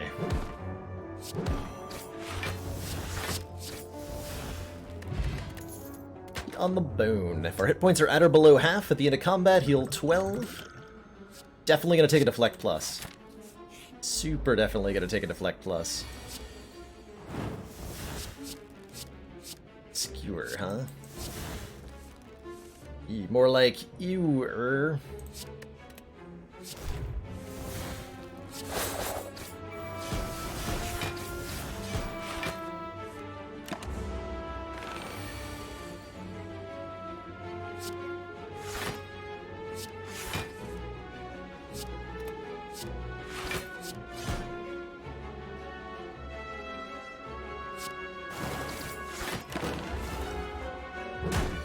Easy perfect lot. Affirmation needed for an infinite? Nope, I think the, because of Beat of Death only being one, Ornamental Fan should be enough to survive something like that. If that's the direction we end up going in.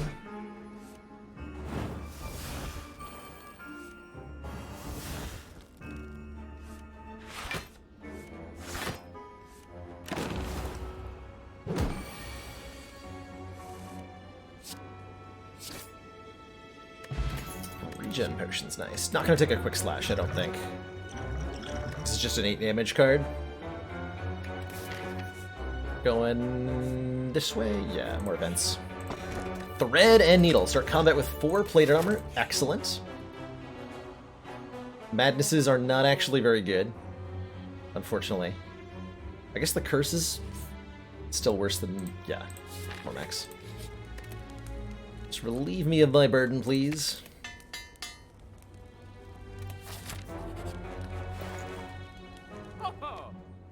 We have 572 gold here. And no medical kit. Yet.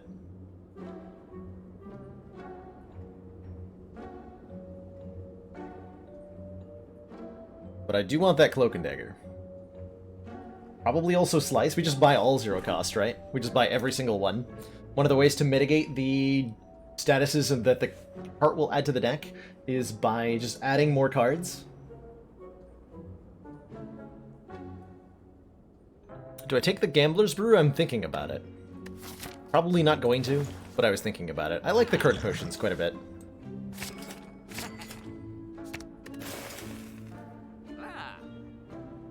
How about Deep Breath? Deep Breath feels not helpful, mainly. Feels not helpful, but Ancient Tea Set's great. Start the next combat with 2 energy. Gives us quite a leg up in a couple of remaining fights. And we'll take the rest of our money to the final shop. Yeah, not enough fires left for the pipe to be any good. Definitely fighting these nerds, although they add burns to the draw pile, which is terrifying. Just gonna go ahead and flex potion right now, and this fight will be over. Everything will be fine. Yeah.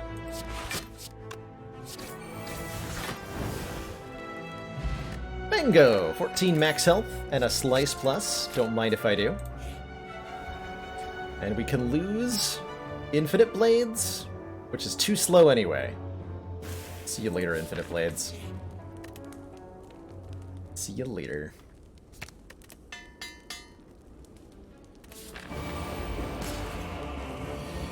Alright, Awakened One.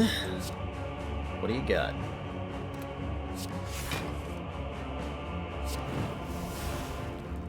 Awakened One gains strength every time we play a power, which is going to be basically never.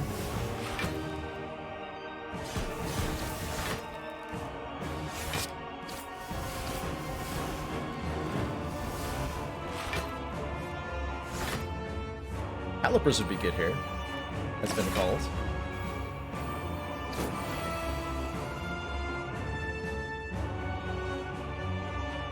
Calipers would be good here.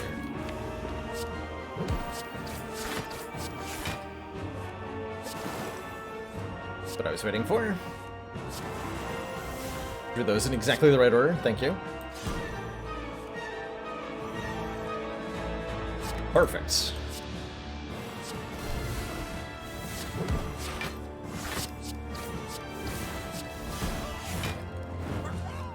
Good call.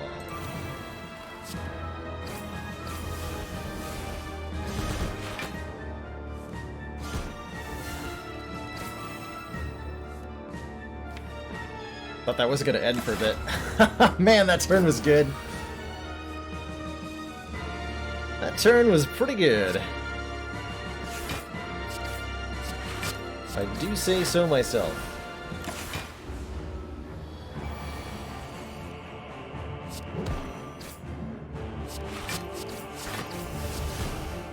Yeah.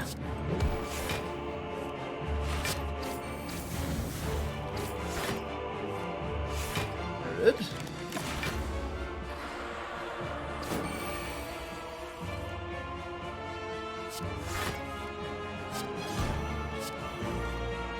Oh, perfect. Boop, boop.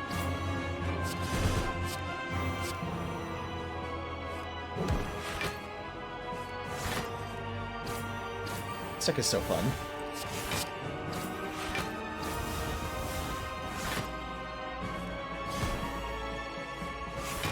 We just double choke him? Yeah, we have 2 stacks of choke. We played the same choke twice that turn. Good times.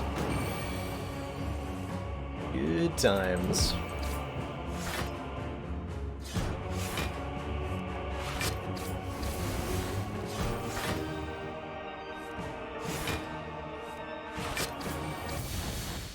GG Awakened one. Good fight. To thump, a deep pulsing dread can be felt throughout the room. Is this the heart of the Spire? Have I?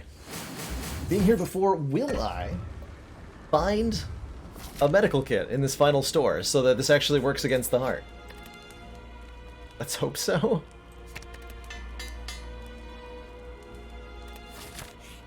Medical kit. Oh. Toy Ornithopter. Whenever you use a potion, heal 5 health. That said, I see some pretty good things here. There is Panache. Every time we play 5 cards in a single turn, deal 10 damage to all enemies. Is kind of a big deal. Gambler's Brew is potentially life-saving, letting us discard a status card to keep going. Adrenaline's great. Currently, Runic Dodecahedron will give us extra energy, which is good. Gotta buy the Panache, though. I think I remove yet another defend. Feels awkward. Oh yeah, we have blue candle. Never mind, we don't want to do dodecahedron at all. We got blue candle. Let's go defend removal. That seems like a sane decision. And Gambler's Brew. And I'm definitely not taking a Masterful Stab. Definitely not. Definitely not. Alright, is this gonna be good enough? I have no idea. Got me a grand finale. Perfect. Just what I wanted. A grand finale.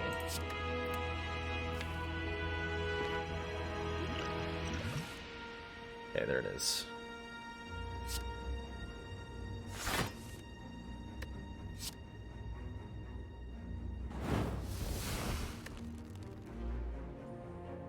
Trying to kill first here. The burns are what's gonna end me, so let's try to kill Spire Spear first. Oh, I shouldn't have. That was a mistake. Big mistake.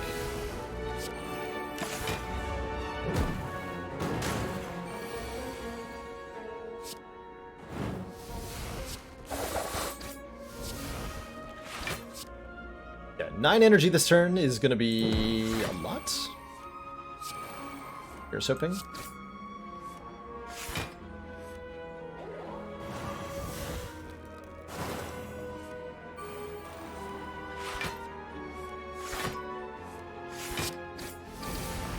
Yes. Rude.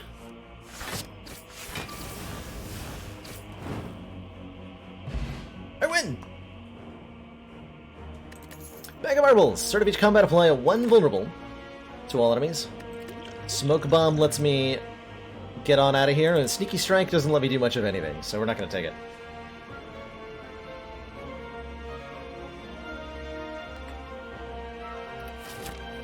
Yeah, that we're even able to get a Smoke Bomb there is kind of funny, huh? Alright, Heart. I have brought only my strongest... Oh no. Ah.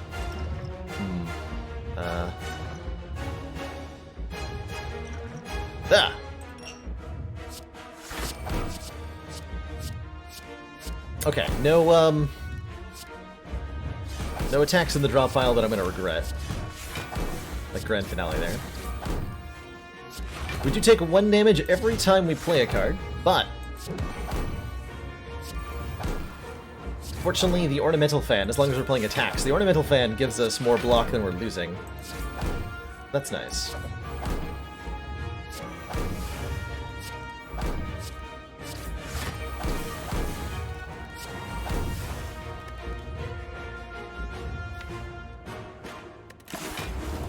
Okay, we did how much damage on turn 1?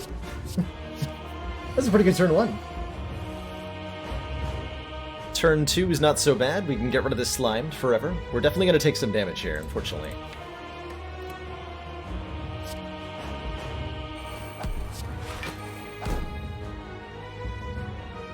This needs to go. Gotta... This...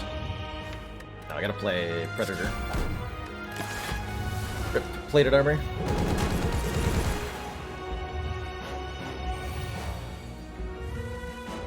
Yeah. This is good. This is very good.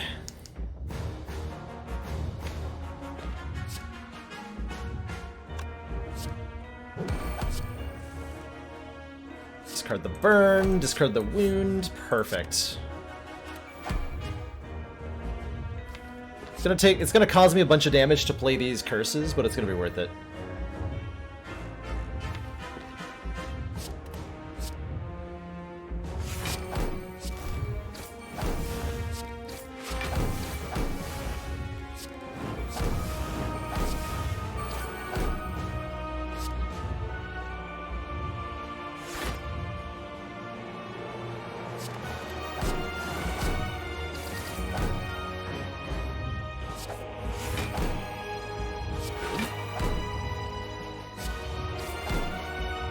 Good. Okay. We're not taking too much here. Done another lots of damage. We've drawn a burn. So I can choose to either discard that or accept that this turn is mediocre. With 9 energy. I don't think I can accept that. But we're not being attacked this turn, so I don't need to go crazy here. I should probably not use the potion. So we should probably just do this. Kind of a mediocre turn there. Are we gonna make it here? I'm not actually sure. Are we gonna make it here?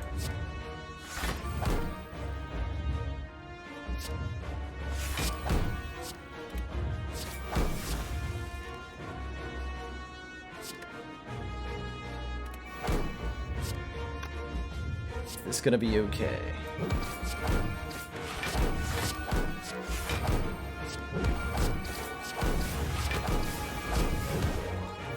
Sure looks like it is. Okay, so we know if we Gambler's Brew, I'm gonna draw exactly this. And I'm gonna be able to play all of it. That's worth it.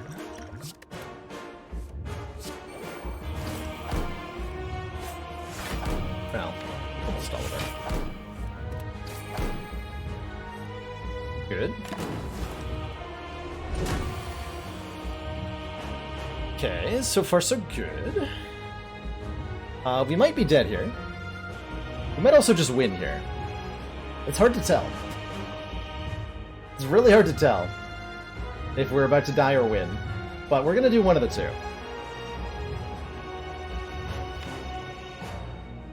Here's hoping? We definitely want to aim for lethal damage, right? Is that all out attacking first? that the best chance of a lethal here?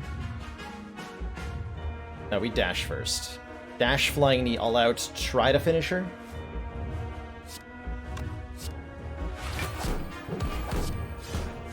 Get there.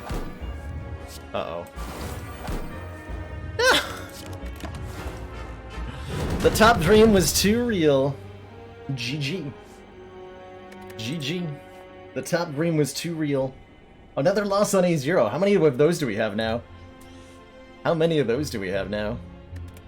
Top came out on bottom. It sure did. It sure did. Alright. Let's go speedily, but also kind of try-hardily here. So we'll make a deck. I really enjoyed that, though. That was so much fun that it was well worth spending the time to do, right? What a great run. What a great run. Old coin. Neat.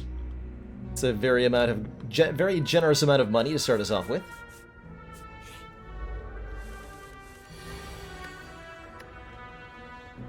Why is Silent the designated 820 character? Because Ironclad is the designated 820 character. Owing to my significantly higher win rate on A20 with Ironclad. Looking at our Spire data. That'd be why.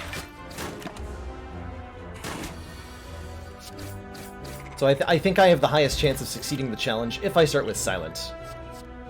Said, about to take an accuracy. No, don't do it! Take the Cloak and Dagger. Be reasonable, Valor. Must be reasonable. Said no one.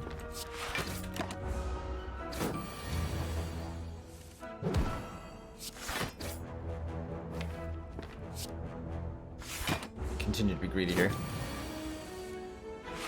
And it's going to continue to work.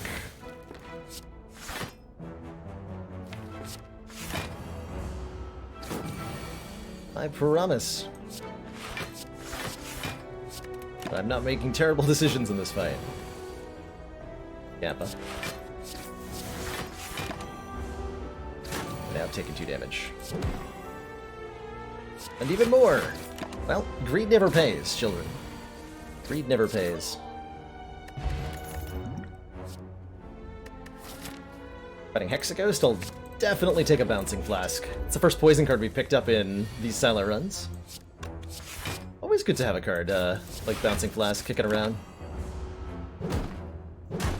That fight definitely had no business taking more than 2 health off of us. No, that was entirely on me. Trying to take 0, and instead I took like 8. But if I'd accepted that I was just taking 1, I would have only taken 1. Ever get a sense of ennui when I start at floor 1? After having an awesome deck? I don't think so.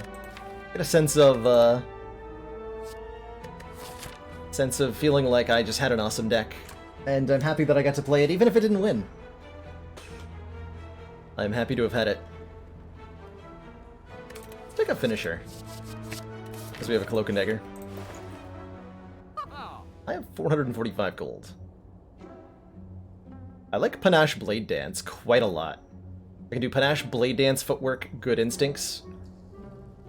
Maybe Bag of Preparation. Definitely remove the Curse. Such a fun card, this. Every time you play 5 cards in a single turn, deal 10 damage to all enemies. Silent excels at this with shift cards. Totally excels at this.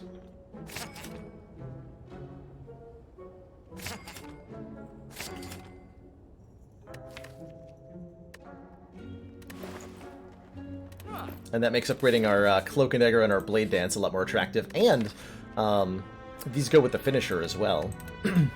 So the double combo. The double combo. Relic! Relic, relic.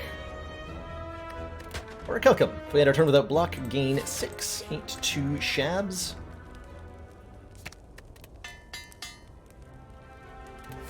Spin the wheel.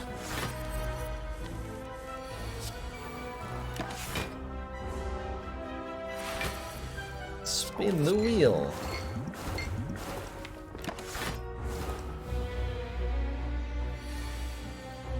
Spin the wheel?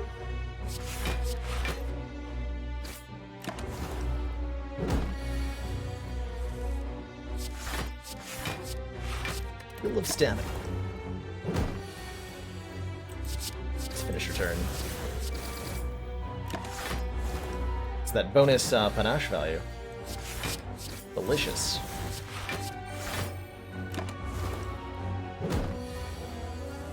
Delicious. Hey, Ornamental Fan's back. When we play 3 attacks in 1 turn, gain 4 block. Making the Cloak and Dagger Panache finisher thing even better. And an Adrenaline to go with. Gain an energy, draw 2 cards? Sure. Sure. Oh, the Ascension Zero Death was so worth it. Would do again. Would do again. Happily die with that deck. I would happily die with that deck again. It was so fun. Alright, so go Shiv, Shiv, Defend, Survivor. Woo.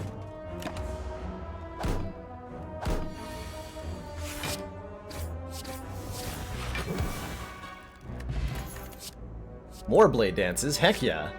Heck yeah. This deck wants all the Blade Dances, I'm pretty sure. Juzu Bracelet. Normal enemy encounters no longer encountered in question mark rooms. I'm not thrilled by this, generally. I'm not taking any events this act. Nah, I'll take a Sapphire Key. Keep upgrading Blade Dances. More Shivs.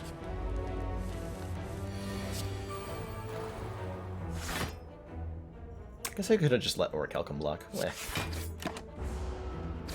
it's probably fine.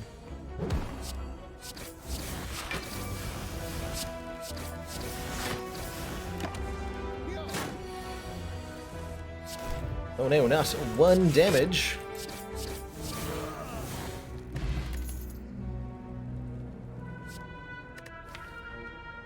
Cloud. Cloud's pretty good, generally. It's a solid card. I can actually upgrade, like, Panache next.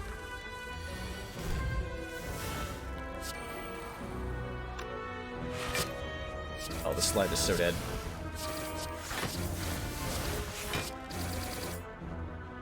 Got him! 13 damage to all enemies. More front load, please! Oh, these guys are so dead. Come on, Panache. Where are you, Panache? Hello, Panache. Hello. Oh, Metallicized sentries? Didn't notice that part. Not notice that part. There you are.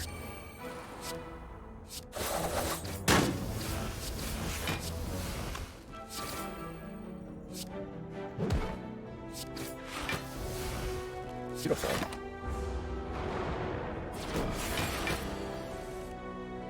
Absolutely beautiful.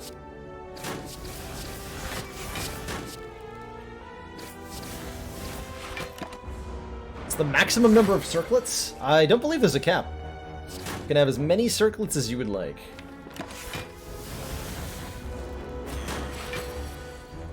I guess the maximum there then being like whatever the max size of the variable is that holds your circlet count. Lantern gives us an extra energy on turn 1. More copies of Cloak and Dagger? Yes. Continuing to add cards that generate shivs for our finisher and Panache. Actually gonna upgrade the Panache. This run is like the last run, but better, I think. Mostly.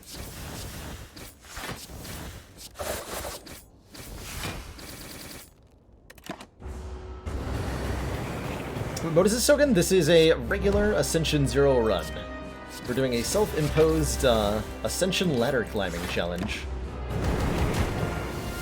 that we are just starting anew.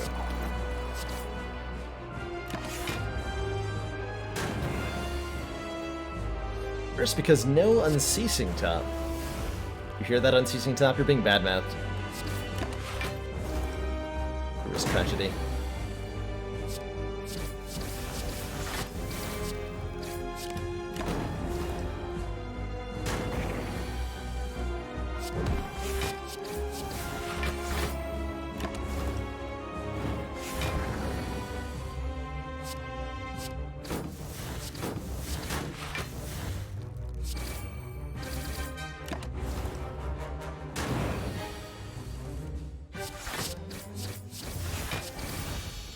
Got him. Fear Potion. Apply 3 vulnerable. Excellent.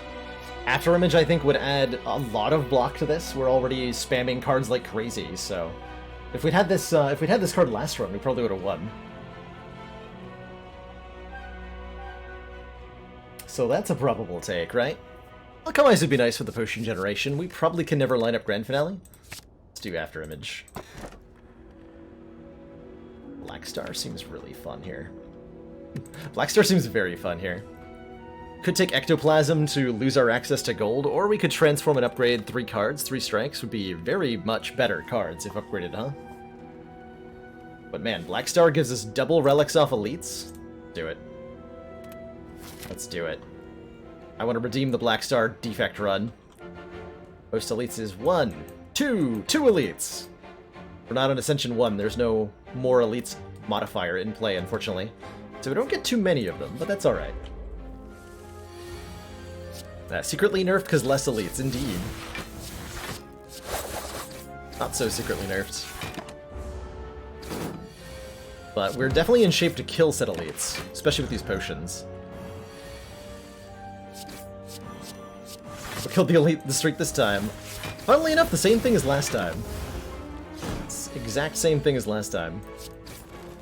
Ascension 13 defect. Yoink. Wait, yeah, let's just go this way. Upgrade all strikes defends. That's 10 upgrades? Okay. Okay. I mean, sure.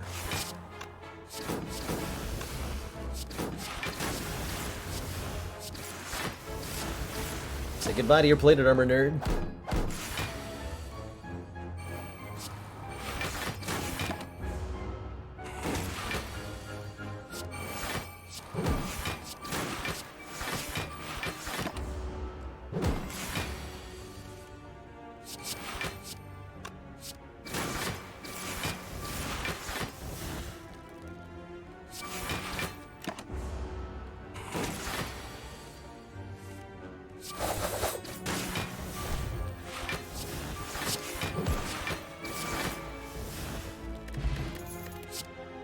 Catalyst Plus?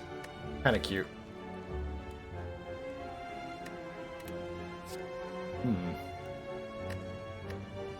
Actually not even that bad, right? We have a couple good poison cards. But I don't want it. We're doing plenty of damage, and I don't see that stopping, so I'll take a Deflect. It's upgraded for free. We're one shuriken away from this being really, really fun. I believe. Gotta believe.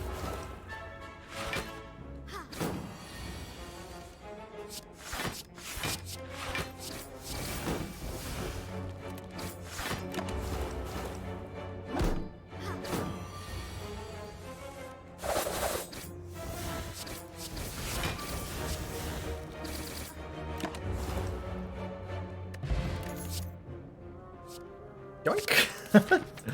Keep giving them to me. Second Panache? Oh my god.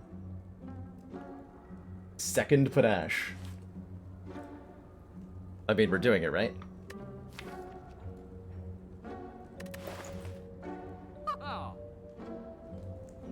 We're doing it.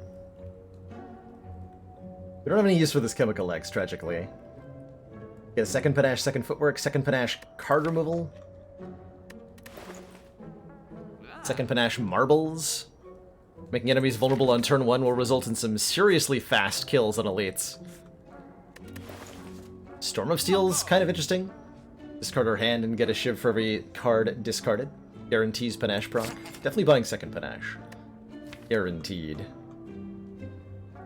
We need to remove strikes here. We're behind on those. Even upgraded, we need those out of the deck. For sure. Alright, puny elite. Bring it on.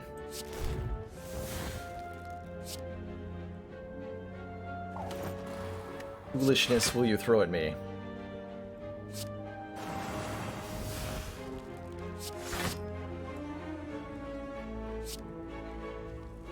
Should we kill this wizard?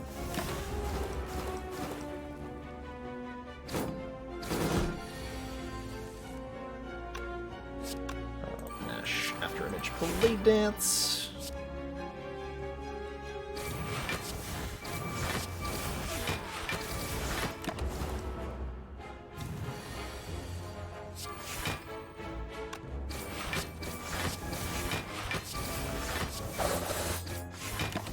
I think this deck would like a pen nib. Feels like it wants a pen nib.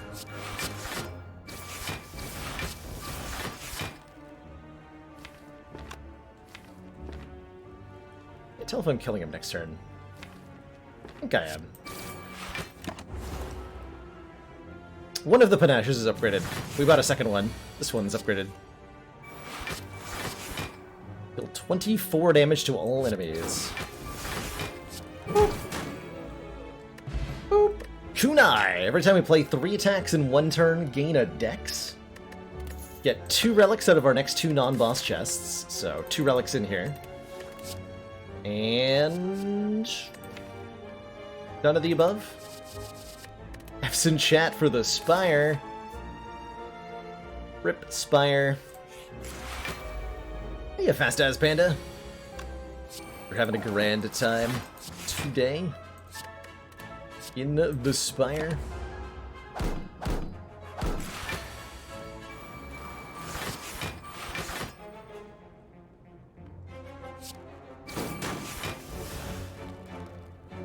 No.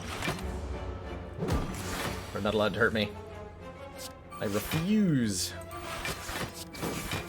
On grounds that it is against my religion to be damaged.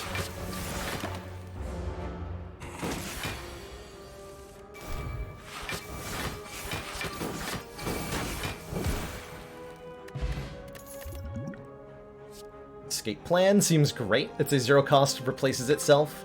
Triggers panache, triggers afterimage. Footwork's nice, but this is better, oddly enough. At least I think so. I'm not, like, devoting too much time to these decisions, as you can see. Gate our next 2 curses, more potion slots, more shivs slots. Shivism. Money.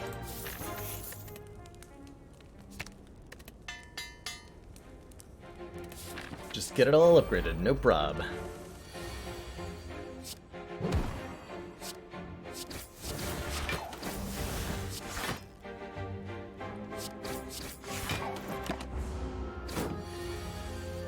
Turn. Panache, panache. Cloak and dagger, crippling cloud, shiv. Wow. Deck is crazy good.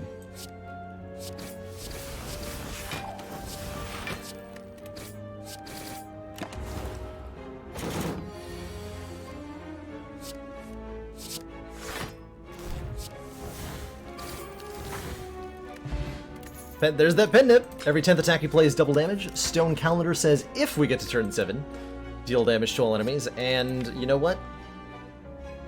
Collector bonus on Blade Dance? You betcha. You betcha. Blade Dance is useful and effective against Snake Player, right?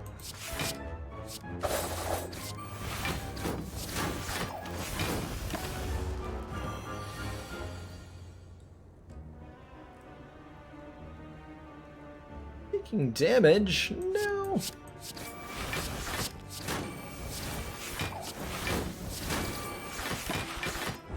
Disaster. Tragedy.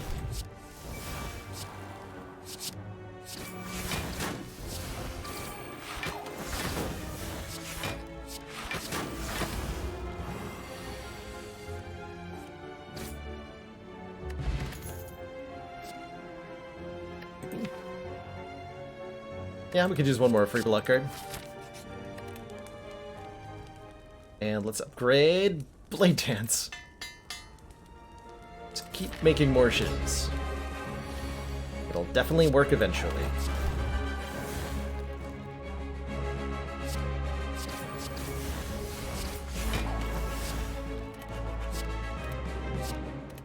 Three energies enough for one more kunai proc, but not 2. Okay. With my cloud then. Definitely missed out on a bit of pen nib damage. But it matters not. think.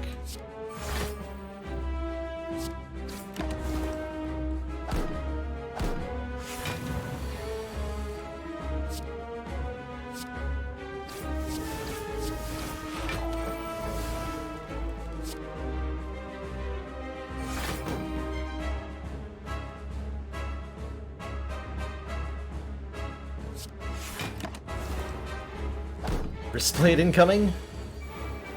Do you want?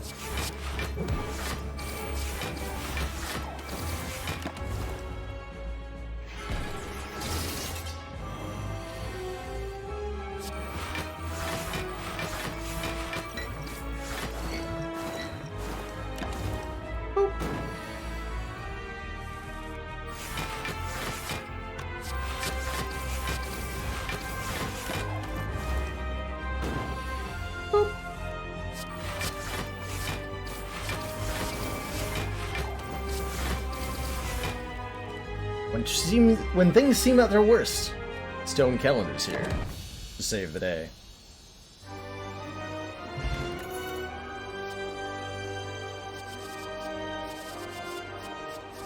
Do we need more damage or more block?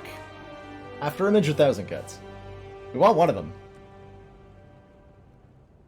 It's simply a question of which.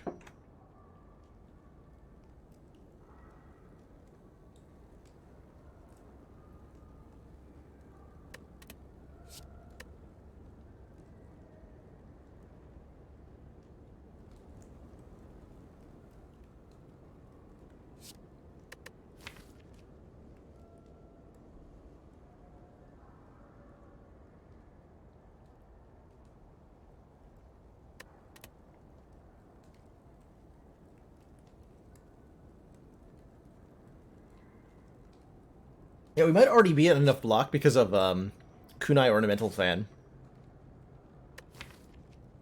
So maybe we want to add more damage into the picture.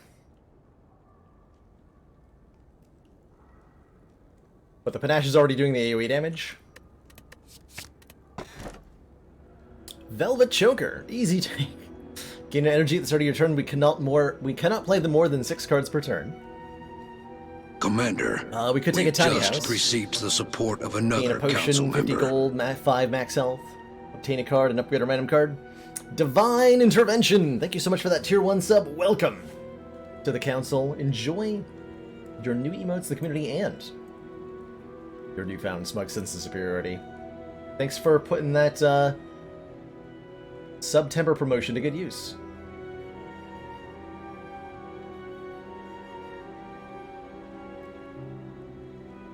Sozu does look okay. We can no longer gain potions, but we gain more energy, so we can play more cards pretty consistently. Let's do that. Let's do that.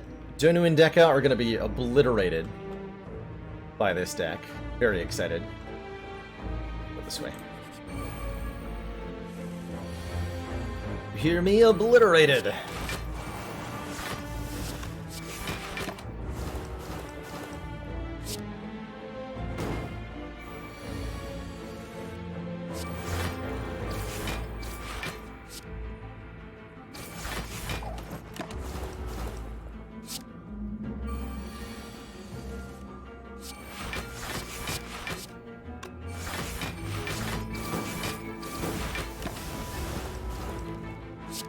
Hoping I would get Time Eater so you could see what I would do. I think we'd be okay against Time Eater.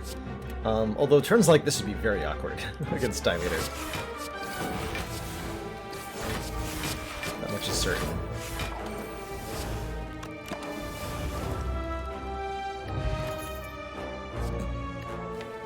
I mean, that too many?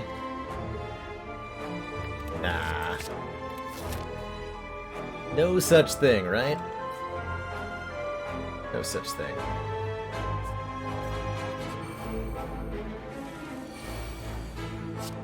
Behold my mighty strike!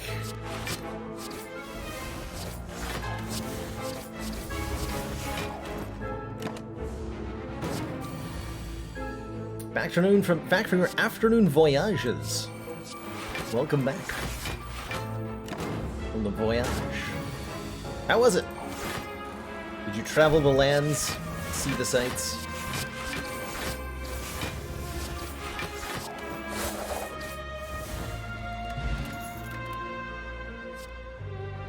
Slash Plus is an attack that also draws a card. I'm in. Kind of like card draw. But it's also just mostly damage. Pictures of pancakes on the Discord. Oh my lord. There's pancakes on the Discord. Delicious. You should check out Chrono's Pancakes. Which is not a euphemism, unfortunately.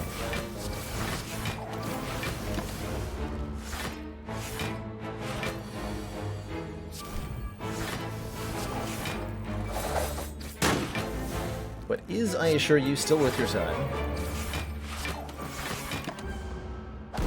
But also is a euphemism. What's the effect on A13? Poorer bosses, which makes bosses drop 10% less gold. It's not particularly threatening. What's happening on A13 is the cumulative modifier, a combination of the cumulative modifier setting us and being a defect run, which I'm most weak at on higher ascensions. And I think that's where the trouble's really coming in. So the defect part of it.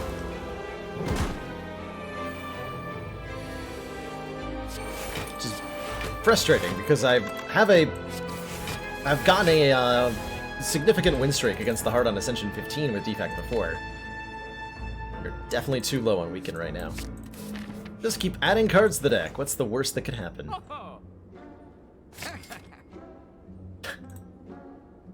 So many blade dances. So many blade dances. How many blade dances is too many?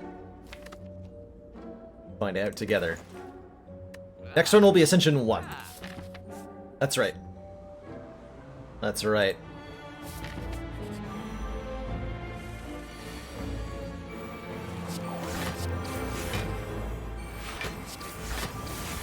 Order. Definitely mild order there. But whatever. We definitely outscaled Giant Head anyway.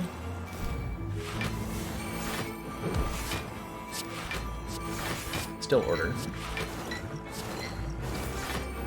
Last ladder run went to Ascension 13. Again. Sadly, again.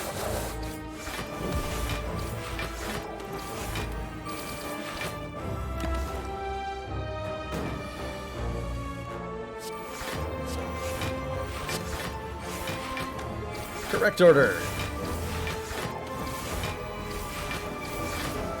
Well, almost.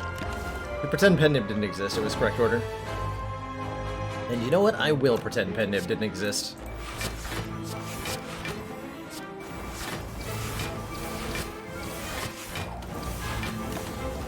Is 9 decks too many?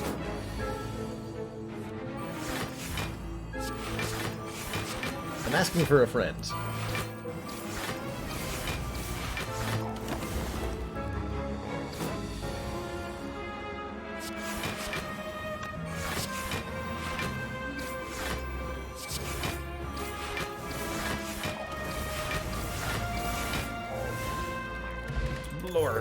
Blue Candle! We can now play curse cards, but they won't do anything.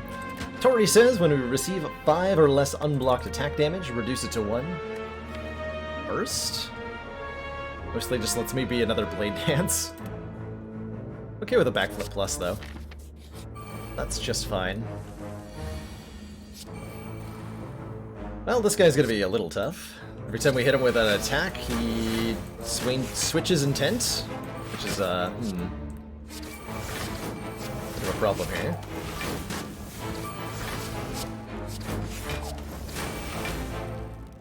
Oh, that's fine. Instead of 1 panache proc. Still fine though.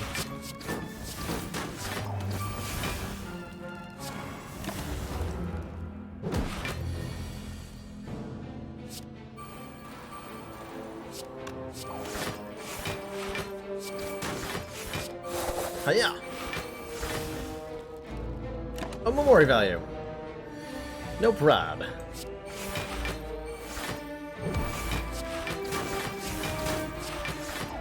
No prob.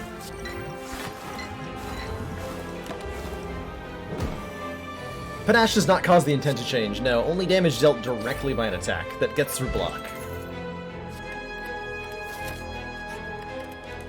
Only that. Continues upgrading blade dances. Happy Flower. Energy. Ancient tea set. Also energy. Lots of energy.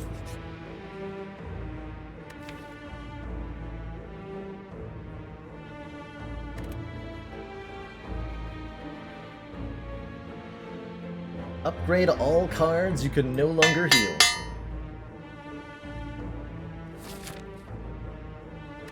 So we now have Mark of the Bloom. We are not allowed to heal. No effects can increase our current health. That includes its regen potion. See you later, regen potion.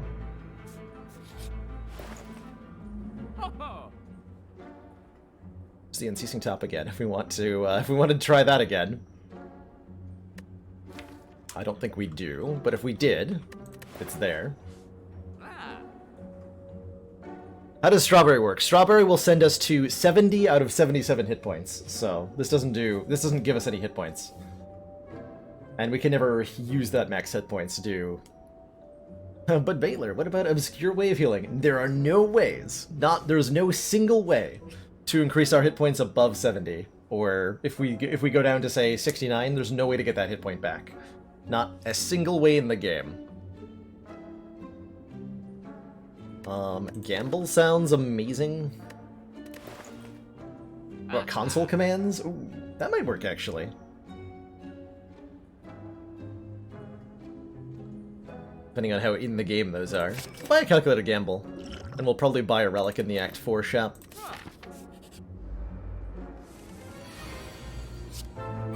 Click abandon the run. That might just work.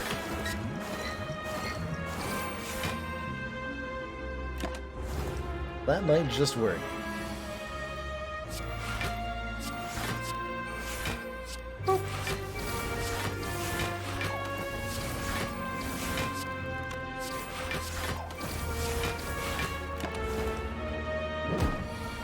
This guy's pretty brutal. To beat Ma, you need to be able to do 300 damage in a relatively short period of time. It's a good little mini test of the heart. Just like the heart, the Ma does more and more and more damage as the fight goes on. And can do a lot of damage on turn 1 and 2. Kind of a rude fight.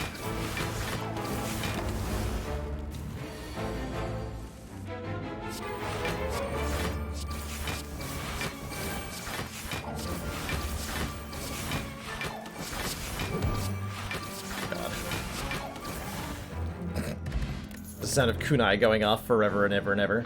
Dodge and roll with this much dex? Yeah. Yeah.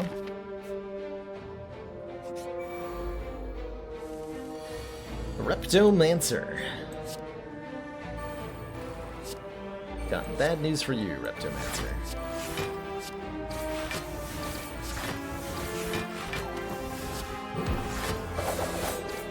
We're dead.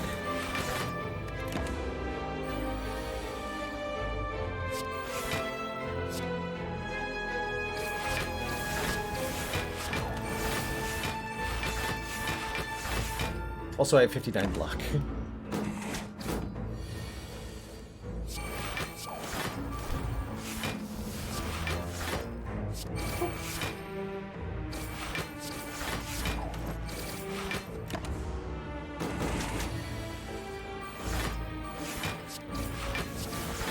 Where's my Tingsha when I need it?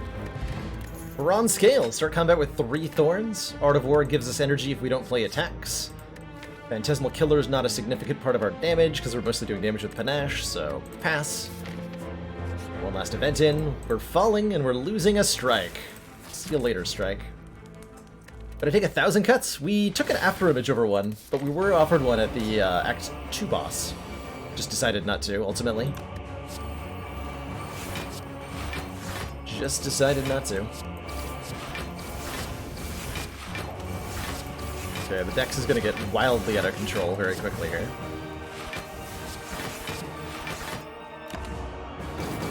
Wildly.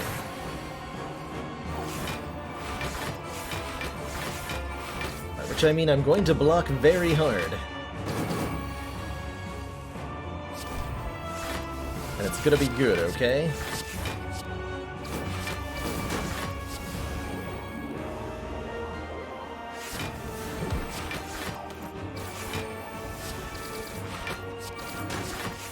nib that finisher there.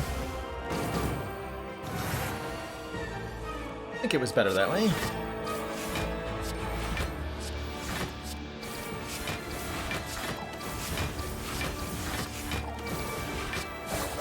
Boop.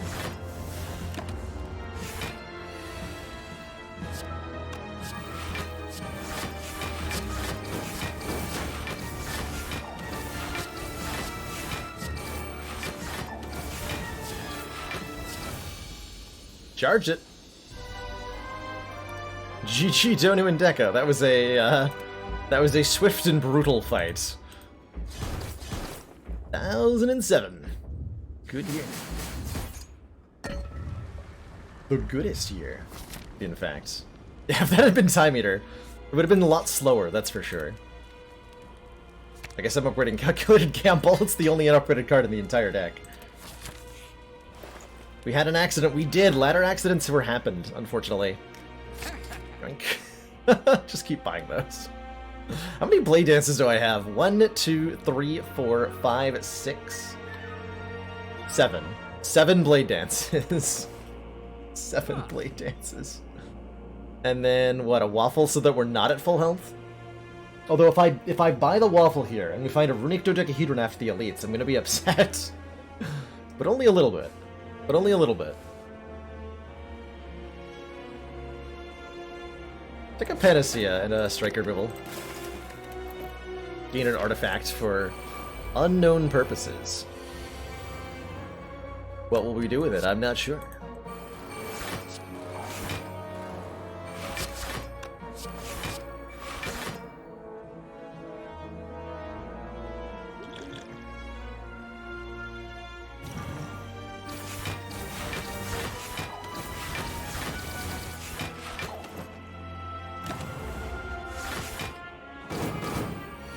Been a little bit better,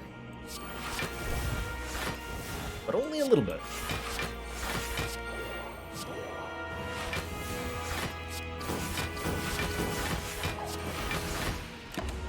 Boop.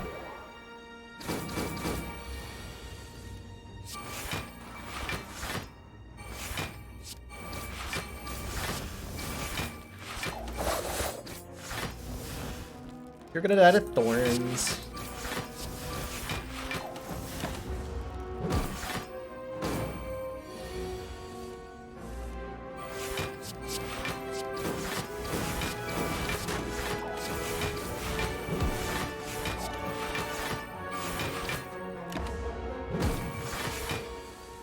Turn fight, huh? I accept.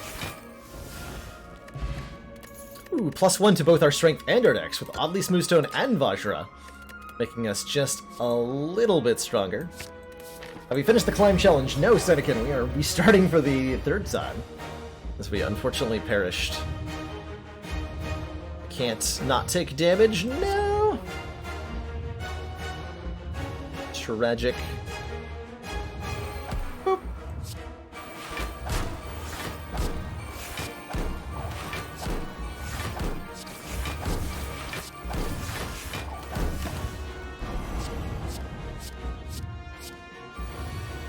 Corrupt fart of the Spire.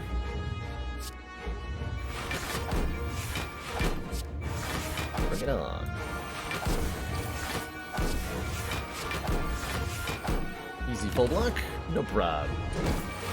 Do I think it'd be 100% win rate at Ascension 0 against the Heart? I think so, yeah. Well, hold on. I should really not say that when I'm clearly demonstrating otherwise, right? No, I don't think I would be 100% win rate at Ascension 0. I think I could get close if I were to play every run to have the highest chance of winning.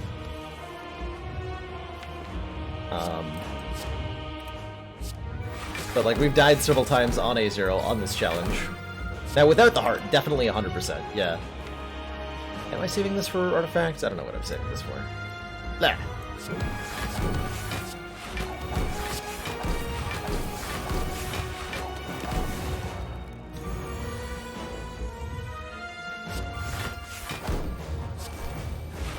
Oh, that's a juicy finisher. That's a 300 damage turn right there.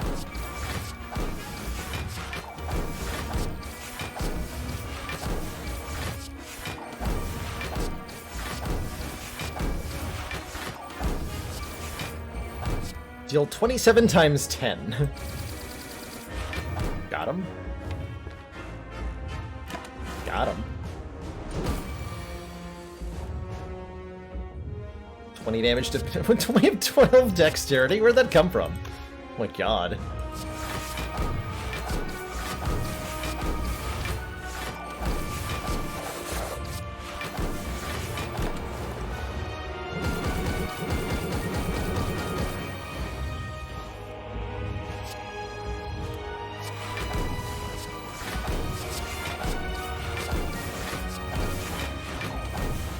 Just shy of calendar lethal. No! Tragic.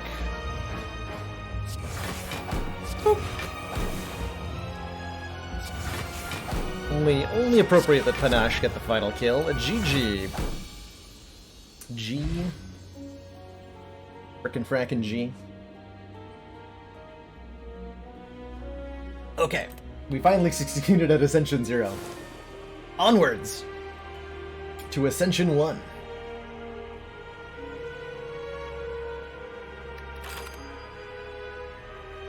To Ascension 1. So Ascension 1 says, more elites. Spot on the map. And that means we'll be encountering more of them as we traverse the Spire. We can pick paths that hit, like, 4 elites in Act 1, for example. Why do I cycle through the heroes? Because it's more interesting that way. Everybody has a different favorite class, and were I to show a strong preference towards one or the other, I think it would imbalance the content in a way that I'm not looking to do. So, in the interest of everybody getting to see the character they enjoy most, myself and pretty much every other streamer I know always rotates characters every time they play. Let's take a 2 colorless card start. This sounds fun. We got Good Instincts and Trip. Gain 5 block and apply 2 vulnerable for 0 energy. My favorite is Ironclad. My favorite is definitely Ironclad. Ironclad and I have good times together. Trip's kind of interesting. This is a vulnerable source that Defect does not usually have easy access to. Upgrades to vulnerable to all enemies, which is kind of nice.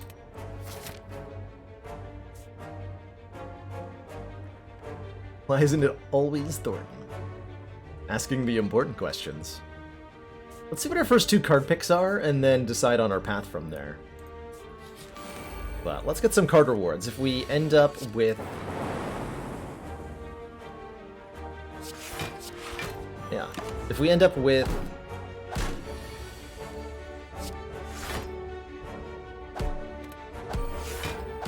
good damage cards, we can take a lot of elites. Like a Sweeping Beam. Some good AoE. I could also see Claw being a thing, right? Like, we're already kind of smacked into 0 cost.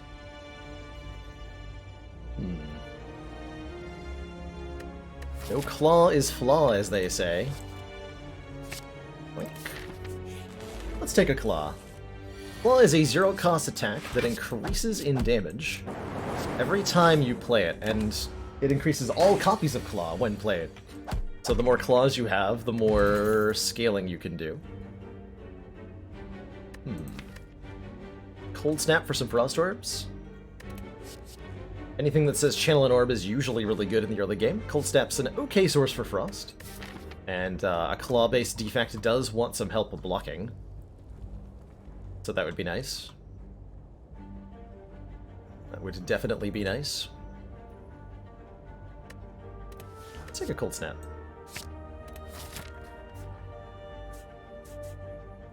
And I think I'm going to go for a 3 elite route.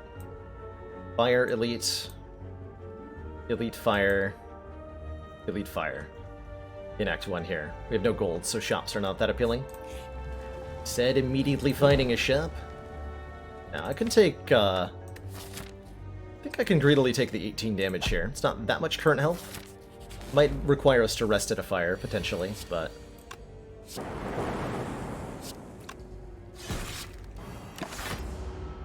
I think we'll need to.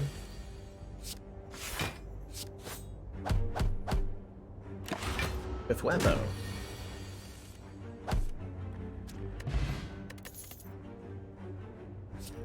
Pile Driver is card draw, and with 0-cost cards, that's definitely something we're looking for. We already have 2 orb types, so this is on average.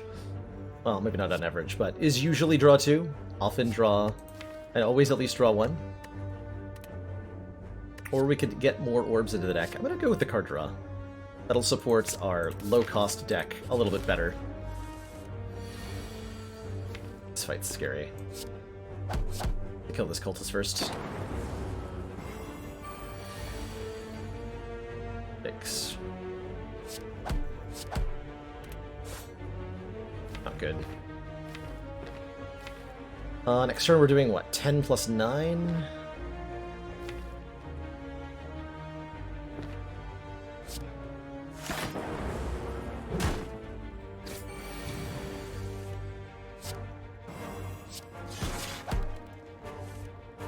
A claw. Good.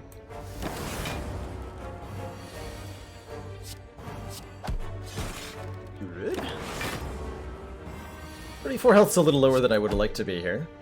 Potion? No? Oh god, do I take a scrape? Draw 3 cards, discard all cards drawn this way that do not cost 0. Scrape is a weird little card. We have a lot of 0 costs already. Good Instincts, Trip, and Claw. Scrape then becomes a kind of cycling card. I have not had good experiences with Scrape, generally speaking. But I am willing to give it a chance. We'll give it a try here.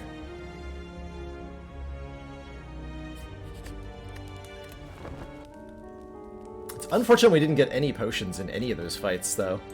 That would have made us much more well-equipped for this combat. Which we are not well-equipped for at all. This one especially.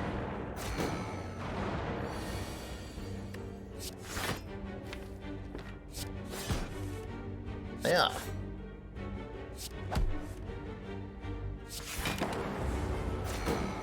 Discard a Cold Snap.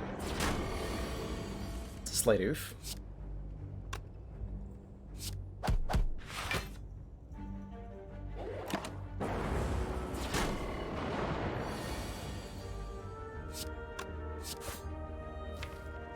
No 0 cost in the deck, so Scrape is just a damage card, and that's fine.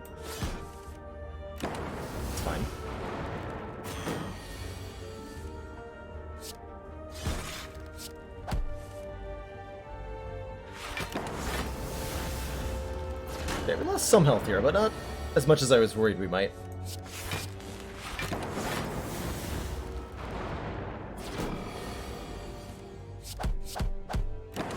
Where's my Ornamental Fan? I miss it from the previous runs. Bottled Lightning. Choose a skill to start in our opening hand. Could be Trip. Take a second Claw. Second Claw is not Flaw.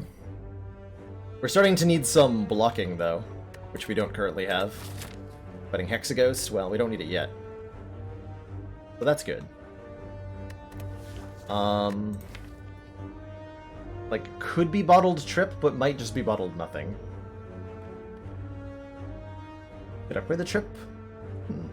Let's try it. What's the worst that could happen?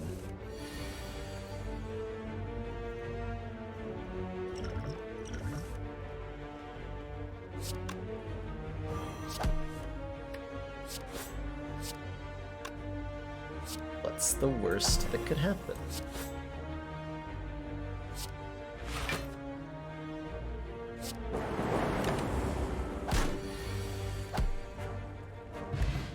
Block Potion. Gain 12 block, good stuff. Hologram is a kind of a block card. I think we're starting to approach, with Scrape, a deck that Stack is actually pretty good in. But let's take Hologram here. I haven't had too many chances to try Trip, so I don't have, like, that much experience in how effective it is. Free Gold Pillow. If we rest, heal 15 extra health. I imagine we're going to end up doing that with this deck, so let us take that. Be okay with it.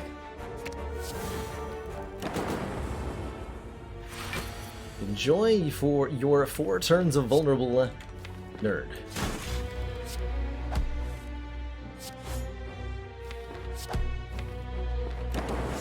enjoy me using my block potion on you next turn.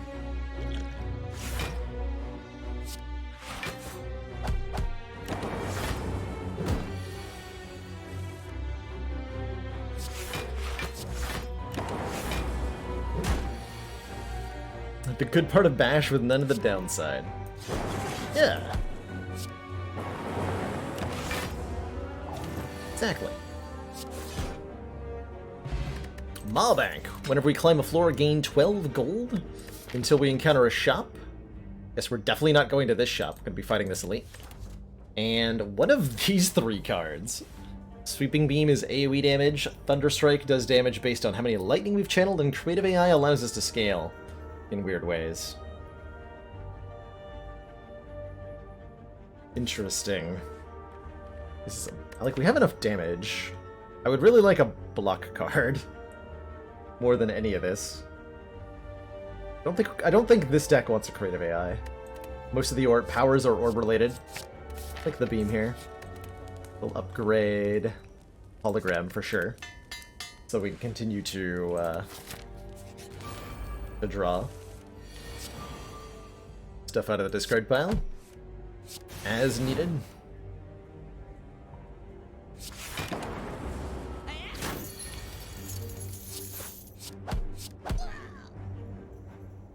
The flavor text for the Maw Bank. Surprisingly popular despite Maw attacks being a regular occurrence.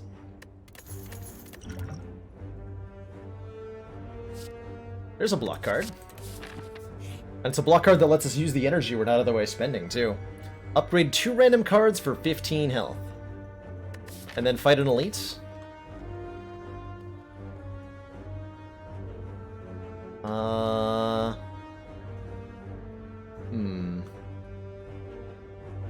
Greedy Play says yes.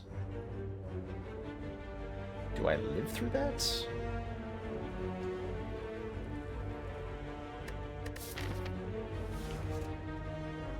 What do I have to lose? What do I really have to lose?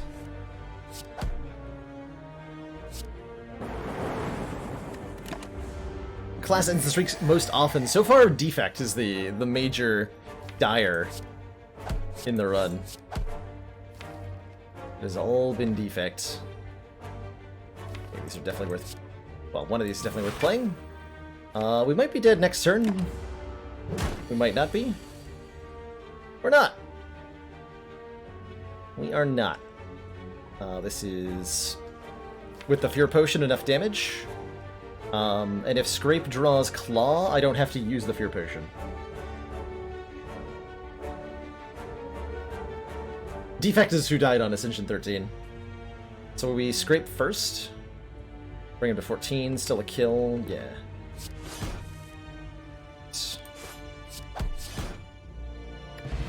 Okay, we got ourselves a block potion, which means I might be able to avoid resting before Hexaghost, even.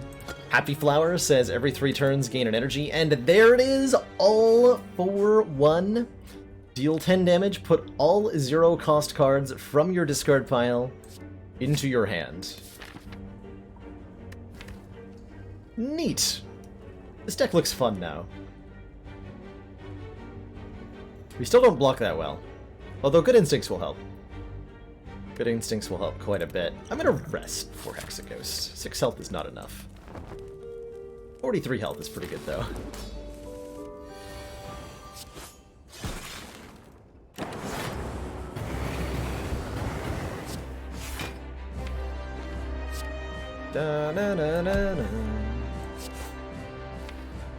Scrape is just, like, likely discarding all for 1 here. No thanks. Nice.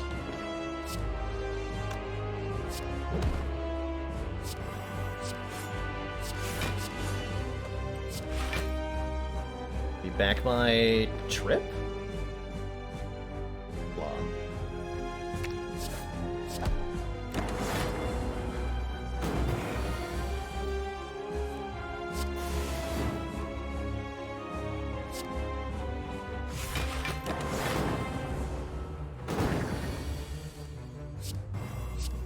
Beautiful.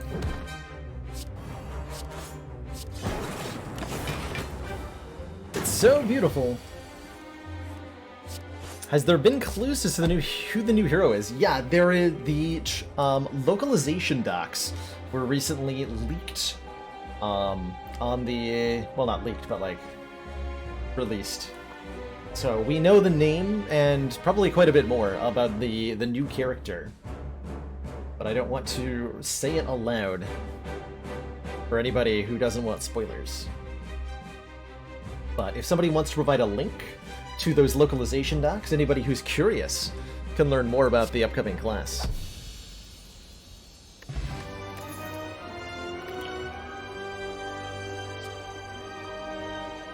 Obviously second all for one over electrodynamics, right?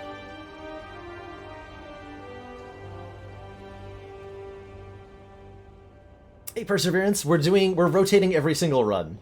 And upping the Ascension level every single run. So Ascension 0 Silent, Ascension 1 Defect, Ascension 2 Ironclad, so on and so forth. Take a second all for one. To really get crazy from here, the deck wants something like a Runic Pyramid. I think a Snecko Eye would be fine with 2 all for ones. Oh, there's the Runic Pyramid. Okay. At the end of our turn, we no longer discard our hand. Perfect. Perfect. Chrona's got the link there for you. If we want, we could make a, like, spoilers Slay the Spire discussion channel on the Discord. But I won't be poking my head in there, because I want to remain unspoiled for the new character. I want to enjoy discovering it with everybody on stream together. We could start with 1 Plasma in play. Or we could heal for 3 per 5 cards in the deck whenever we enter a rest site, but with 2 all-for-ones, I think a Runic Pyramid is incredible. We no longer discard our hand, and that allows us to... that allows us to line up really good all-for-one turns. Quite reliably. Stuff. I'm tripping. I'm tripping.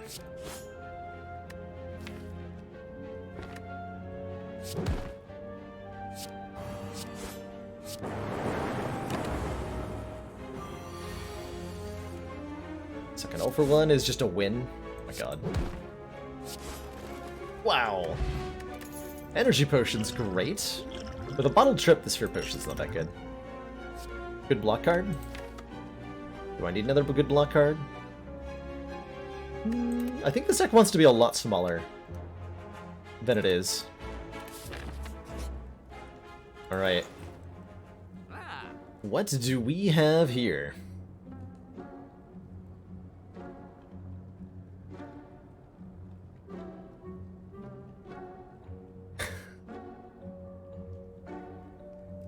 Send nudes. Yeah, so we're supposed to send nudes after we read that, right, Chrono?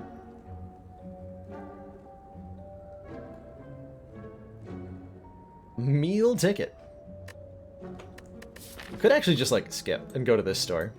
Although I do quite like Vajra here. Start combat with 1 strength. Ups our damage output fairly significantly. And I think removing a strike is pretty important, too. Slimming the deck down so that we can just keep playing the 0-cost cards over and over and over again. And then I think we are going to the next store. We'll have enough money for a rare relic here. And go store Fire Elite. And then... well, then I can't go to the Burning Elite. I can go like that way. Okay.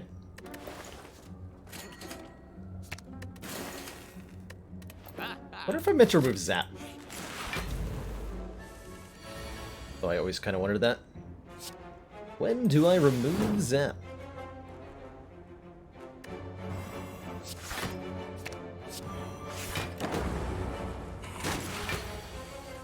Shelled Parasite's going to be testing our ability to block every turn. I think we'll succeed at its test.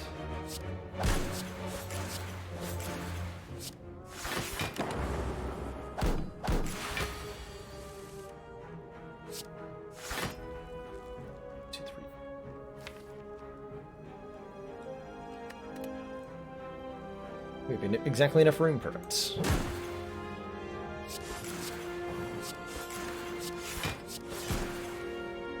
Boop. Man, the damage, the Vajra really makes quite a difference to our damage output. Claw number 3 gets added to the deck. Choose 1 of 20 cards to add to the deck. We're at full health, so we might as well. Oh my, options here. Claw number 4 gets added to the deck, if we want it. There's also an Echo form, which is crazy good with Runic Pyramid. Charge Battery is crazy good with Runic Pyramid. Reprogram's crazy good with Runic Pyramid. Kind of mixed feelings about Echo form in a deck with an all for ones.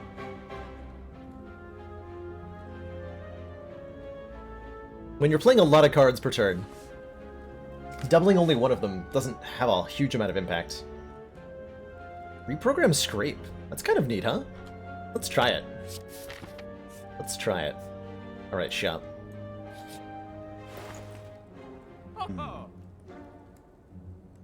I like these choices. Some interesting relics. Anchor. Start combat with 10 block. Meat on the bone. If we're below half health, heal 12. Add after each combat. Or Clockwork Souvenir. Start each combat with 10, or with 1 artifact. 10 artifacts. Start each combat with 1 artifact, which will block the first debuff that comes our way. Really nice for blocking the Heart's big debuff that it does. Would like to remove another strike, for sure. I can't get the souvenir if I want to do that. Kind of feel an Anchor plus card removal here as a very good option. Impatience is insane. Hold on. We have no attacks in our hand, draw 2. Although, we currently have too many attacks, so we'll actually rarely trigger that. Then we go Anchor, card remove.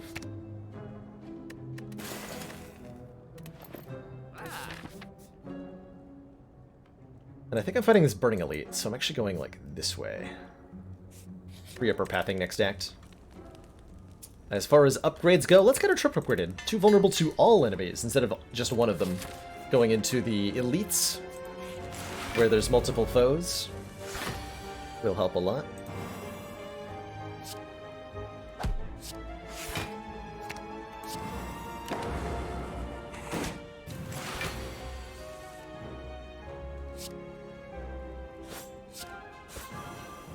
Perish.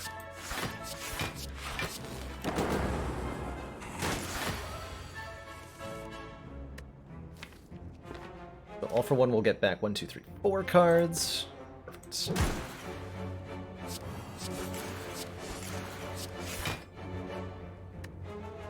It's doing 16 plus. Why is that one 12 and that one 11? What? Weird. Wow. Strength Pot is better than a Poison Potion, almost certainly. There's that Charge Battery if we still want it, or Skim for more card draw. Both pretty good options.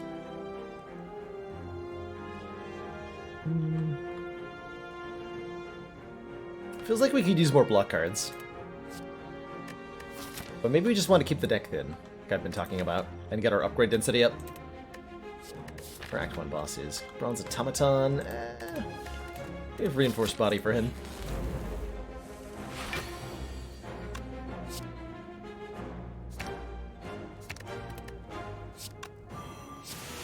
Snecko's gonna make our cards random cost, which is rude, but anything that's in our hand will stay at its normal cost every turn. So that's nice. Anything in our discard pile will be priced what it was the last time we saw it.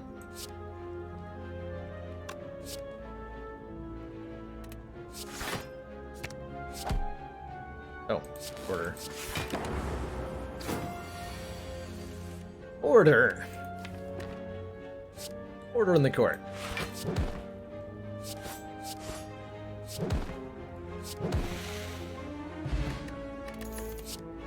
Turbo! Gain 2 energy, add a void into our discard pile. Lets me do some really silly things with the all-for-ones. And the Reinforced Body. Yes. 0 cost energy generating card for sure. For sure. For sure. Shuriken. War Paint, upgrade 2 random skills. Yeah. Reprogram, looks at the top 6 instead of the top 4 now. Good stuff, good stuff. Let us upgrade, I think, Reinforced.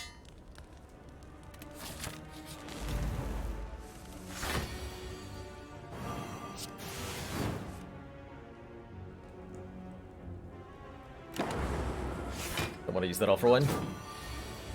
When I could hold it instead.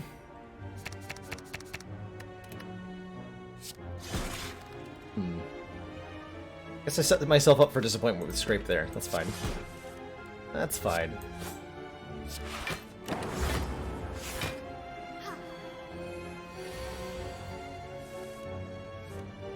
Oh, I definitely did. Whoops. Definitely have to pee really badly and I'm not thinking straight.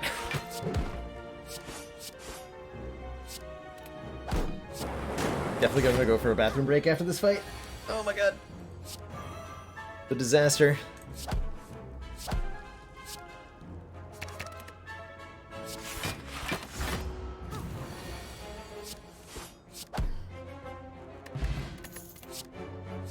This one's upgraded. Yoink. Alright, I'll be right back. Gotta use the bathroom. When I return, triple slavers.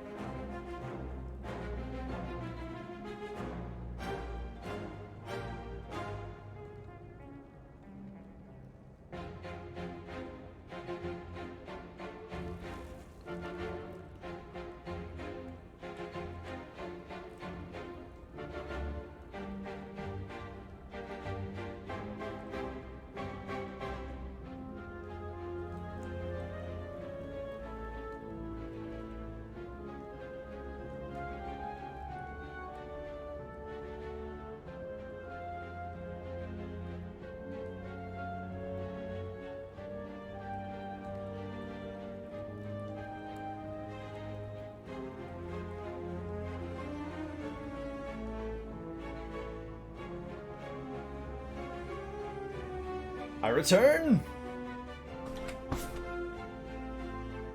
I return, and I am definitely feeling this strength potion right now. Excellent Also definitely work, feeling Commander. This council is pleased to see our continued support of this project has been worthwhile. Pains, thank you so much for those 2 months! Twitch Prime sub ports.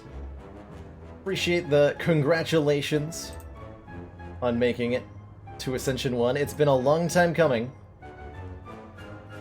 But a very long time coming. But here we are. But here we are. Alright, Scrape. I need you to draw a claw for me. Can you do that? Thank you. Discarded a whole bunch of nice stuff too, but you know, that's fine. I can live this life.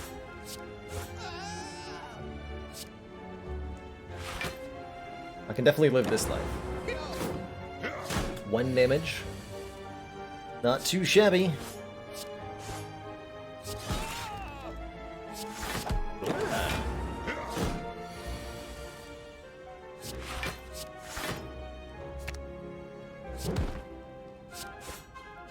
Ka-claw. Ka-claw. Pawn pickup, gain 30 gold.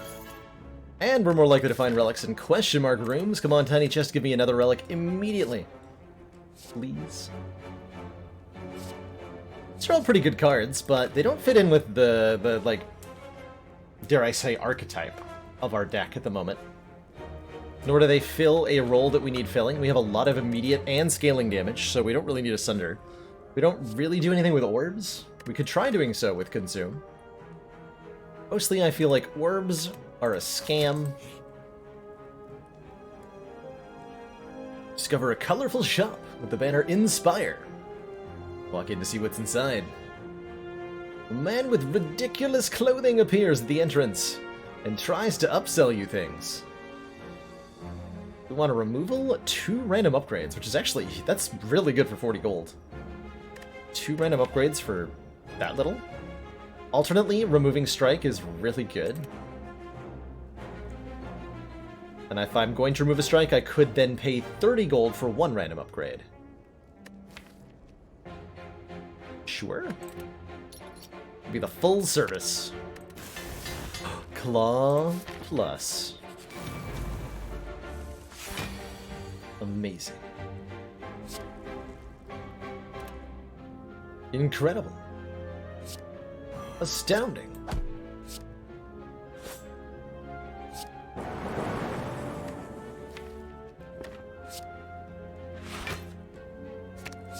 Not the greatest turn one. That's a plus strength book of stabbing. That's mildly concerning.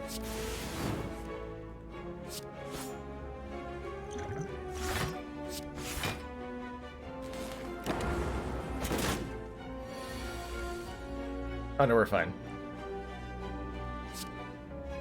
Check this nonsense out. Discard those.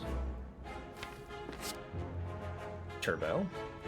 So, when will you play All for One? When we play All for One, you get cards of 0 cost in your discard pile back in the order that they show in the discard pile. So from top left to bottom right. So in order we'll get Trip, Claw, Claw, Claw, Claw, Reprogram Turbo. So 7 cards. If there's not 7 cards of space in our hand, like if we just play All for One, then we won't get the Turbo back. Because there's 7 cards attempting to be added to the hand in only 6 spots. And it's not random which one we get. We don't get the Turbo. Guaranteed. In fact, I'll even show that off. Didn't draw Turbo. And then the book just dies. Because 4 claws with Vulnerable is a lot of damage. The worst elite/bonus combo in the game. It's really hard, like literally anything on Triple Slavers is my answer, I think. Blue Candle. Could now play Curses. Second Hologram? Sounds way better to me than any fancy schmancy focus nonsense. We're just gonna play more cards per turn. Every turn.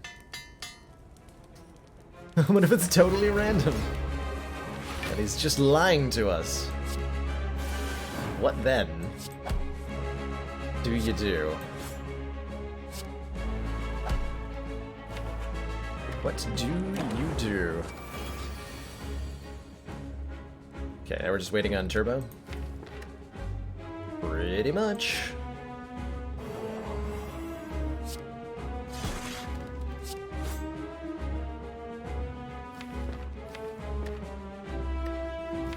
Yeah, we're pretty much just waiting on Turbo.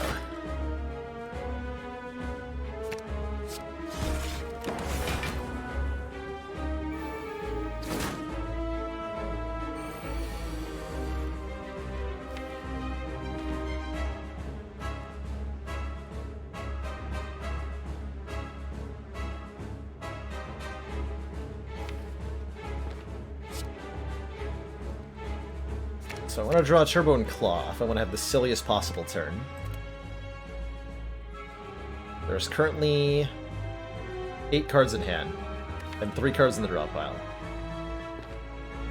So I can play one of them. And when I end my turn, I'll draw exactly those 3 cards.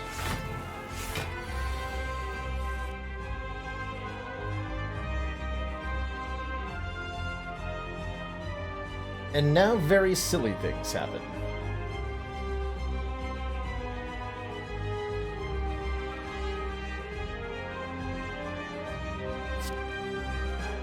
So we play Turbo.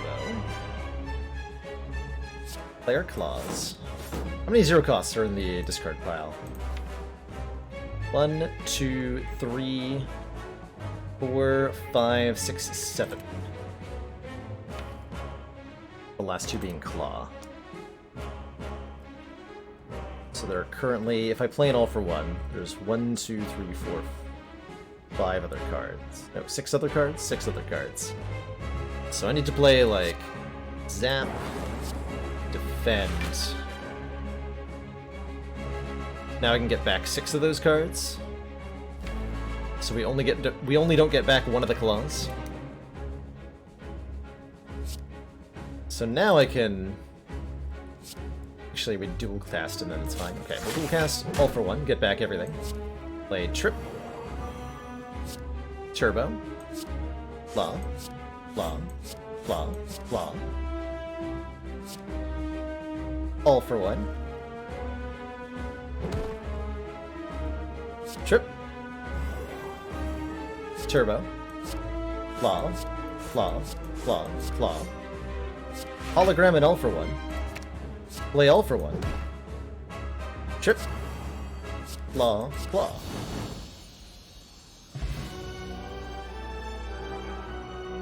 Easy.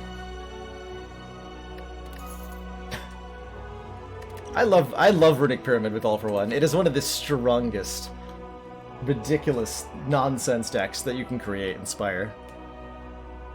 It's so good. The fun fact, the hilarious thing is, this doesn't need the claw. The claw is optional here. You can do this with, like, Beam Cell and a Go for the Eyes. It's the Runic Pyramid and 2 all-for-ones that are breaking this. Sure, I'll take a third one. Why the heck not? Why the heck not? Alright, upgrade options. Runic Dome! Or, relic options, rather. Gain an energy at the start of our turn, but we can no longer see enemy intents.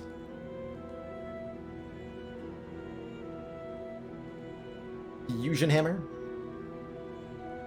Gain energy at the start of your turn. You can no longer smith at rest sites.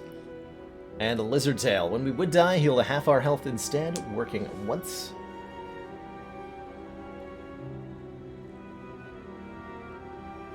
Extra energy does benefit this deck somewhat. Not like a huge amount. We'd really like to upgrade Turbo, quite frankly.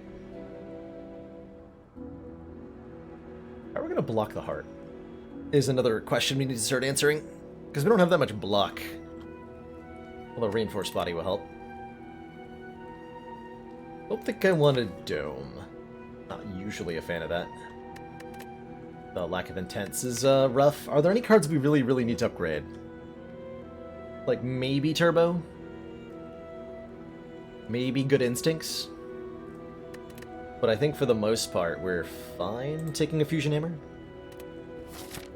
We're fine taking a Fusion Hammer. Lizard Tail does help block the heart. I think Lizard Tail's a very valid consideration there, by the way. Lizard Tail, not to be underestimated. Get all these beats and fires and stuff. Heck yeah. 3 events? 3 yeah, this way. You get a whole bunch of events, which with Tiny Chest will definitely give me a relic or something. I can take like 999 gold maybe. Maybe.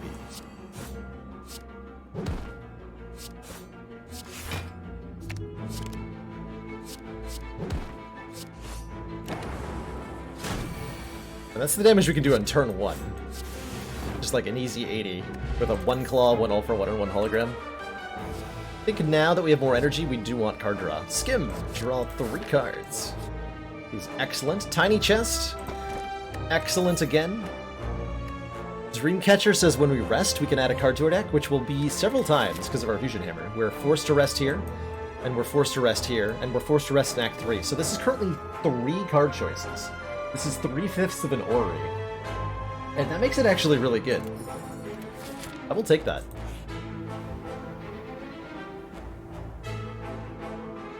Uh-oh. My free block card?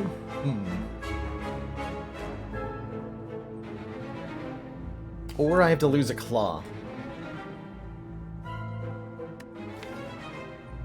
My free block card, though.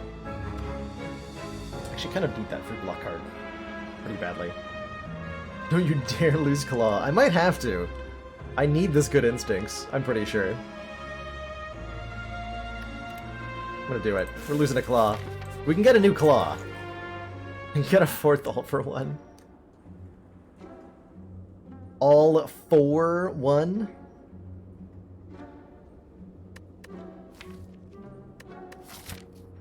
I mean... I'm gonna do it. I'm gonna buy it.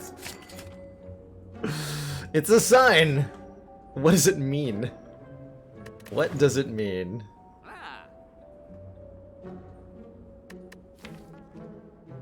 Time to remove Zap, I'm pretty sure. Or is Dual Cast actually worse than Zap? They're both terrible. Do we want a second turbo? Maybe? We really only need the one.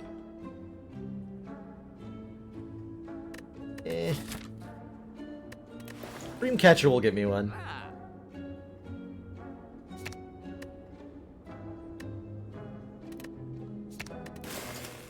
Dreamcatcher will give me one.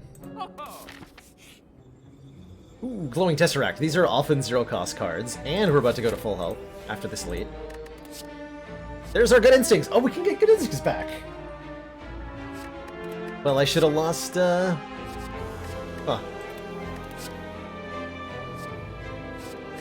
Wait, Chrysalis? Hold on.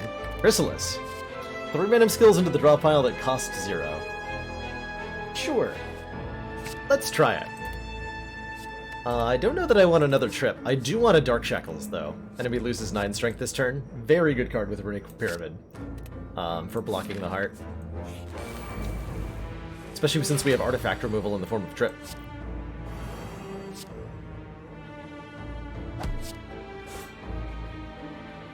I'm not going to play that all for one. I'm going to build up all for ones. In our hand. Alright, I got 3 skills that are 0 cost. Ooh, Enlightenment to make all for one cheaper. You know, I didn't even think about that. They're already refunding themselves with the turbo.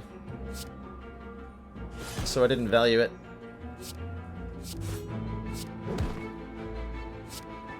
Didn't value it at all.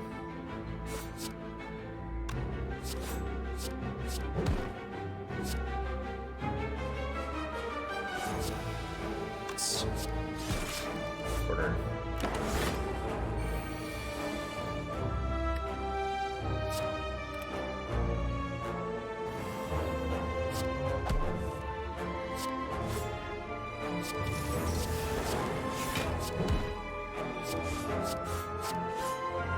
Got her.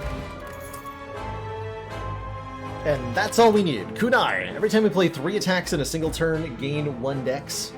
Now, these Good Instincts. Well, this Good Instincts. I only have the one, apparently. That Good Instincts just went very good in the 2 direction. Good card now. Good card now.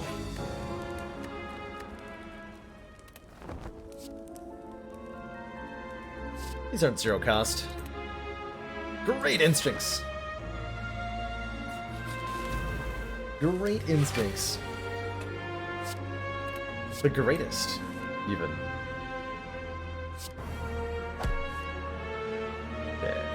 15. We hold on to all for one for later. Yeah.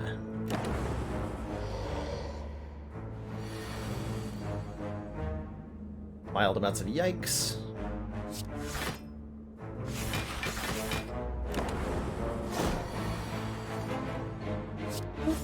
Bop. We'll get back Trip, Good Instincts, and some other stuff. Survey.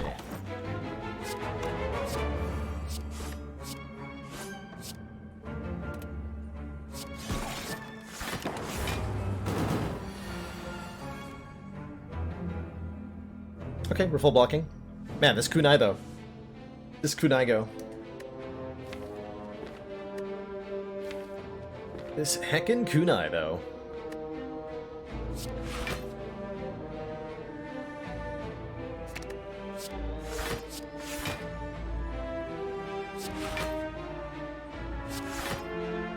Alright, that's a full block. That.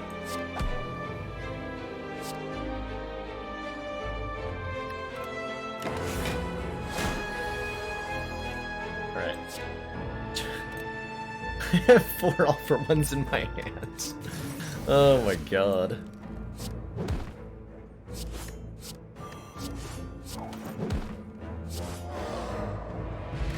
Oh my god. Mercury Hourglass. Start of our turn, deal 3 damage to random enemies, and our lost child Claw returns to the deck gloriously to do damage. Welcome back, Claw.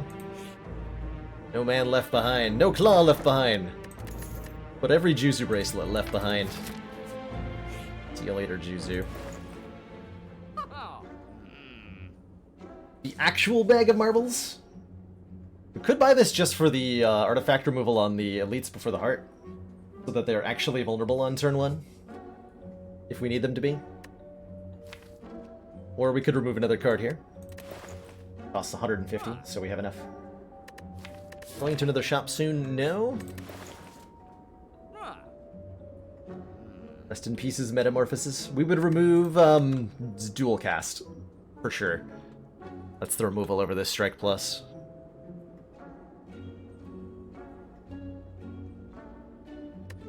Scaling solution for longer fights. I'm not sure we have those at the moment. Are we fighting Time Eater, by the way? Yes. Okay, well, that's unfortunate.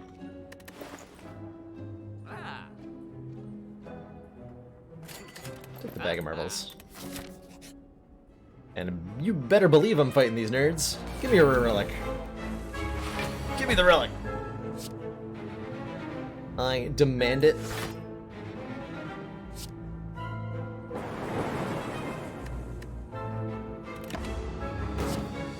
This fight's quite difficult. You need a lot of front-loaded damage to be able to beat these nerds, but fortunately we do have that. So I think we'll be okay. He's stiff.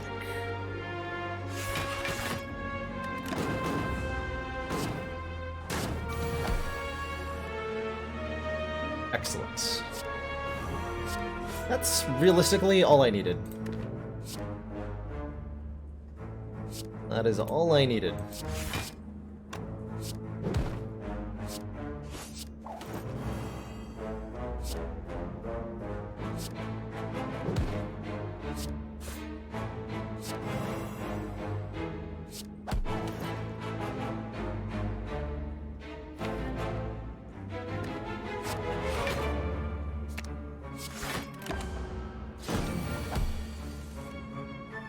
And there's more!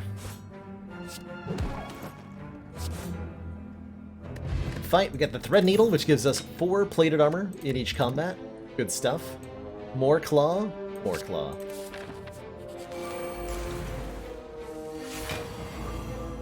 Is it even correct? Maybe not. Do I care? Nope. Not even a little bit.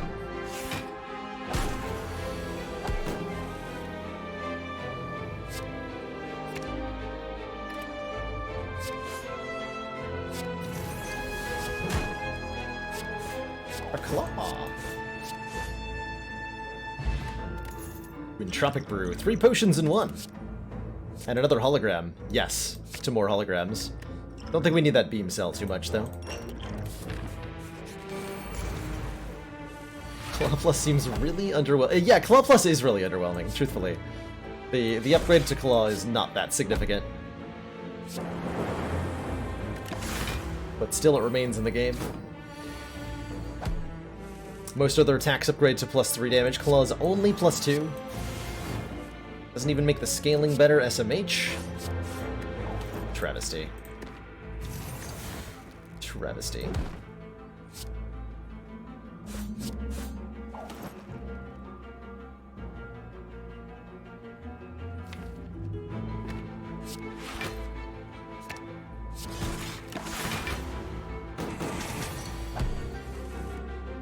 Or Cuckum? No. I feel like I got an unexpected amount of block there for some reason. Not really sure why. me that I did.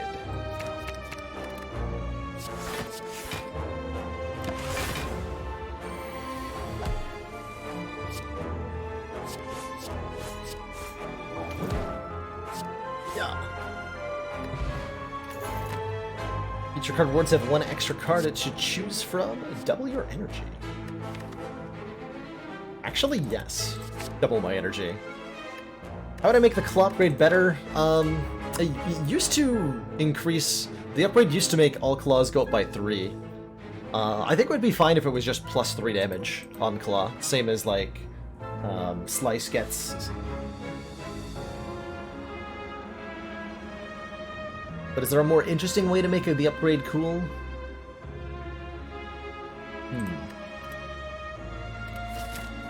Think about that. Potion belt. Oh man, our entropic brew just got a lot better. That's 2 more potions inside that. And now for Time Eater. So you might think that a deck of this composition would have some trouble with this guy. Right? Every time we play 12 cards, Time Eater's going to forcibly end our turn. What is this?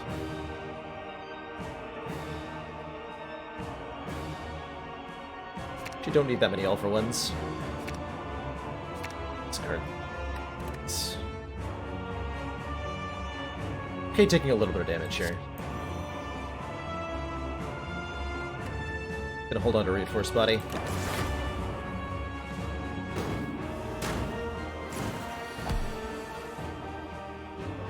Good Dark Shackles. So we want to get these claws going. For sure. The hologram reprogram so I can manipulate my future draws just a little bit.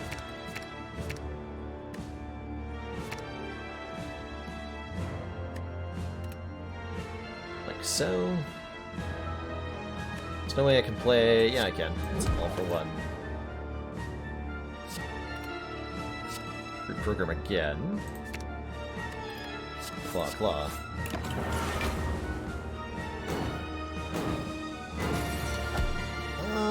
Company.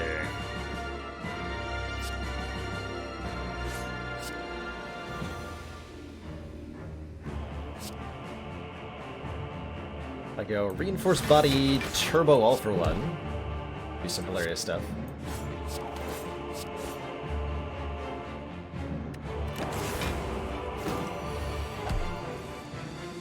Nine times 3.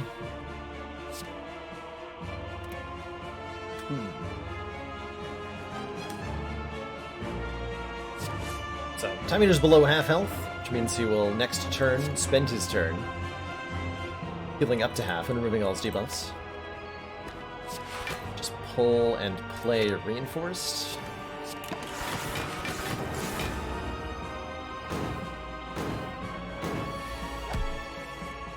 And so this turn,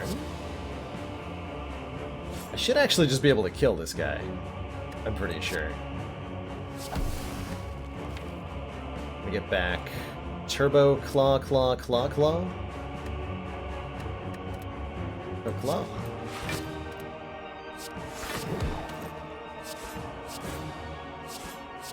Boop. We just scale up in damage so quickly with this many claws and this many plays of them that Time Eater's no problem. To thump, a deep pulsing dread can be felt throughout the room. Is this your core to its maximum?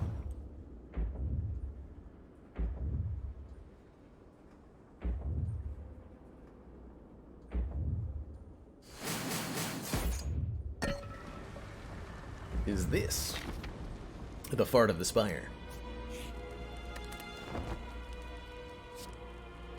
It's a pretty good Steam barrier, actually.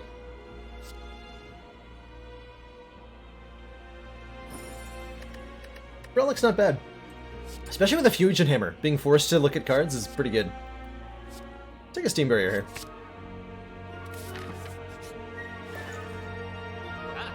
Options. We can get +1 additional dexterity. We can take a Madness to make something free, which could result in ridiculous combos. Actually, we can get an infinite combo if this is a hologram. Card removals are good.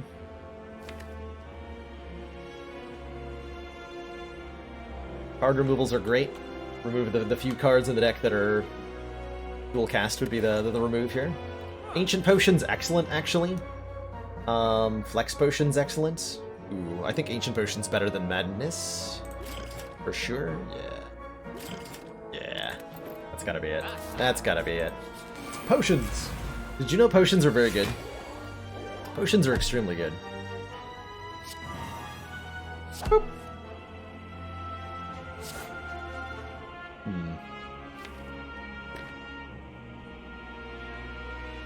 Not a good all for one. Boop. Better.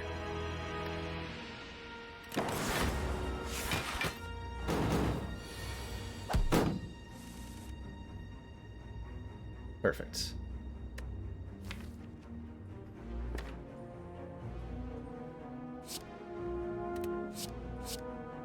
Team energy is probably enough, right?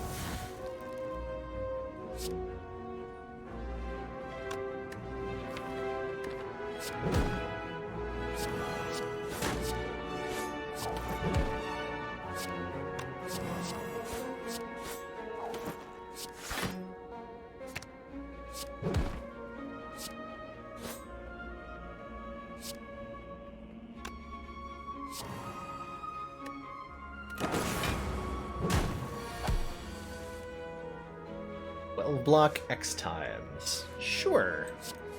Why the heck not?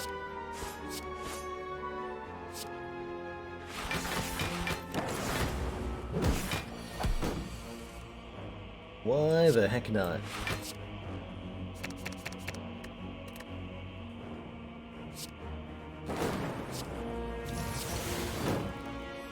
Boop. Alright, well, our opponents seem to have died. We have a Lantern. Start each combat with 1 additional energy. And if we want a second Speed Potion, gain 5 dex. At the end of your turn, lose 5 dex. And oh my god, that's a recycle. Exhaust a card, gain energy equal to its cost. I'm putting that in the deck. I don't know if I'll get to use that in the way that I want to, but it'll be very fun if I do. I discard my Flex Potion just so I can show off an interesting little interaction here.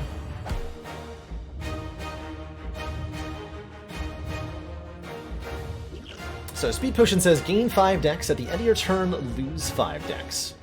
If you have an artifact when you drink this, then the dexterity down effect of the Speed Potion is absorbed by the artifact, and you just immediately gain 5 dex for the whole fight. So that's awesome.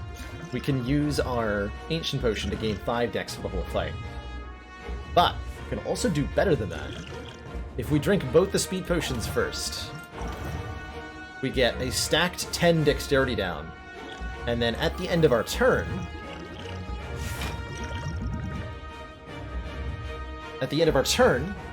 that'll all get absorbed by 1 stack of artifact.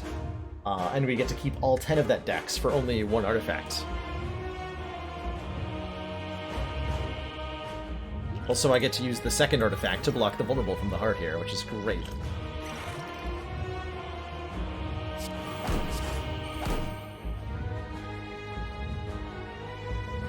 We could also get the 5 strength from the Flex Potion, but I don't think we're gonna need it. So we keep the 10 dex and block the vulnerable. Good times. Good times.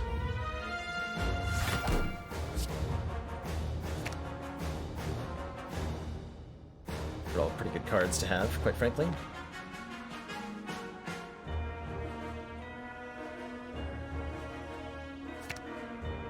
Get them into our hand with all for one though, so we should discard them now.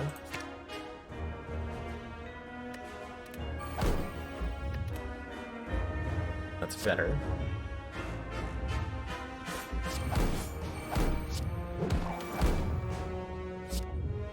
Much better.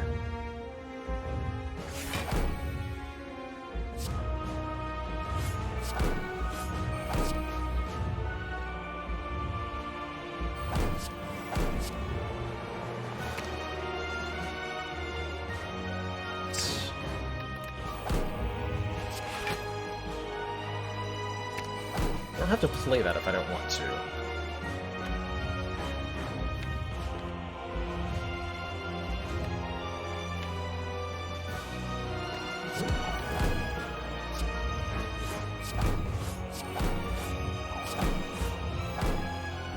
But I do want to. Yeah, pretty good turn. Pretty good turn. Yeah, I'm being attacked for like... not that much. Or whatever.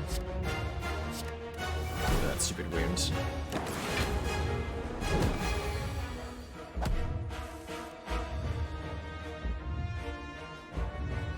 So, I've got 4 all-for-ones. Okay, so we're about to get very silly here. Let's hologram... Yeah, sure, let's hologram an all-for-one.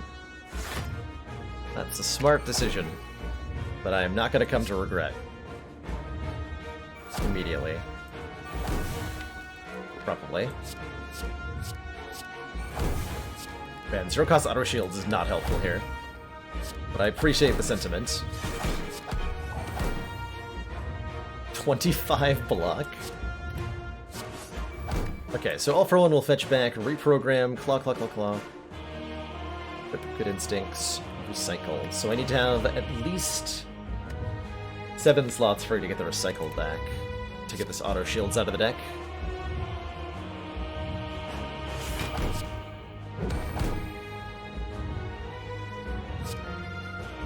Wait. Nope, bad at video games. Never mind.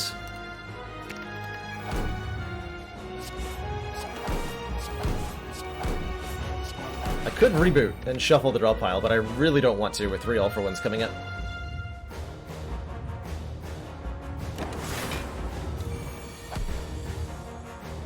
If I'd thrown the explosive pot last turn, I could have killed it this turn. We would have had a 4-turn hurt kill. That would have been cool. Oh well.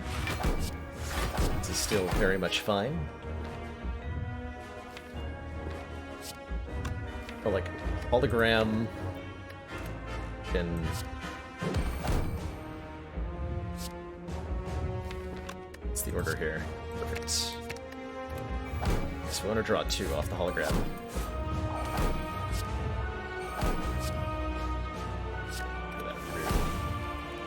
Trash card.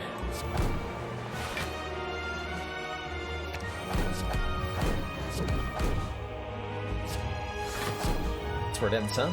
Okay. Well, it ends with us capping damage on the heart and blocking for this much, I suppose. That's fine, right? That's fine. So we've hit the damage cap on the heart here. Can only take up to 300 damage per turn. I call that a pretty good heart fight, though. GG. GG. Burnic Pyramid all for one. Very, very powerful combination. Really happy to show it off in that one. And make a claw deck do beautiful things. Let's squeeze in a quick Ironclad run before we call this off for the night, hey? Let's get back to Ascension 3. I get 4 all-for-ones? Providence. Divine Providence, I think is the best answer there. Now what? Has it been done? This is another reason I don't mind doing the ladder climb from bottom to top, by the way. That we get runs like that one are so enjoyable. So wacky and wild and just genuinely great to play. But how can I complain about falling off? Do boss relic swap on Ironclad. Do that. Oh man. Fight 4 elite. Well, 5 hallway fights? That's really risky. We're on Ascension 2, so normal enemies do more damage now. We do have to watch out a little bit, and that'll actually mean we want to fight elites, because the hallway fights are boosted, but the elites are not. Let's take a boss relic. Eternal Feather. For every 5 cards in our deck, heal 3 when we enter a rest site. Not great. This is mostly worse than our Burning Blood, unfortunately. But is still helpful. Still helpful. Yeah, we're gonna go this way. Hey, Rokadan, we have maxed out so far on Ascension 13, at which we've failed twice so far. Unlucky number 13. Clothesline versus uppercut. I think it's hard to say no to the uppercut here. It's got the better upgrade, 2 turns a week invulnerable versus just 3 week. And it does 1 more point of damage. And those both make it a little bit more attractive. Spin the wheel! I want a car! I want a car! I got a car! Yes! God, death. Death is what happens at Ascension 13. The Ascension 13 modifier itself isn't too bad. Bosses give a little bit less gold. But something about the late game, the later Ascension defect is giving me trouble about it. Oh, I don't have a Burning Blood. I just took 6 damage because I'm like, I'll heal 6 at the end of the fight. No. No, I won't. But I will take a Disarm.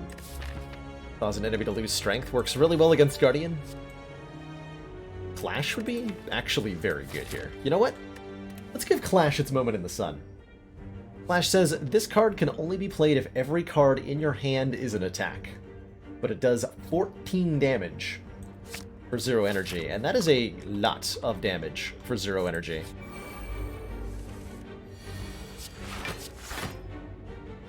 It's a heck of a lot. We'll often find that we're able to play it. We don't have very many non-attacks in the deck. Clash is definitely a playable pre-A10. Allow me to show you. Shrug. Shrug's good. Shrug makes Clash a little bit worse, but it's still good. Whereas Anger is another source of free attacks. I'll take the Shrug. And I'm going to fight a lot of elites, because I'm feeling confident in my ability to tackle them, although not so confident if I had a Curse. That said, another 100 free gold. We're at 350. Pretty nice. Not going to. Come on, Clash. Damn it, Clash. Full block's fine. Full block is fine.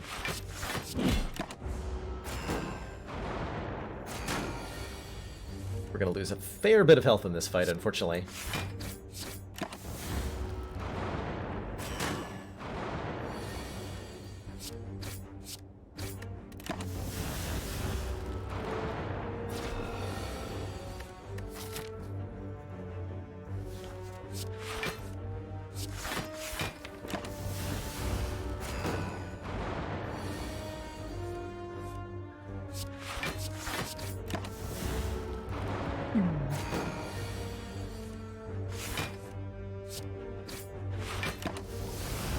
Yeah, without the Clash adding to our damage, we're struggling.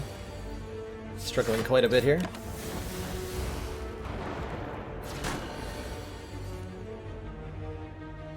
Really?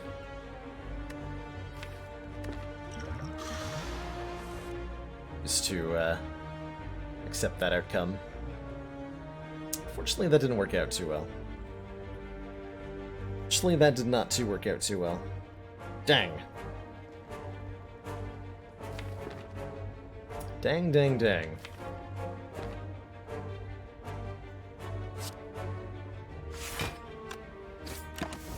Probably regret that. So we're now confused for the rest of the fight. All our cards are going to be random cost. But that's fine. Because I'm not going to draw any cards anyway. Apparently.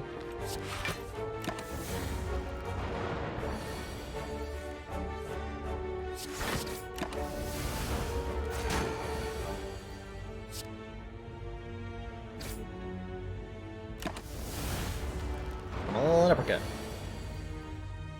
Dang it, uppercut.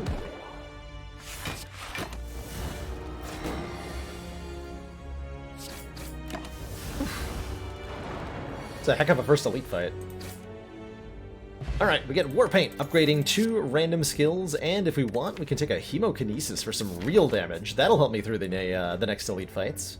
This is really important, because we're very low on hit points here. Maybe not, like, very low, but we're pretty low.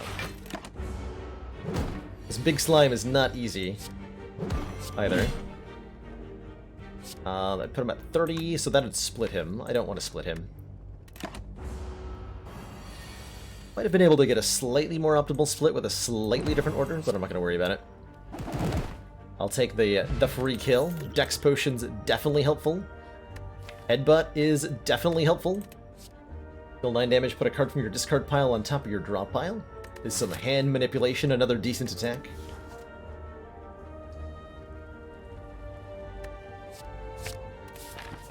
Any bets on the next time we'll see Note for Herself? Oh, almost assuredly it'll come back on Silent 12. I believe. I believe. Alright, Goblin could be a little painful here. Let's see, if I don't shrug, I'm guaranteed to draw all this. That's pretty optimal, actually.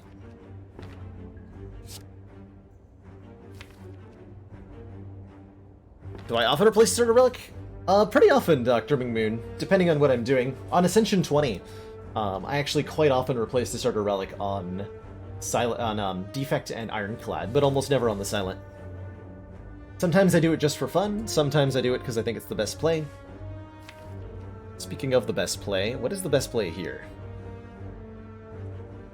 Next turn we're being attacked for, honestly, not that much, actually. We'll survive easily after Uppercut. Uppercut Headbutt should be fine. Okay, so let's do Hemo Strike. And we should have a 2-turn lethal lined up. 24? More like Nerd T dead. 13, putting him at 20. Is Clash my best option for a kill? I think it is. Alternately Uppercut, and literally any other attack card.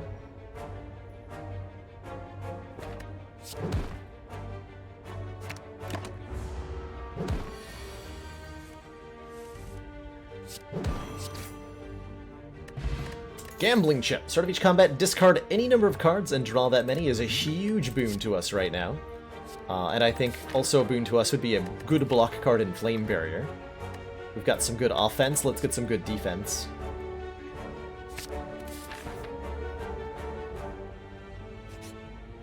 What's in the box? Darkstone Puriapt. When we obtain a curse, get 6 max health. Definitely one of the less effective relics in the game. There are moments where this thing can be good, but as it stands, it's probably a Sapphire Key. Times when you're really excited to see a Darkstone Puriapt can include, like, if you've got a cursed key, so you know you're going to be taking curses, it gets a lot better. Take the Sapphire Key. We're gonna rest here. Getting a little bit off that Eternal Feather, thankfully. And being attacked for a lot, that's fine.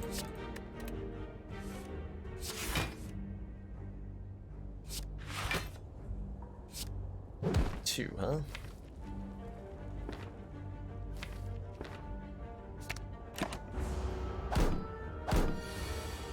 Both attacking again. Fascinating. If I could uppercut, I would take 1 damage. I don't see a particularly compelling reason to take 1 damage. This guy in clash range here. I'm not getting attacked this turn, because the mushrooms can only attack up to twice in a row. Don't think I need to take free from Hemokinesis either. Nope.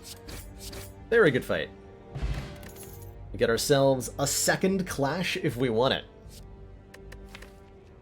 Which I am strongly considering, actually. Why do I trade Silent Boss Relic the least? Oh, good question. Get down. Ultimately, it boils down to... the Starter Relic on Silent is the best of the 3 when it comes to beating the heart, which is where you need the most help on a heart run. I am, with regards to the don't trade Silent Boss Relic kind of rule that I'm imposing on myself, that is because of heart runs specifically. Sneaky Teak said this pretty well the other day. He said something like, the further you get into your run, the more great cards are in there. The more powerful cards that you're looking to draw, the important powers you're looking to get into play, the more important it is to have a good turn 1. And so the better card draw becomes. The later you get into the run, the better card draw is. Whereas in Act 1, drawing 2 cards just gives you a little bit more option. Like, you could play maybe one more strike or something. But at the end of the game, it means like getting Noxious Fumes into play 1 turn earlier, or putting Demon Form into play on turn 1.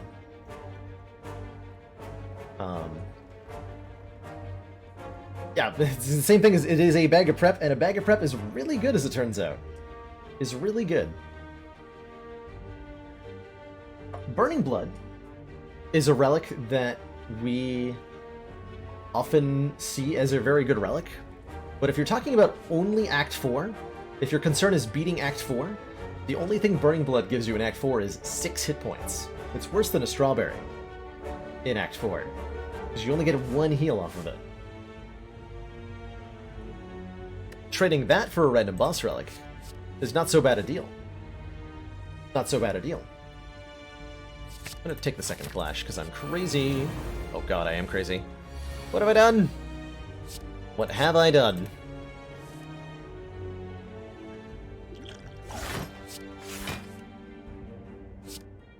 Why have I done?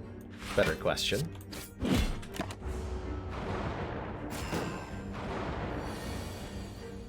Why have I done?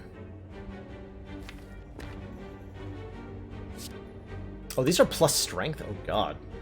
I didn't even notice that. That's terrifying. Definitely terrifying.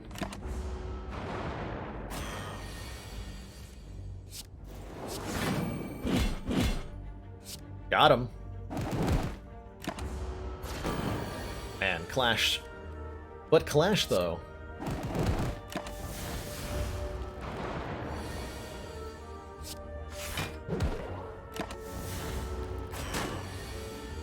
Ow.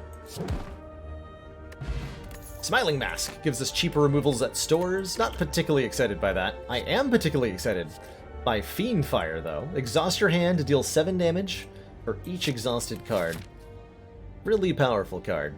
Really, really powerful card. I think we can take on one more Elite, if this event isn't too bad for us.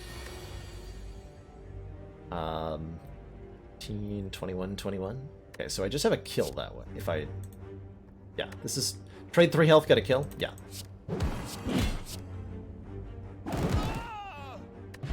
Essence of Steel makes the next fight even safer, and Power Through is so bad with Clash. It's great with Fiendfire, but it's so bad with Clash, I don't think I'm allowed to take it. Don't think I'm allowed to take it, as much as I do want it. Put 2 wounds into your hand, which makes Clash totally unplayable. Now, if I had a medical kit, it'd be a different story.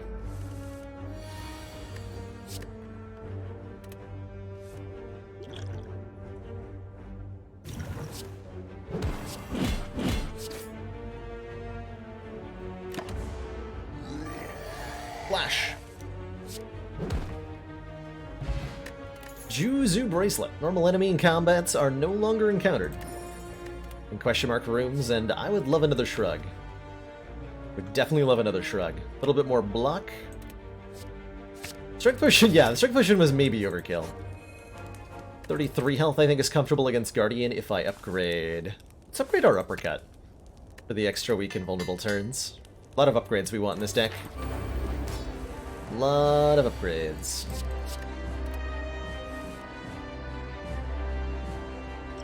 Gonna throw a Poison Potion at Guardian here, just to make sure we get this transform.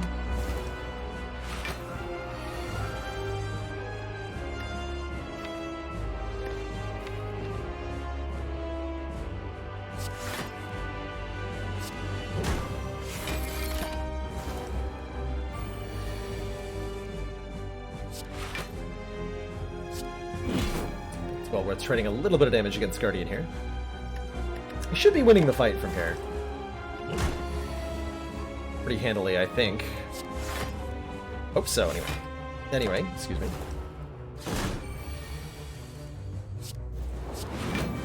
Lame barriered on, nerd.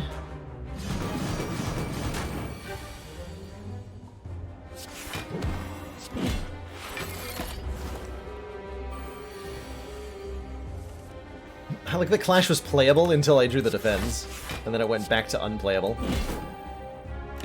Cute.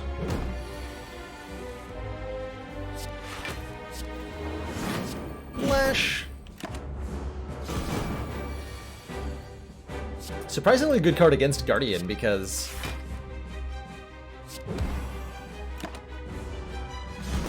you have to play the blocks that are in your hand, which you typically need to do against Guardian.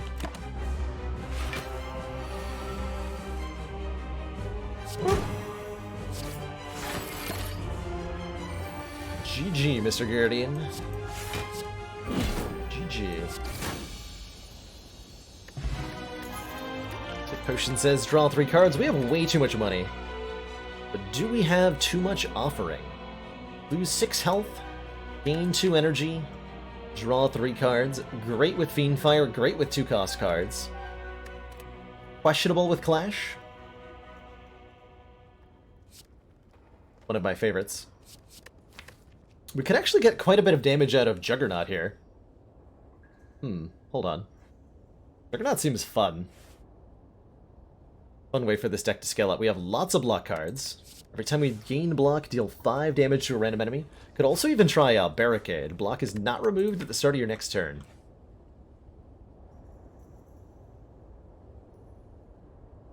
We would need an Energy Relic to support either of the other two. How does this deck beat the heart? Oh, this deck does not beat the heart. This deck has to change up what it is doing to beat the heart, that's for sure. And that means a lot of blocking or a lot of stronking.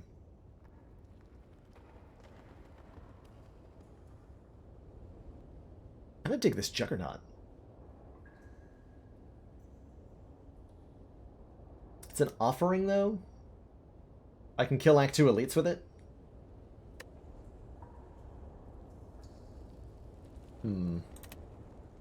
Try the Juggernaut route.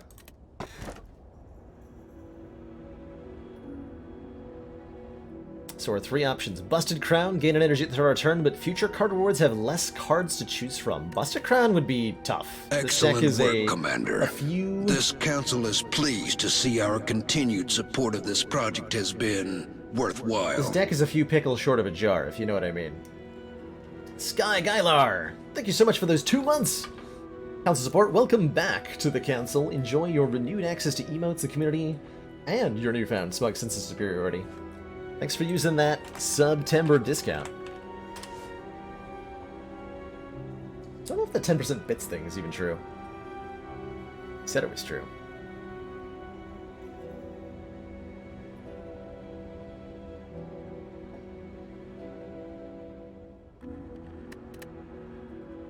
No upgrades if we take Fusion Hammer, which is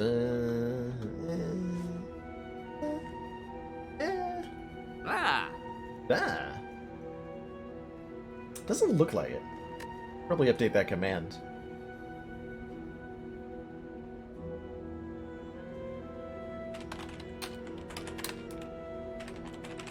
See if they change that.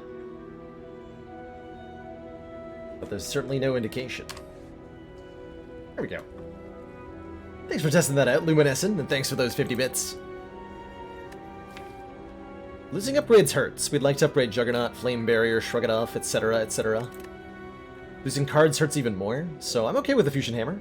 We will go to a lot of shops, and we will try to buy an Apotheosis or something.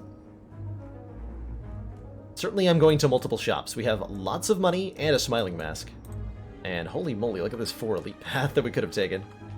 But I'd rather go to 2 shops. We have so much money that shops are incredibly powerful things for us at the moment.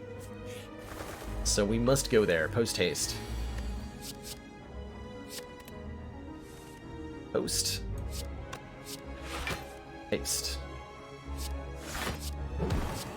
General rule, attack the one that's buffing. That way when it's attacking for lots, you can kill it.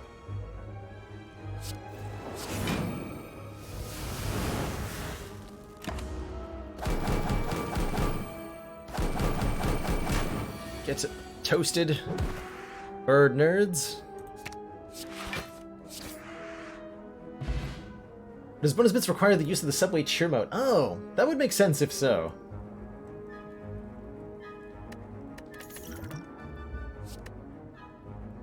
If so, I'll have to update the command with how to do that. Do we want to flex? No. Do we want a perfected strike? Also no. Looks like a skip here. We don't want a fire breathing either. A long line of hooded figures can be seen giving you 99 gold, so that you have 800 gold. Yes. I think the Ritual Dagger's quite good, by the way, but I want to have all this money. I'm rich! Take my money. Give me a strawberry. Alright, 700 gold. We can afford... Hey, there's an apotheosis! That was convenient. That was convenient. And I'm already liking the look of this. Check the Juggernaut, right? So, a Metallicize is a way to proc Juggernaut. Juggernaut says, whenever you gain block, deal damage to a random enemy. So, decks that gain block more often will trigger Juggernaut more often. So we want additional ways to trigger that Juggernaut. And Metallicize is such a way. Every turn, Metallicize triggers the Juggernaut. So easy Apotheosis, easy Flame Barrier, easy Metallicize, easy Preserved Insect, so elites have less health, easy Strike Removal, and probably a Body Slam too. Deal damage equal to your block. Sure. It's like bought out most of the store. And now our deck is complete. Brilliant. T-set would be on your shopping list. Oh, with, yeah, with Gambling Chip? Could still afford it. Still afford it. Makes it easy to, like, find and play Apotheosis, which will never get upgraded. Nah.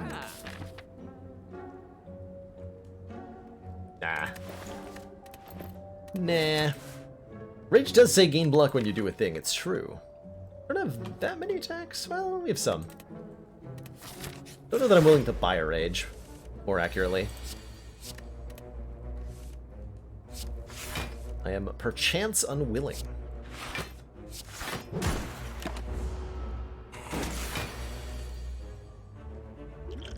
Heresy. Better.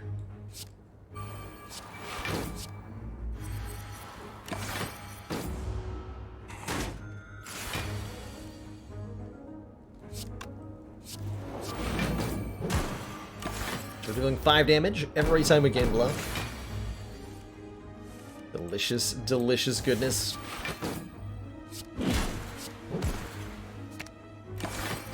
Also, we have Clash.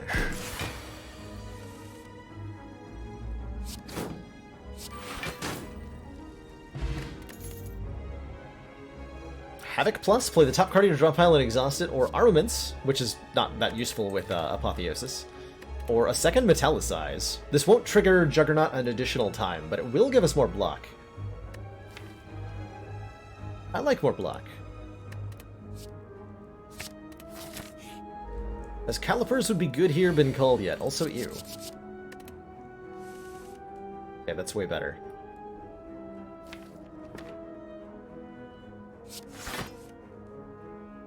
Also you. Thank you, Clash. Love ya.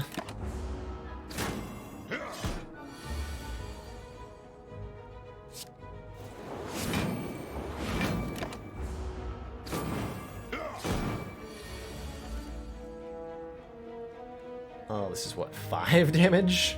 I guess Uppercut Fiendfire will kill one of them. That's fine, that's fine.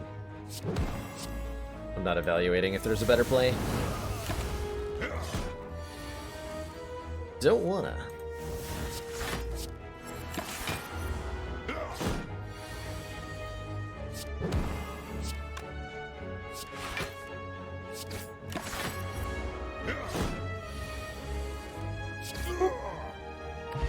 Whetstone, upgrade 2 random attacks. 3rd Metallicize? Sure. Actually, Second Wind is pretty good. Exhaust all non-attack cards in your hand. We gain 5 block for each card exhausted, and then trigger Juggernaut once for each card exhausted. Pretty helpful. Ah, there it is. Indeed. Subway. Subway 50. Thanks so much for trying that out and showing how to get the bonus bits, so you can indeed cheer 10% more for the next 3 weeks. That's awesome. Totally awesome. I don't want to take 3 metallicizes.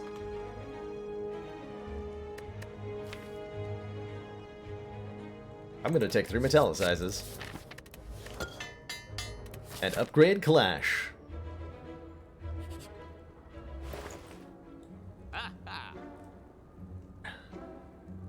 Good options here. Shockwave applies weak and vulnerable to all enemies. Although, we mostly benefit from the weak, not the vulnerable so much. Iron Wave is an attack that is also a block guard. We're certainly removing a strike with our Smiling Mask here.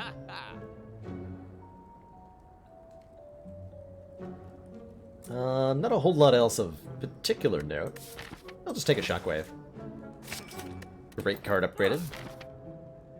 And we're gonna go this way. Yeah. I mean, I'm at full health, so I'm just gonna recall here. What's in the box? Mall Bank! More money! Yes! Excellent. 50% cursed, and the curse is one I can discard on turn 1? Sure. Take a tiny chest. Even more money! Even more money.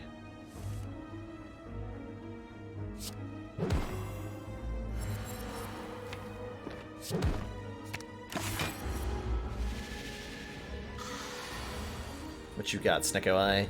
Snecko enemy. Whatever your name is. Whatever foul creature you are.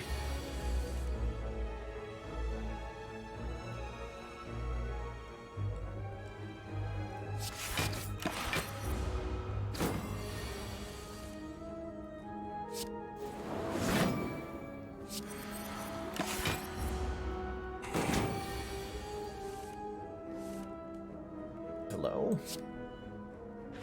I'd play my cards, please. Snecko? Hello?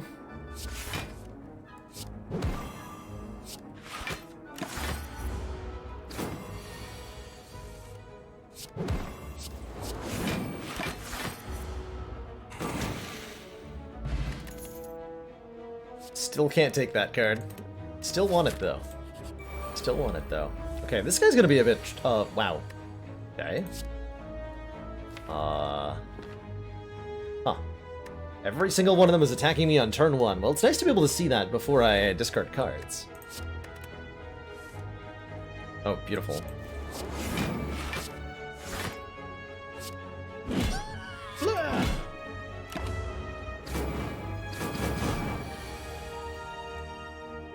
Blah.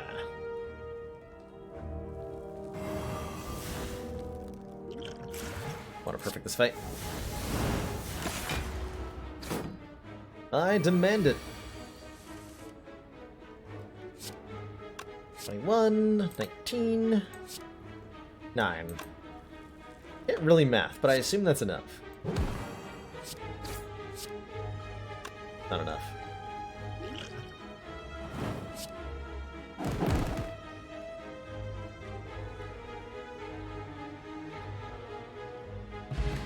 Wriggle Pillow! When we rest, heal 15 more. Another shrug, another shrug. So many shrugs. Make shrugs, not more? A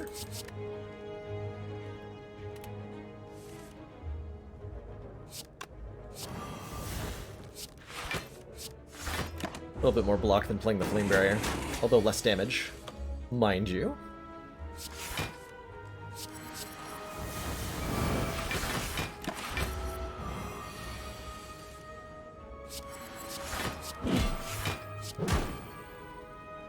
Attacking next turn.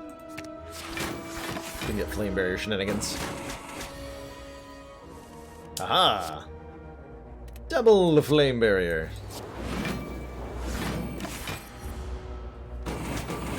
Get toasted. Get toasted, nerd. That's the one. Ooh, third Flame Barrier or a Disarm? to cause our enemies to lose strength. Both are very good, I think. Man, I like the idea of this deck beating the Heart with Flame Barrier for damage. Though I'm worried we don't block enough. It's probably fine. The disarm probably better there, by the way, but I think it was cooler to take the other option. So I did. Not when I'm supposed to draw the flame barriers, though. Spire.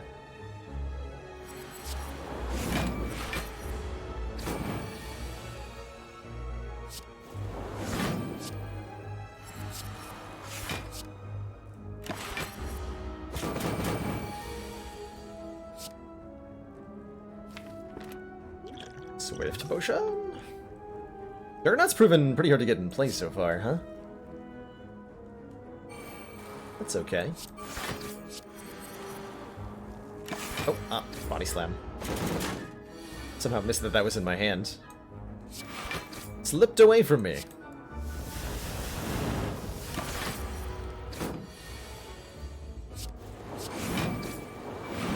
More toasting. Oh. Ooh, Toxic Egg. Any skills we add from here on out are upgraded. So this Sentinel is upgraded, for example. This Berserk is not upgraded, but we could choose to take it if we felt like we needed more energy, which we kind of do. But it's a Berserk, so I'm not really sure how I feel about it.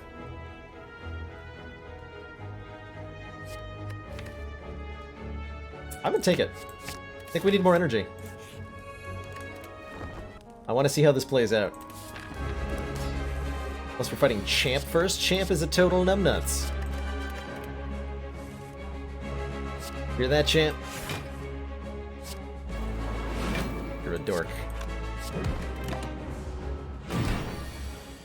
I think that Burning Blood's better than Eternal Feather. I wouldn't blame you for saying that. I think in Act 1, Burning Blood will heal you a lot more than Eternal Feather does.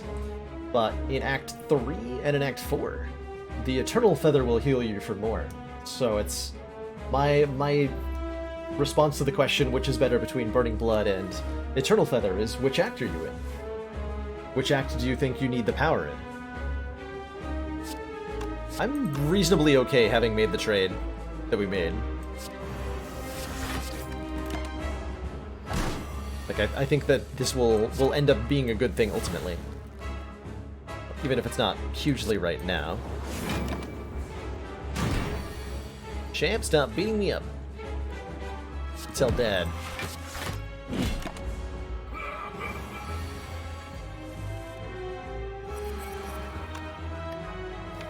Let's get these.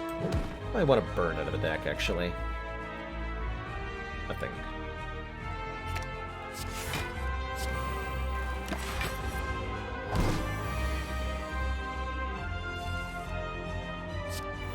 Go.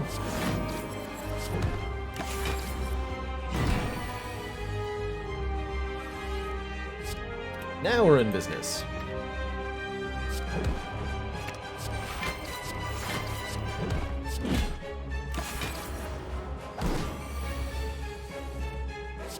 Been liking Berserk lately? Don't blame you. Berserk is interesting. We put in some real work. That ride, though. Oh, I forgot about the ride, the clash, huh? Think about that interaction.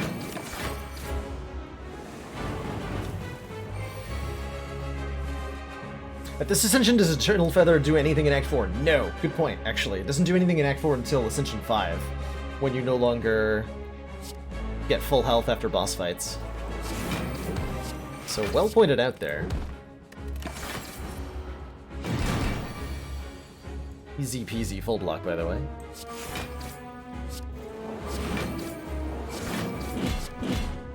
And Clash killed the champ, too. GG. Offering Plus. I don't think I'm going to pass on this one. That's a very good card.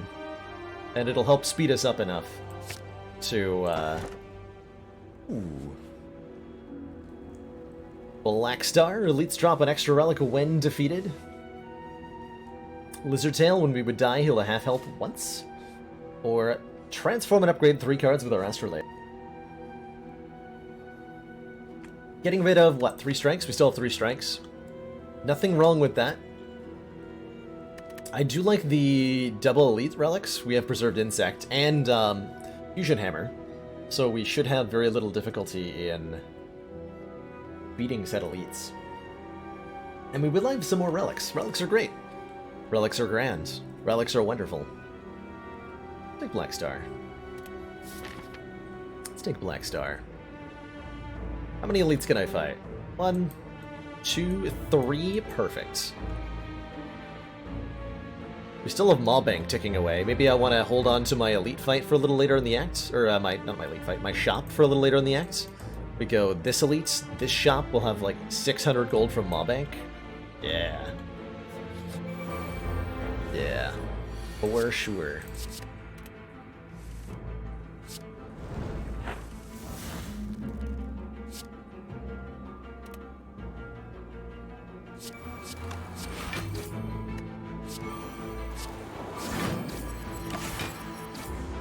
That was a good play. Being vulnerable next turn might be a terrible terrible mistake. But it was my mistake to make.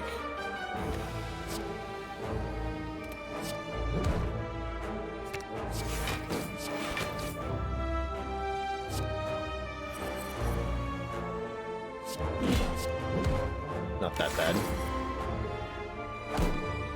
We also have a Fusion Hammer and a Wriggle Pillow, so I think we're okay. We'll get all that health back very easily. Right here. As long as we don't die to the elite. But I just have to, like, not play Berserk at the wrong time against Nemesis and take 67 damage. That'd be an easy way to die.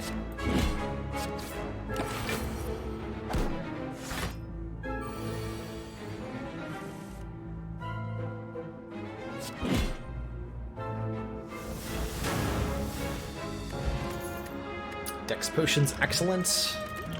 Shrug It Off Plus is excellent. Triggered Plus is pretty good too. Get to actually exhaust cards in hand, make it easier to play Clash. But it's a Shrug Plus. Glowing Tesseract. Look at 3 colorless cards, many of which are upgraded. This is a Warcry that doesn't exhaust. Secret Technique fetches me any skill from the draw pile, including Apotheosis. So probably a Secret Technique here. Finesse Plus is 3 block, trigger Juggernaut. And I kind of like a Magnetism, I'm not gonna lie. But I'm definitely taking Finesse, I'm definitely taking Secret Technique. Magnetism is a card mostly for fun. Add a random colorless card into your hand, but it can be pretty good. This can trigger block a lot of the time. This can do some fancy stuff. If we didn't have an Apotheosis, it'd be better, actually, because it can generate Apotheosis. I think I'll skip on that one.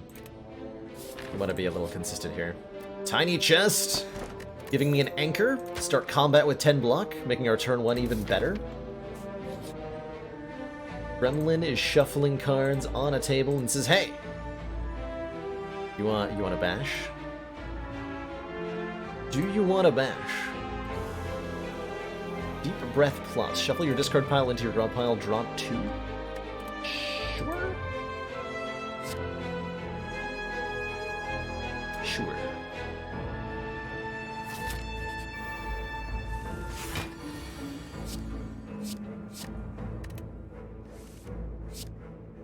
Yoink.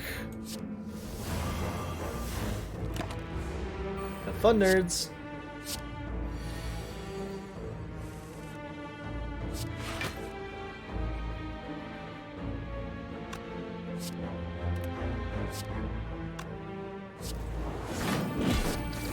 Kill the Spiker first. Oh, I'm supposed to use a regen potion in this fight. Excuse me.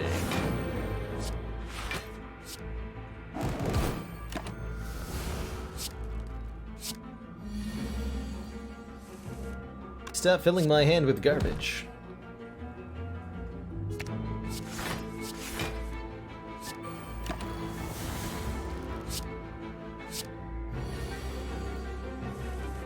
No.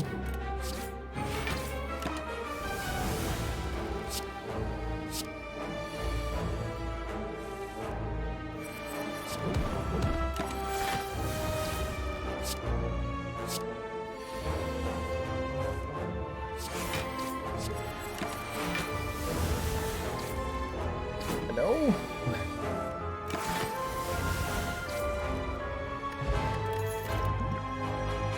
Second body slam.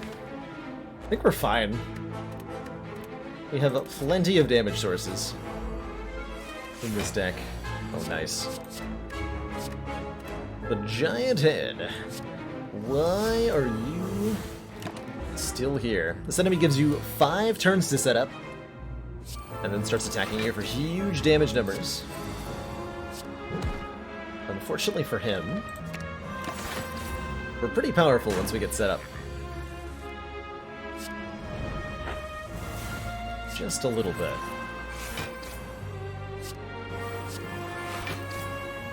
Also, unfortunately for him, he takes 10% more damage from physical attacks for the rest of the turn whenever you play a card. So decks that can play a lot of cards can deal a lot of damage to Giant Head. The giantest of heads.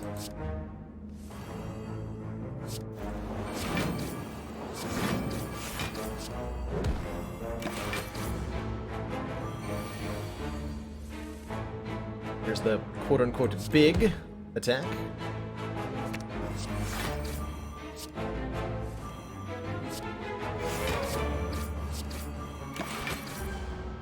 Boop. That's a boopin'.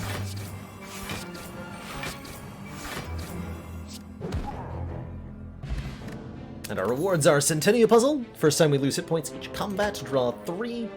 Meat on the bone, heal 12 if we're at or below half. And ooh, I'm gonna take a dual wield. I am so taking a dual wield. Rage is nice. Whenever you play an attack this turn, gain 5 block, but dual wield says choose an attack or power card in your hand and create 2 copies of it, which can duplicate some pretty fun things. Such as Berserk, such as Metallicize, such as Juggernaut. Let's get a rest here and I'll go to full. Guess that's... yeah, it's better. Are we ready to find self? Oh, I was hoping... well, Bag of Prep is great. Start of each combat, draw 2 extra cards. Heck yeah. With our gambling chip, that means we can look at 4 more cards, potentially, on turn 1. Mirror lets me duplicate any 1 card, which would probably be... the Juggernaut. If I had to imagine, I think a second Jug would be great here. I could also go for a 4th Flame Barrier. Actually, that sounds more fun. I would like to do a Flame Barrier deck more than a Juggernaut deck. We've done Juggernaut, but have we ever, like, killed the heart with just Flame Barriers? That's what I want to know. I think the answer is I don't think we have. So I'm gonna mirror Flame Barrier. We haven't upgraded one? No? It's really unfortunate. And I can also take a Master... no, I want to take a Ancient Potion, actually. To block the Heart's Vulnerable. It will be excellent. Excellent. There's Dreamcatcher, okay. Again with the Fusion Hammer, when we rest, which we're forced to do. We get to look at a card. Seems good to me. Actually, get to remove the Writhe, which I forgot to take out last time. Whoops. Totes forgot about that. Totes forgots. What am I looking for?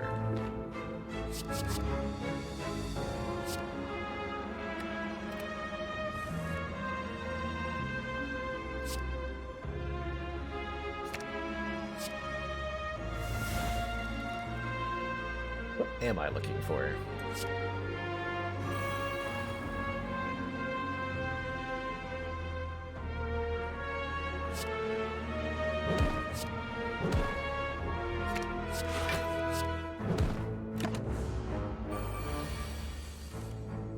Nice.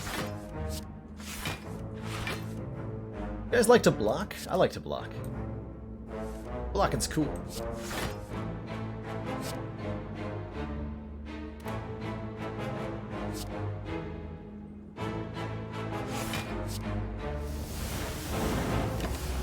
Hey, Spirits Bro, yeah, back down to Ascension 2. I figure I've got time for one more good try before the new character launches. So I'm gonna give it an attempt. 20. Rude.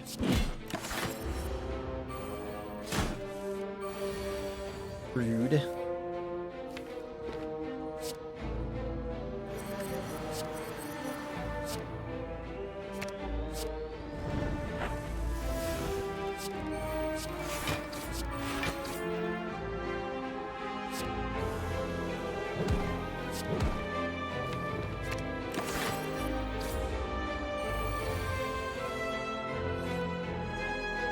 Has anyone ever successfully done a ladder streak? Nope, not to my knowledge.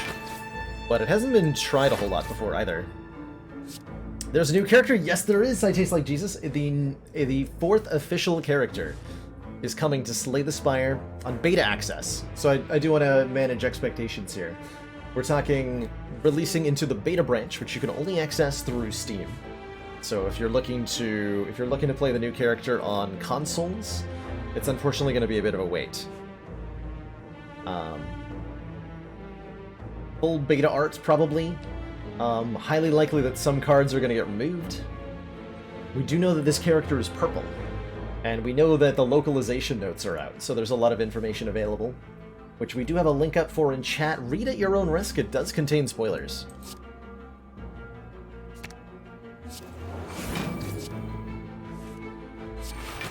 Parental discretion is advised. No idea what kind of character it is, other than a purple one. Bag of marbles. One vulnerable to all foes. The boot says... You win the run. And this shop says... You can afford another flame barrier. Oh yeah, we're doing full flame barrier deck. Let's go. I almost want to remove Juggernaut, but I'm not going to. Flame Barrier has always been one of my favorite cards, but I never, like, it's a good workhorse card. It doesn't do anything, like, hugely special. So there's nothing, like, amazing. It doesn't generate the oohs and ahs that other stuff does, you know?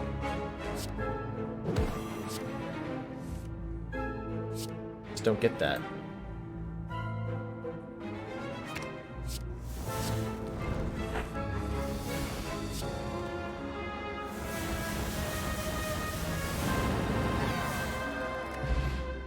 Got him.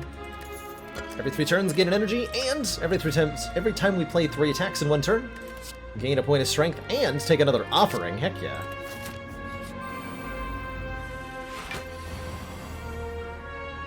New characters coming out on September 9th into the beta branch. So that is less than a week away, which is crazy town. Less than 1 week. Alright, I'm gonna make the same mistake playing the Berserk. Yes, I am. Is it really the same mistake?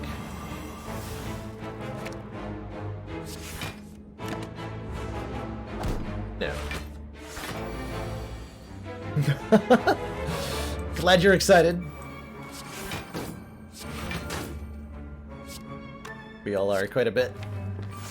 Good times. Good times ahead in Spire Club.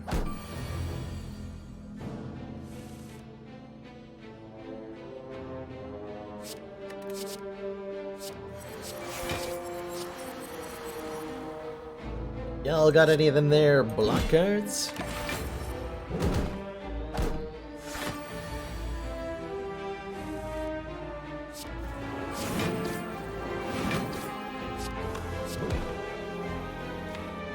I want to do that again.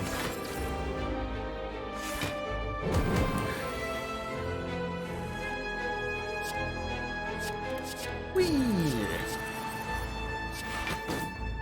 Blocking!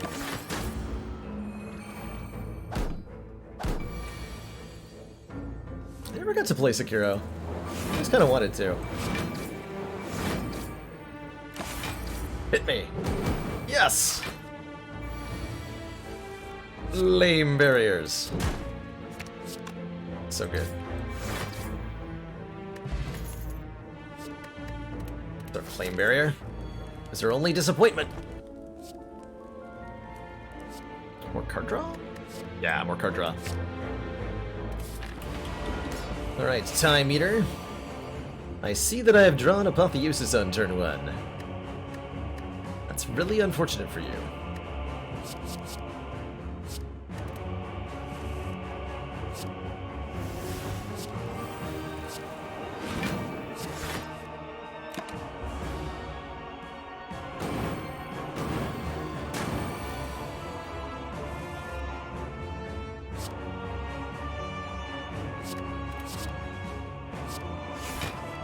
Metallicize is the best way to scale, right? Metallicize is a scaling card. We just play Metallicize all day long, whenever we want to.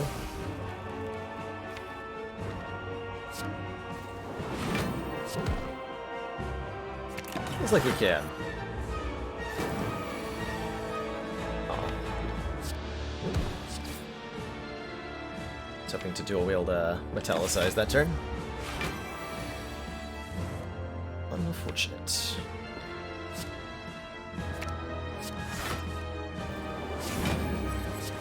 Oh, 20 block per turn is pretty good, right?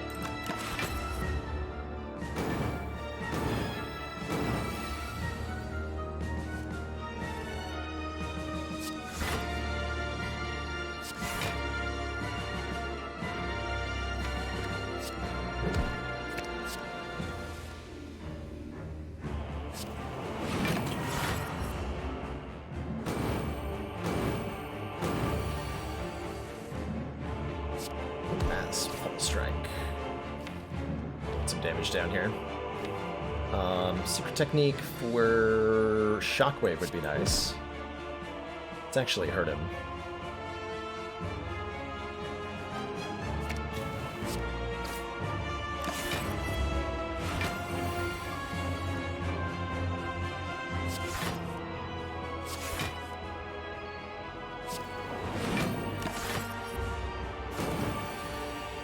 Still hasn't managed to get through my block.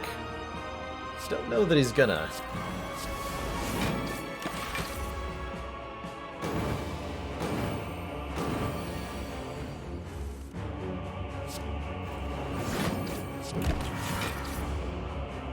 Okay, so this turn time meter's below half health, so he'll spend his turn healing back up to half and removing all debuffs from himself. So this uppercut won't do anything. I won't get the debuffs, I won't get the damage. You just let him do his thing. No sense in ticking up that timer. Doesn't do anything for me.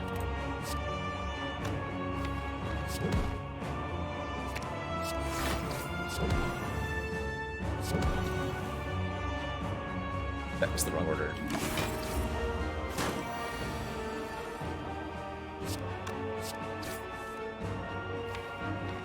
Show me the flame barrier.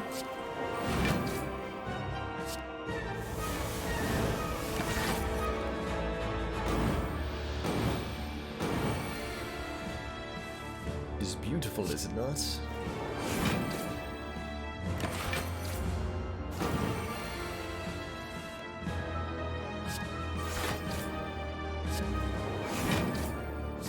Boop.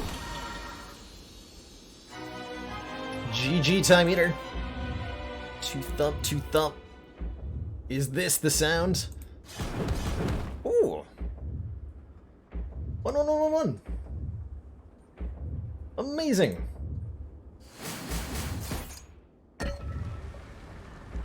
What does it mean?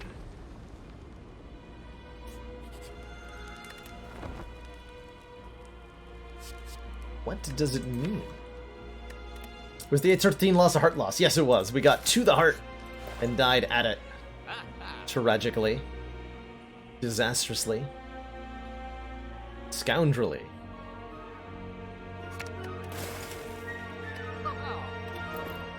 Now we face the elites.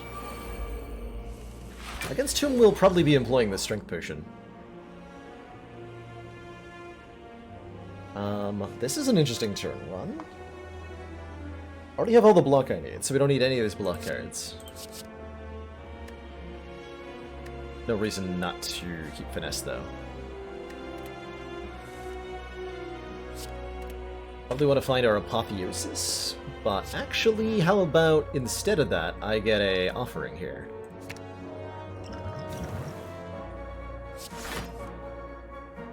And that will draw me a lot of cards. One might even say too many cards.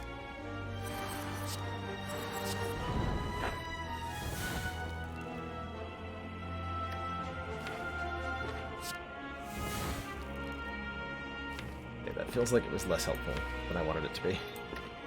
That's alright.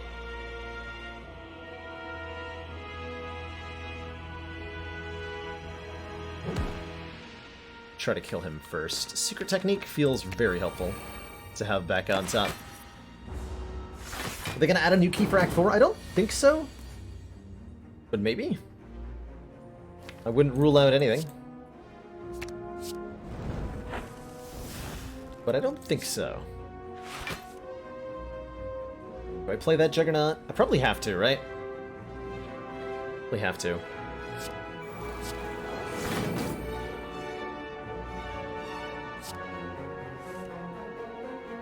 And then I gotta turn around with Hemokinesis. Actually take a fair bit of damage here. A bit of an oof. I feel like I could have played this turn differently. But then we wouldn't have had Juggernaut in play, so... Who's the real winner? Who's the real winner, then?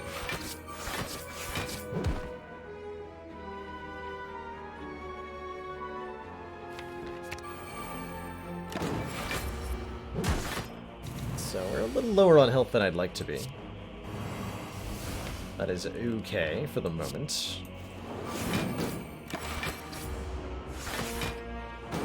We're not quite at the point where Meat on the Bone would be worth trying to trigger, though.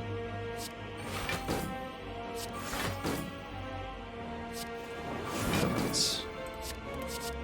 3 copies of Body Slam. And go crazy. Well, GG. Brute Juice gives us 5 max health.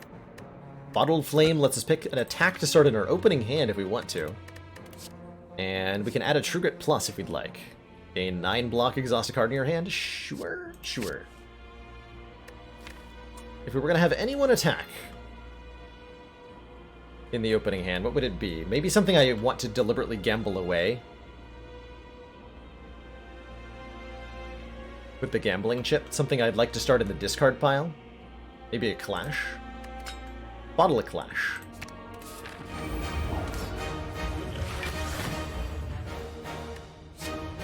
And we're actually just gonna ditch all of that.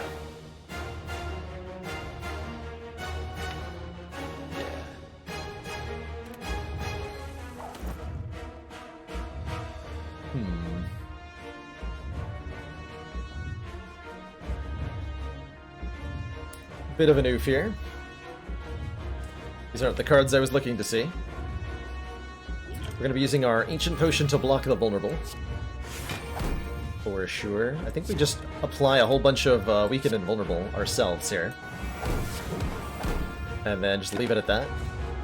Not the greatest opener we could have had. But I'm not that afraid of 1x12, so this is probably fine.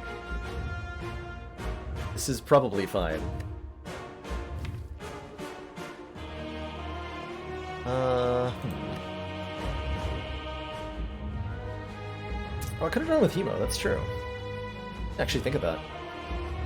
I can draw off the Beat of Death now. I don't want to play Deep Breath, because I don't want these into the draw pile. We're looking for Apotheosis and Berserk and all that. If I play Offering, I draw too many cards, so this has to be either Metallicized or Pummel Strike. Works for me. Secret Technique. Get that Apotheosis.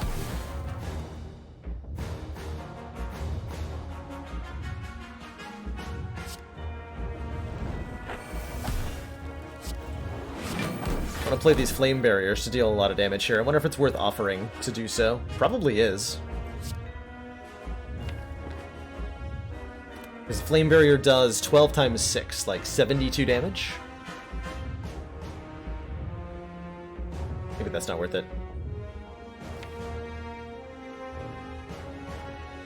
Next turn's gonna hurt quite a bit.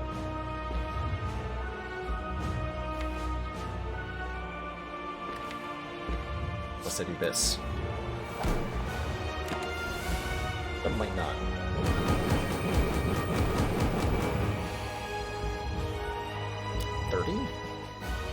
I'm sorry, what? 30? 30. We're not vulnerable and it's weak, so it's only 30. Well, seems like it's probably imperative that we get Juggernaut in play. We'll take a fair bit of damage if we do. Our other option is Shrug, Flame, Defend, but with no Juggernaut, I don't really see us winning very well. So I'll take my 14 here. 32 is a little sketchy. But I like our odds from here, quite a bit.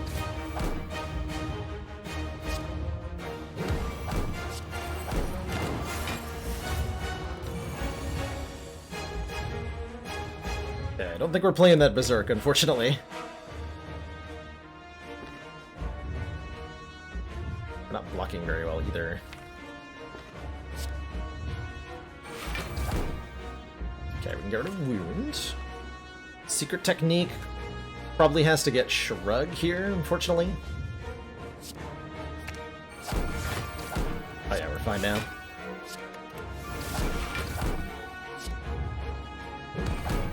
If I were to play Berserk, I would take a lot of damage. No, I can't do that.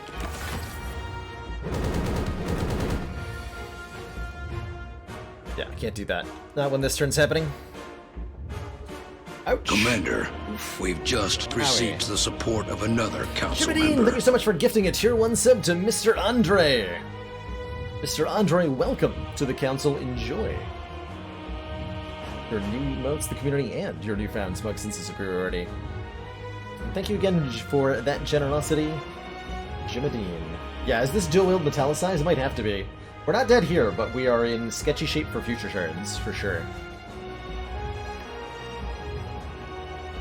Very sketchy shape for future turns. Need to... If we dual metallicize, that's all our energy, too. So I'm gonna have to draw good. Okay.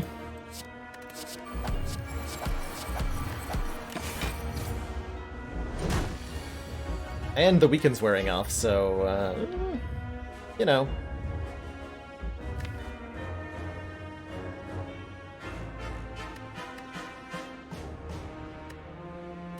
You know.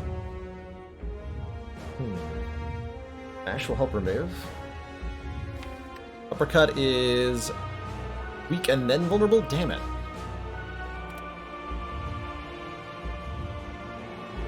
What am I secret techniquing for?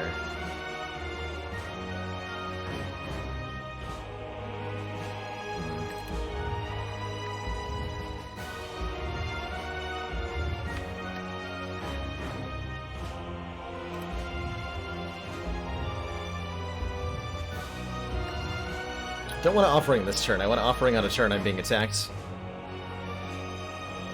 I think we're in big trouble. Extremely big trouble. Dare I say. Secret technique for... Breath.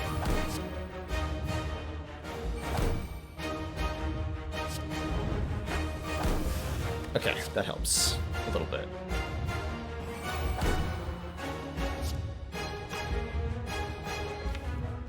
Does it really, though?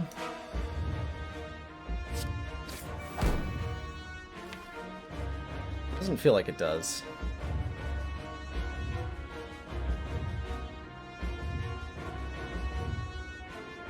No, I think that's disastrous.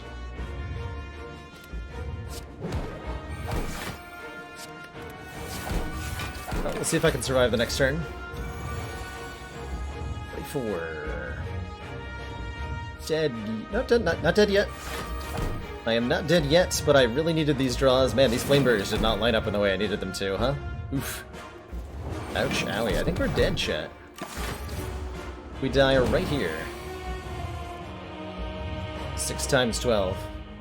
Sure looks like we do. Dang. Dang. Dang. I got too fancy. Again. I'm enjoying these low ascension runs too much. Huh. So this is where we should have had a second Juggernaut instead of a fifth Flame Barrier. I was really hoping I'd get to do like a ton of damage with Flame Barriers on the multi-attack turns, but they never lined up. Not once. Which was rude. Super rude. So there's no way out, right? You're just super duper duper dead. G heart. G. Restart the clock! Get back down to the bottom of that ladder. Gosh dang. Goes to show just how much harder than everything else the heart is, especially on lower ascensions. The heart is just like way up here when everything else is at a nice comfortable level.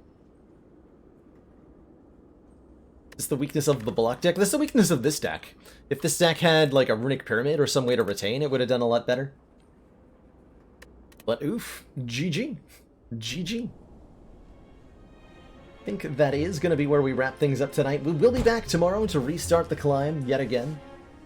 Oh yeah, that disarm I skipped for Flame Barrier also, right? Like, so we made some decisions that didn't turn out very well. Because I wanted to stick to a theme. And then that's alright. That's alright. I do want to get one more good attempt in the ladder, like actually climb up to... I would like to hit at least above Ascension 15 before the new character comes out. So that means lots more Spire in the coming days. Plan on playing lots tomorrow. Wait, is today Wednesday? Oh shit, it's Wednesday already. Tomorrow's Thursday, Friday, Saturday. I gotta slay some Spires. I gotta slay some Spires. So, tomorrow, Spire, all day. We're climbing back up this ladder. Friday, ladder climbing. Frivolous Friday can wait. It's gonna be ladder climbing. I want to make it. I want to do the thing. So, count on more Spire action. I'm looking forward to it. Looking forward to it. Let's see. Blood pain. I don't know. This game is, it seems really unfair. Keep losing for no reason.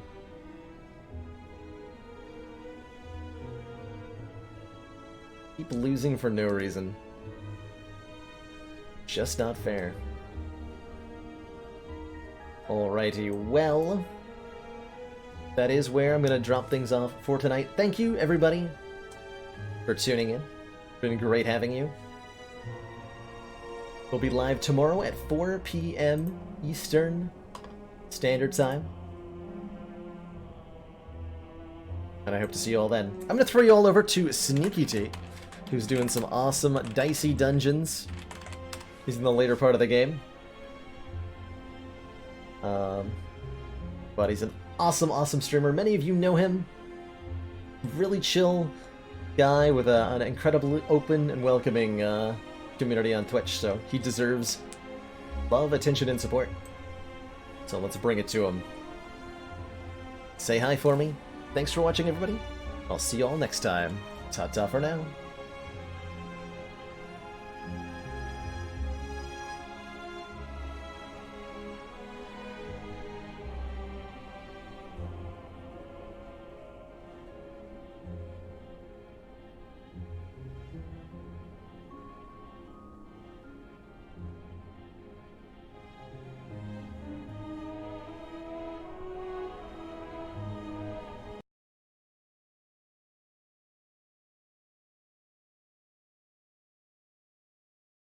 Cards every turn. Your cards are static, and you roll dice every turn. That's the biggest difference.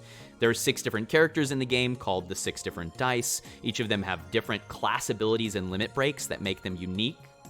Right now we're playing Inventor. She plays fairly normally, except that at the end of every fight,